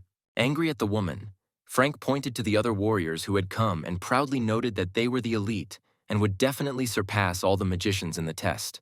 The woman did not stop mocking Frank and asked if it would be with their mediocrity that they would crush the magicians, to which Frank clenched his jaw angrily. Smiling, Aurora proposed an argument to Frank, and Frank, in the heat of emotion, did not allow himself to disagree. Skillfully playing on the feelings of the warrior's mentor, the woman offered to supply him with a very valuable potion of spiritual power of B rank. She boldly egged Frank on, which is why even his students began to get angry, although Frank, out of anger, agreed to such an expensive bet. The sorceress, pleased with herself, said that the potion would be taken by the one whose students could pass the test better, and in the end, she would definitely come for the winnings. Vit pressed his fingers to the bridge of his nose and, together with the other students, became disappointed in the teacher because he argued with the obvious favorites. Even Frank himself did not understand how he managed to agree to a bet with such an arrogant person, and therefore now he reproached himself for his haste. Frank was upset because the B-rank spiritual power potion is his treasure, and therefore he sadly asked his students to cope at all costs.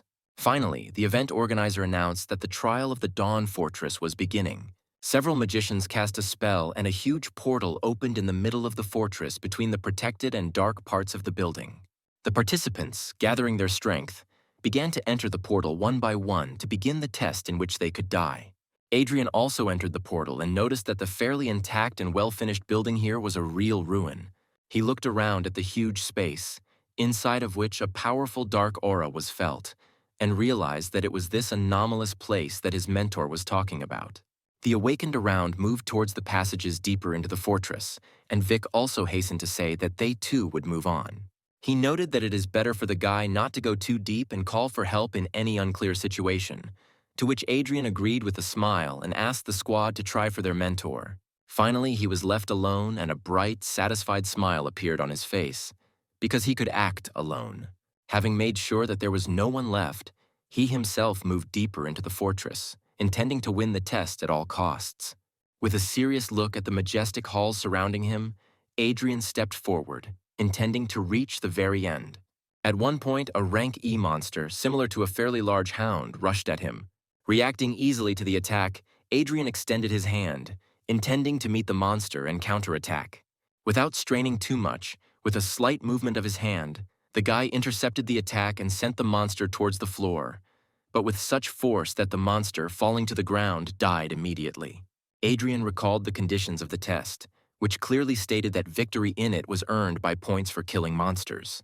For monsters of rank E, he receives only 1 point, which means he should have gone further and as soon as possible find stronger monsters, for which they gave 100. Moving forward, he met on his way entire packs of E-rank hounds who crossed his path and clearly intended to finish him off.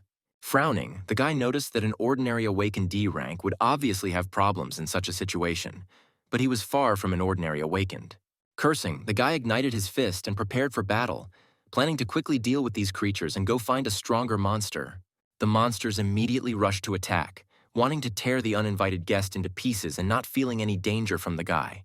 A whole flock attacked Adrian, and their jaws threatened to close on his throat, but he did not even worry for a second and only prepared to repel all the attacks at once.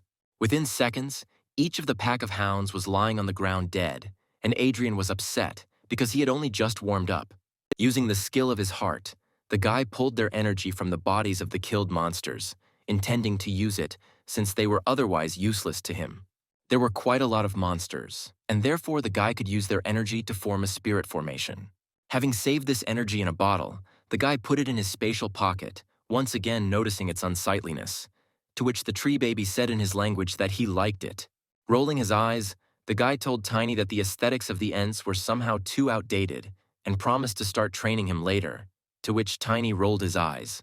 Having done everything he wanted, Adrian moved further into the depths of the fortress, looking forward to facing someone truly strong.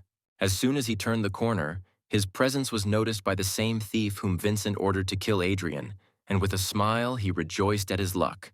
The guy rushed after Adrian, silently warning the guy that he was to blame for his death because he had insulted the master. However, at the same moment, the thief stopped himself because he remembered that his master Vincent had given clear instructions to make Adrian's death look natural. With eyes hungry for blood, the guy remembered that on one of the paths of the fortress at the top, there was a whole horde of monsters, and therefore he could bring them on Adrian with the help of a special potion. Adrian opened the bottle and its contents immediately began to dissipate, which is why the aroma of the potion began to spread throughout the surrounding space at high speed. The guy cruelly stated that Adrian should be grateful that he would be killed using such an expensive means, although being a dead man, he would no longer thank anyone. Having risen to a higher floor, Adrian studied his surroundings without much effort, looking for those monsters for which he would get more points. Suddenly, before his completely calm gaze, several blades flashed at once, each of which was aiming at the guy. From the darkness native to monsters, 3 armored zombies of rank D immediately rushed at the guy, planning to destroy him. Using the fist of a fiery blade, the guy without much effort finished off all 3 monsters with one powerful blow, sending their dead souls to another world. With a smile, looking at how their bodies crumbled, the guy noticed that armored zombies were even weaker than some awakened D-rank ones, and therefore the battle turned out to be too easy. Turning his head, the guy noticed a whole group of living corpses, and then counted them and converted the number of zombies into points that he would receive for destroying them. Having dealt with the crowd of monsters without much difficulty, Adrian calmly moved on, thinking only that their armor could serve as good material. The guy was even more upset when he realized that there were no more monsters ahead, but only a dead end, which meant he would have to go back. However, the magician's insight helped Adrian well this time, because he noticed traces on the floor left by those who passed the test last time. Kneeling down on one knee, the guy studied them with interest and realized that the footprints looked quite strange. Taking a closer look, he noticed that right where the wall blocked his path, there was an incomplete footprint, from which only the heel was visible. Adrian thought that this wall must have moved somehow since someone had passed here, and then smiled, realizing that this place had many secrets. For the first time in a long time, Adrian used his summoner's senses to feel all the details of the space around him. The guy looked around and saw details of a hidden mechanism in several torches on the wall. He realized that it was enough to light the 1st, 3rd, and 5th torches for the mechanism to work. With one deft movement, the guy created a flame from the air, which flowed to the desired torches and lit them. Approaching the torches, the guy saw other parts of the mechanism and turned the 2nd, 4th, and 6th of them. As soon as he finished his manipulations, the sound of gears and levers was heard in the walls, which influenced the mechanical door, opening it. Smiling at his own ingenuity, Adrian walked forward and found himself in a surprisingly brightly lit room, which stood out strongly from the dark atmosphere of the fortress. Right in front of Adrian in this hall, 3 unusual warriors in golden armor lined up. Walking closer without fear, Adrian examined his potential rivals with interest. After analyzing the spiritual power of these warriors, Adrian realized that these were rank C monsters, and anyone else in his place would have despaired by now. But Adrian, standing up and igniting his fist blade, prepared for battle, noting with a smile that for him this was just a light warm-up. Stretching out his free hand, the guy beckoned them with a gesture, urging them to attack and show everything they were capable of. Suddenly, for some reason, the monster's aura became much darker, and Adrian even became wary. And at this time, the weathered potion used by the thief murderer had already risen to the floor above. And following his victim, he moved straight into the passage that Adrian himself had recently opened. Holding his stance, the guy prepared to meet the attack of one of the knights, who had already aimed the tip of his spear at Adrian, while the other two surrounded the enemy. Taking out his blade, the guy blocked 2 attacks with the blade and dodged the third without taking his eyes off his enemies, ready for battle. Carefully analyzing the battle, the guy ignited his fist blade and, choosing the right moment, rushed to the attack. With one powerful blow, Adrian broke through the defense of one of the warriors, sending the enemy flying and then prepared for the next attack. However, his reaction was not enough for both warriors, and he found himself open to attacks from 2 spears at once. Having made one precise attack, the warriors were able to reach their target with their spears and pierce the guy's body, joyful at their own victory over the villain. However, it turned out that the warriors only penetrated a copy of Adrian, created by one of the skills that Lilia helped him acquire on the black market. Thanks to this skill, the guy was able to confuse the knights, which is why they both opened themselves up to attack again. Taking advantage of this, Adrian rushed forward and, igniting his fist blade, attacked one of the warriors, intending to finish him off as well, while the second tried to react. One powerful blow, and the second knight flew into the wall with his armor broken, leaving his comrade alone with the uninvited guest. Suddenly, Adrian noticed something that made him take his mind off the fight that was so enjoyable for the guy. The fallen knight, in whose armor there was a gaping hole from the guy's blow, suddenly burst into flames of gold, and Adrian wondered what kind of power had resurrected the Surf Knights. Thinking that the enemy was distracted, the remaining knight attacked again, intending to pierce the enemy's body right through, but Adrian again left the illusion in his place. In the blink of an eye, the guy found himself behind his opponent, intending to end this fight with one blow. Swinging and again igniting his fist blade, Adrian plunged it straight into the warrior's back, piercing right through his armor. Finally, Adrian relaxed, because all 3 knights were now defeated, although for some reason they were engulfed in harmless golden flames. It turned out that this flame was there for a reason, and one of the warriors suddenly stood up, staggering on both legs. Adrian noticed that he was not careful, and the knight's serfs did not really die, and he himself could not even restore his health. Using his special vision, the guy saw an unusual magical seal that was located on the floor of the room. Having looked at it more closely, Adrian realized that this seal is a magical puppet formation, and it is for this reason that the knight does not die from his attacks. Adrian realized that those who last entered this room died and were turned into puppets that could be resurrected to control their bodies. The guy realized that this room used to be something like a secret treasury, which required a similar special security system, although all the treasures had long been taken out. Suddenly, the eyes of the statue of an old man standing in the middle of the hall lit up, and she spoke in a booming voice, demanding that the guy get out. Opening his eyes in surprise, the guy even smiled from the realization that a soul was born in this statue, and it became the spirit of a magical formation, which is why it itself became a treasure. He realized that this figurine had been functioning for thousands of years, fueled by spiritual energy from an underground source, and therefore its value was indescribable. Adrian thought that in his previous life, it took him a lot of effort to create an 8th-level spiritual power formation, but with this figurine, it would be much easier for him to achieve that power. Realizing that he simply could not leave without this figurine, the guy rushed into battle, ready to destroy all the knights just to get it. Coming closer, the guy realized that the statue had protected itself with a strong barrier of a light curtain, through which ordinary attacks could not be penetrated. Looking up, he saw that the figurine's eyes sparkled angrily brighter, and a loud voice suddenly sounded from it, calling on Adrian to die. Her power was so great that monsters suddenly appeared from everywhere, whose spiritual power clearly indicated that they were all puppets of this figurine. Looking up with interest, Adrian came to the conclusion that the figurine had decided to use all its powers, which meant he would have to take a risk. The guy used the thief skill to speed up his movement, and then the magician skill to hold the puppets around at least for a moment. Having given himself exactly a second to act, the guy rushed forward to the figurine and, thanks to the dispersion of magic, was able to break through its protection and burst inside. As soon as he penetrated the protection, his hand immediately grabbed the figurine, snatching it from the pedestal. Raising his hand with the statue, the guy loudly exclaimed that he had grabbed it when his skill stopped working and a whole horde of monsters rushed towards him, ready to tear him apart. Fortunately, Adrian calculated everything well enough, and therefore the blades, fangs, and claws froze just a couple of centimeters from his face and throat. Sighing, the guy sat cross-legged directly on the stone floor, intending to use the soul from this figurine and the energy of the hound pack collected earlier to create a high-level molding. Having poured this energy into the figurine, the guy activated its magical puppet formation, intending to absorb all the power that it had absorbed over these millennia.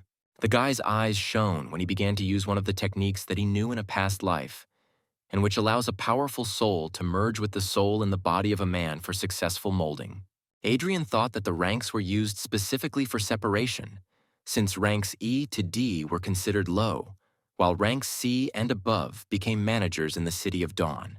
Finally, the guy's body was enveloped in threads of golden energy, and he himself was able to create the formation of his spiritual energy, which is used to obtain rank C and higher. Sitting in the circle of the magical formation, Adrian began to modify the threads, thinking that the formation would be stronger the more patterns it contained. Looking down at his hands, Adrian noticed that they were covered with weak wounds, which meant that the power of the 1,000-year-old soul contained in the figurine was too strong for his body. Suddenly, Adrian saw that 2 spears were aiming at his head, and therefore he had to briefly interrupt the formation of patterns. Easily dodging, the guy realized that his soul had already completely merged with the soul of the figurine, and therefore the knights could now control their bodies themselves, although they would not be resurrected again. Although the guy was even happy, because the knights could help him strengthen his body, which began to collapse from the power contained inside. Diving under the knight's blow, the guy turned sharply and hit his opponent in the stomach. But the force contained in his body was so great that Adrian easily sent his opponent flying. Adrian fought furiously, taking attacks from a whole horde of monsters, each of which began to move in accordance with its own desire to kill him. Smiling slyly, the guy was even glad that there were so many monsters of no longer than D, but even several of C rank. And at the same moment, as he prepared to attack this entire army of monsters alone, Adrian felt an explosion of all his strength, which he had never expected.